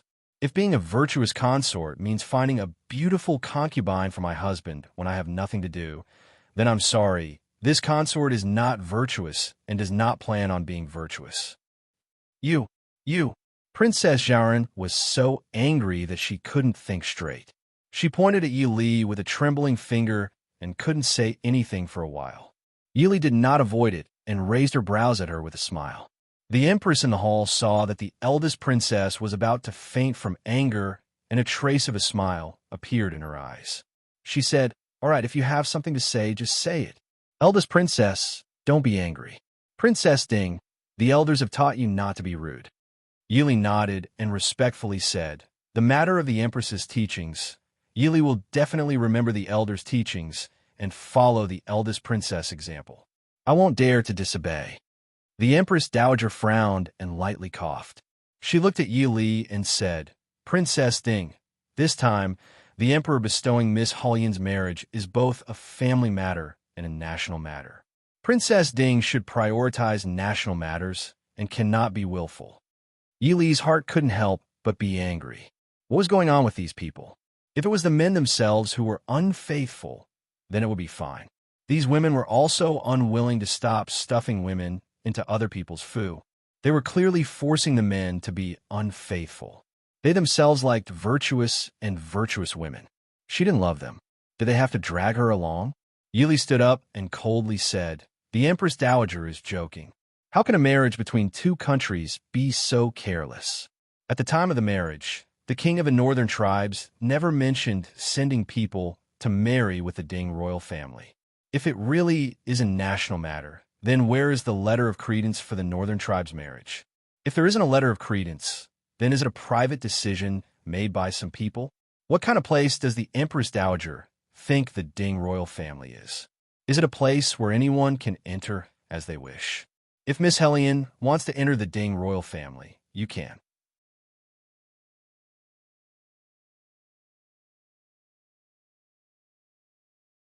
The Prince Ding Mansion's sweeping maid position is waiting for you. You want to enter the Prince Ding Mansion with an insignificant status as a goddaughter? Miss Hellion, first give me a clear status before speaking to the imperial consort. Hellion Huimin stood up, her elegant face full of anger. Even if you are the Ding royal consort, this lady is still a noble lady of the northern tribes. How can I allow you to wantonly humiliate me? Noble lady of the northern tribes? Yili disdainfully raised her eyebrows. The imperial consort, I still haven't heard that the noble lady's identity is so-and-so's goddaughter. A noble lady who can't even reveal the background of her biological parents? Everyone present understood the meaning behind Yi Li's words. In the Dechu state, even if the status of a godfather was much higher than one's biological parents, when speaking to others, one must first mention one's biological parents. At most, one would add the phrase so-and-so's goddaughter at the end. However, Hellion Huimin completely didn't mention the identity of her biological parents. This could only prove that the status of Hellion Huimin's parents wasn't as simple as being ordinary. It should be extremely low. Thinking about some of the customs of the northern tribes, there weren't many nobles of the northern tribes who looked as dignified as Yelu Yi. Most of the nobles of the northern tribes didn't look good in the eyes of the Dechu state's aesthetic standards. On the contrary, those who looked good in the northern tribes were mostly slaves. In other words, those who were sold or captured from other countries to the northern tribes. Among them, many were the descendants of the Dechu state's people. Thus, Hellion Huimin didn't even mention the identity of her biological parents. It couldn't help but make people suspect that she was the descendant of the slaves of the northern tribes. If that was really the case, even if the Ding King's household really married her as a concubine, it would be a huge joke. The noble women's gazes towards Hellion Huimin couldn't help but become subtle. In that subtle gaze, there was an additional bit of disgust and contempt. The status of the slaves of the northern tribes and the servants of the Dechu state were even lower. Not only were they killed at will, but they also specialized in doing some rough work that normal people weren't willing to do. Furthermore, there was no such thing as moonlighting. Many female slaves were also played with and abused by their masters. Hellion Huimin was also an extremely intelligent person. How could she not notice the changes in the gazes of the people present? She looked at Yi Li with even more resentment in her eyes. The Empress Dowager hesitantly looked at Hellion Huimin. She also didn't know what Hellion Huimin's true identity was. If that was really the case, if Hellion Huimin's true identity was spread out, it would only cause the entire court to be dissatisfied with the emperor's decree for the marriage. It would even cause the military to think that the emperor was purposely trying to humiliate the Ding King's household. Princess Consort, I'm afraid you filtered it out. Since the northern tribes and our Dechu state are on good terms, they naturally wouldn't not understand our Dechu state's customs. The girl sent over for the marriage naturally has a noble status. Presumably, Miss Hellion's parents died when she was young and she grew up in the general Hellion household, so she's used to it?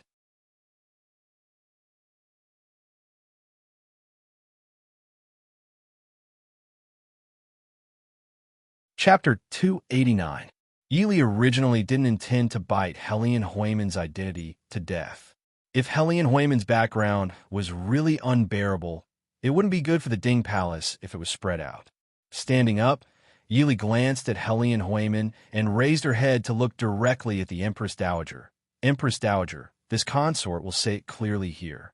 Unless the prince personally agrees to take a secondary consort, This consort will not agree to let anyone enter.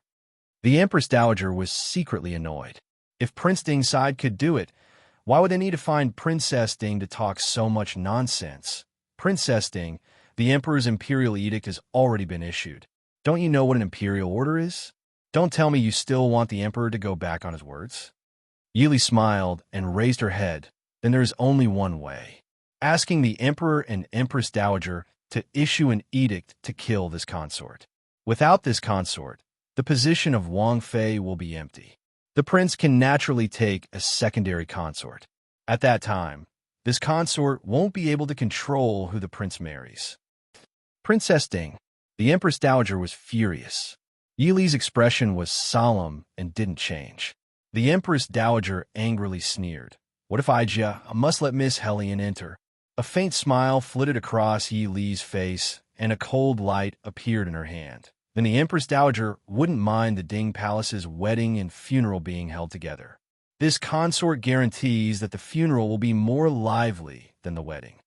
Everyone present couldn't help but suck in a breath of cold air. Looking at the cold light of the dagger in Princess Ding's hand, a few people who originally had other thoughts extinguished the delusions in their hearts. Even if it was a concubine's daughter who wasn't well-liked, marrying into a family with a slightly inferior background would still be of some help to the family. If she married into the Ding Palace, not only would she offend Princess Ding, she would also have sinned for no reason. Looking at the woman who still had a gentle smile in front of them, they didn't dare to doubt that she was just joking. Yili smiled and swept her gaze across everyone. Her gaze stopped on Hellion Huimin and smiled. How is it? Does Miss Hellion still insist on entering the Prince Ding mansion? Hellion Huimin took a deep breath and looked at Yili, unwilling to admit defeat. Princess Consort wants to kill me, but I'm afraid you don't have the ability. Do you think a mere dagger can scare me? Which daughter of the northern tribes did not grow up wielding swords and knives on horseback? Although Hellion Huimin's family background was a bit low, she had been adopted by Hellion Jun since she was a child. Naturally, her martial arts were not weak. With a flip of his hand, he also pulled out his scimitar from its jeweled scabbard and pointed it at Yili. Miss Hellion, how can you casually draw your blade in front of the Empress Dowager? Quickly put it down. The Empress frowned and reprimanded. On the side, noble consort Lu said lightly, just now, when Princess Ding drew her sword, Her Majesty didn't reprimand her. The Empress smiled faintly and said, Younger sister, have you forgotten that our ancestors have instructed Prince Ding and Princess Ding to carry swords in the palace? Noble consort Lu snorted and turned her head away, ignoring the Empress. The Empress also did not argue with her and smiled faintly. Looking at Hellion Huimin, who was holding the gorgeously decorated scimitar, Yili pursed her lips and smiled. Hellion Huimin frowned and said, What are you smiling about? Yili smiled and said, Speaking of which, there are quite a few women who are eyeing my prince covetously. Today, consort, I will use you as an example. Shameless boasting. Hellion Huimin sneered disdainfully and waved the scimitar in her hand towards Yili. Yili casually moved to the side, but Hellion Huimin did not relax and continued to wave the scimitar from behind her. Hellion Huimin was indeed a woman who grew up in the grasslands. Compared to the women of the Central Plains, her scimitar was vigorous and full of strength. Yili waited until she had waved the scimitar a dozen times before she laughed crisply and said, Is Miss Hellion done? Next, it's Consort Eye's turn. Compared to Hellion Huimin's majestic aura, Yili's moves were extremely ordinary. The crowd didn't even understand what was going on. They only saw Yili already closing in on Hellion Huimin, one hand grabbing Hellion Huimin's retreating hand, and with a kick, kicking away Hellion Huimin's kick. Her other hand flashed a cold light and mercilessly stabbed towards Hellion Huimin's chest. Princess Ding, have mercy! The Empress Dowager and the Empress shouted in unison. Hellion Huimin found that she could not break free from Yili's grip and could only close her eyes and wait for death. She was not reconciled. She believed that her martial arts were the best among the women of the northern tribes, but she had lost to a woman from the Dechu state. She did not even have time to see her moves clearly, but this was not important. Even if she was not reconciled to her loss, what awaited her was death. After waiting for a while, the expected pain did not come. Helion Huimin opened her eyes in confusion and saw that Yi Li had unceremoniously pushed her to the side and calmly put away the scimitar in her hand. Helion Huimin had walked through the gates of hell, but she was still somewhat in a daze. She could feel that Princess Ding did not just want to scare her. That murderous aura that hit her in the face was enough for her to clearly understand that she had just narrowly escaped with her life. After receiving such a blow, Helion Huimin could not say anything for a while. She could only stand in the hall in a daze. The Empress Dowager's face was green with anger. She stood up and said, "Princess Ding, you have big guts. Forget it. Ijia is old. I can't manage these things. Empress, I'll leave the rest to you. Ijia will go back first." After speaking, the Empress Dowager rubbed her chest and called for the palace maids beside her to help her leave. The Empress Dowager gave up, and the Empress could only bitterly smile. Noble consort Lu looked at the Empress and asked, "Empress, how should we deal with this?" The Empress smiled and said, "Naturally, we will report to the Emperor and then make a decision. But after today, I think this matter will not be difficult to solve. Younger sister, don't you think so?" If Helion Huimin still dared to want to marry into the Ding Prince's mansion, then she could only admire her. Noble consort Lu lowered her head to look at Yi Li, who was below His Highness. Her eyes were more complex and deep. The Empress ignored her and only smiled and said, "I still like Princess Ding's temperament. She doesn't make a sound, but she amazes everyone with a single brilliant feat. She handles things cleanly and efficiently. Presumably, those who want to marry their daughters into the Prince Ding mansion will have to think twice." Facing Yi Li, who was below His Highness, she smiled faintly. Her eyes were filled with envy and admiration. Yi Li, who was under everyone's gaze, played with the sharp blade in her hand without care. Since this kind of matter could not be settled, then it would be settled cleanly once and for all. When they left Zhengde Palace, the noble ladies looked at Yi Li with a strange expression. There was envy, jealousy, fear, and schadenfreude in their eyes. Not to mention that the Dechu state had been founded for more than 100 years, even the past several thousand years. There was no woman who dared to draw a blade in front of the Empress Dowager and Empress and say that she would kill all the women who wanted to be her husband's concubine. This boldness and courage naturally made these noble women who had to endure groups of concubines at home envious and jealous. At the same time, everyone knew that being chosen as the king's consort meant that she was destined to bear the infamy of being a jealous woman. Leo, Yulia just stepped out of the hall when Su Foreign was already waiting outside. Yili smiled faintly and greeted her aunt. Su Foreign looked at her and sighed. She shook her head and said, "You girl." Yili lowered her head and smiled. Lear has embarrassed aunt.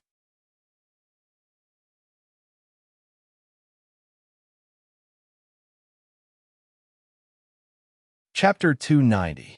Lady Su pulled her hand and laughed softly as she walked out. Why would our Su family care about these false reputation? Aunt is also a woman. How can you not understand a woman's thoughts? But Prince Ding sighed. Lear was indeed daring in the palace today, but with her status as the imperial consort, she wouldn't be charged with any serious crime. The so-called marriage was a family matter. As long as Prince Ding was willing to protect her, she would be fine. But if Prince Ding was dissatisfied with her actions today, then Lear's future days would not be easy. Yili blinked and looked at Lady Su's worried eyes. She hugged Lady Su's arm and intimately leaned on her with a smile. "Aunt, don't worry. I'll be fine. Aunt, when you go back, you have to put in a good word for Lear in front of second uncle, lest second uncle wants to teach Lear a lesson." Lady Su raised her hand to pat her and laughed softly. "You're too daring. No wonder your uncle wants to teach you a lesson. Just now in the palace, you scare me quite a bit." Lady Su came from a scholarly family and had never seen anyone brandish a sword in front of her. Just now in the palace, when she saw Helion Huimin brandishing a sword towards Yili, if it wasn't for her usual self-control, she would have screamed on the spot. "Lear knows her mistake. I won't do it in the future." Yili hugged Lady Su's arm and acted coquettishly. Just as she accompanied Lady Su out of the palace gate, she saw the curtain of the Ding Palace's carriage being opened from the inside. A handsome man in a white gown stepped out of the carriage with his head lowered and smiled at Yili at the palace gate. Although the noble women passing by could not stop and watch, they also saw Prince Ding smiling and reaching out his hand to the princess consort. They didn't believe that Prince Ding didn't know what happened in the palace. It seemed that Prince Ding only had the princess consort in his heart. Even though Princess Ding made such a domineering and willful declaration in the palace, which almost made Prince Ding lose face, Prince Ding still doted on her, as before. Madame Su pulled Yili forward and bowed. Mo Xiaoyao stepped aside slightly and said with a laugh, "Madam is Yi Li's Jiamu. We're family. There's no need to be so courteous." Madame Su laughed and said, "Etiquette must not be discarded. Yi Li is young and immature. I hope that Prince will be magnanimous enough to forgive her." Mo Xiaoyao looked at Yi Li with a smile and said, "Madam worries too much. Li is very good." "Why are you here?" Yi Li asked, puzzled. Mo Xiaoyao laughed in a low voice and said, "I heard that Nyangzi drew her saber in Zhangde Palace and was so angry that it shocked everyone. Isn't your husband worried about your safety?" Yi Li couldn't help but roll her eyes at him. If he was worried about her safety, why didn't he enter the palace to find her? Who was he putting on an act for? Madame Su looked at the two's conversation, and there was a trace of relief in her eyes. With one glance, she could see that Prince Ding really didn't care about Li Er's actions in the palace, and it could even be said that he was very happy about it. With a smile, Madame Su bid farewell to the two and walked towards her own carriage with a peace of mind. When the Prince Ding mansion's carriage left, the palace gate gradually regained its peace. Not far from the city walls, Yalu Yi brought Helian Huimin and silently watched the Ding mansion's carriage leave. After a long time, Helian Huimin said with some unwillingness, "Cousin, are we just going to let it go like this?" Yalu Yi glanced at her with a smile that wasn't a smile and said, "If we don't let it go, what can you do? You can't hook up with Prince Ding, and you can't deal with the Prince Ding mansion. Or do you really want to go to the Ding mansion to be a cleaning maid? Don't forget what happened to 11 because of Mo Xiaoyao. Do you think he's a soft-hearted person?" Thinking of the 11th prince, Yalu Ping, who was still a fool, Helian Huimin couldn't help but shiver. She didn't dare to think about how a person who wasn't injured or poisoned would turn from a normal person into a fool.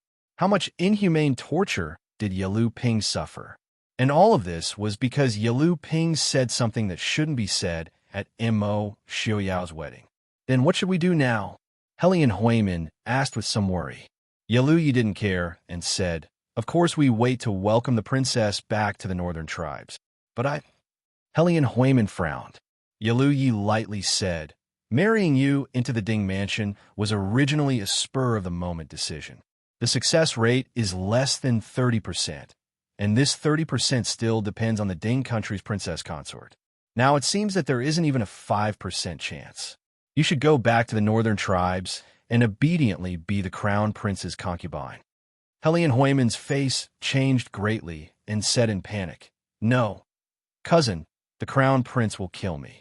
Also, what happened in the Dechu state will definitely spread back to the northern tribes. The crown prince won't want me. The crown prince's concubine. The northern tribes and the Dechu state's rules and etiquette were completely different. The concubines below the crown prince's concubine would all become the crown prince's concubine, but all of them were the crown prince's concubine slaves. If her status was noble and her birth was noble, then it would be better. But for a woman who was born a slave, even if she became the crown prince's concubine, she still wasn't allowed to have children. She also wasn't allowed to have her own property and had no freedom. Other than when the crown prince was having sex, she was no different from an ordinary female slave. Even if she was beaten to death, as her adoptive father, Helian Jun, couldn't say anything. What's more, the crown prince and Yelu Ye's party had a deep grudge. The women who were sent to the crown prince's mansion by Yelu Yi would usually be sent out in less than half a month. Helian Huimin couldn't help but tremble in her dreams at night. So this time, when Yi came to the Dechu state to escort the bride, she thought of a way to follow. When Yi said that he planned to send her to the Prince Ding mansion, she didn't hesitate to agree. Sometimes she even thought that as long as she didn't return to the northern tribes, even if she stayed in the Dechu state as a servant girl, with her ability, she wouldn't be afraid of not being able to rise up one day. But if she returned to the northern tribes, what awaited her was only the word death. Don't have any bad ideas. The Hellion family raised you for so many years, you can't be wasted, right? Glancing at the silent Hellion Huimin, Yi lightly said, "Don't worry, there aren't many people who have seen you. Princess Ronghua also hasn't seen you. As for your name, it's fine as long as you change it. In any case, Uncle has more than one goddaughter. Since you can't deal with Prince Ding, then obediently accept your fate and go to the Crown Prince's mansion. I already gave you a chance." Hellion Huimin's heart trembled. She knew Ye's methods. She hurriedly said with a trembling voice, "I understand."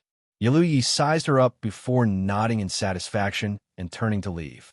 If it wasn't for the fact that Hellion Huimin had the best aptitude among the women in Uncle's mansion, she wouldn't have needed to go back alive if this plan failed. However, although Hellion Huimin was smart, compared to Princess Ding, she was still far from enough. Thinking of the information collected these days in the Chu capital, this Princess Ding not only came from a noble background, but was also skilled in literature and martial arts. It was even said that in Yongzhou, she led the Black Cloud Cavalry to guard the city until Prince Ding's reinforcements arrived. It could be said that her contributions couldn't go unnoticed. A woman who could be betrothed to the Black Cloud Cavalry. The betrothal between the northern tribes and the Ding King's mansion was left unsettled. However, the Ding King's consort's reputation as a fierce woman spread throughout the capital overnight. She dared to hold a dagger in front of the Empress Dowager and say that she wanted to enter the Ding King's mansion. If one came, she would kill one. If two came, she would kill a pair. No one in the capital dared to provoke this woman. What was even more frightening was that Prince Ding didn't have the slightest bit of anger towards the princess consort's announcement. Instead, he would occasionally accompany his beloved wife to tour the capital.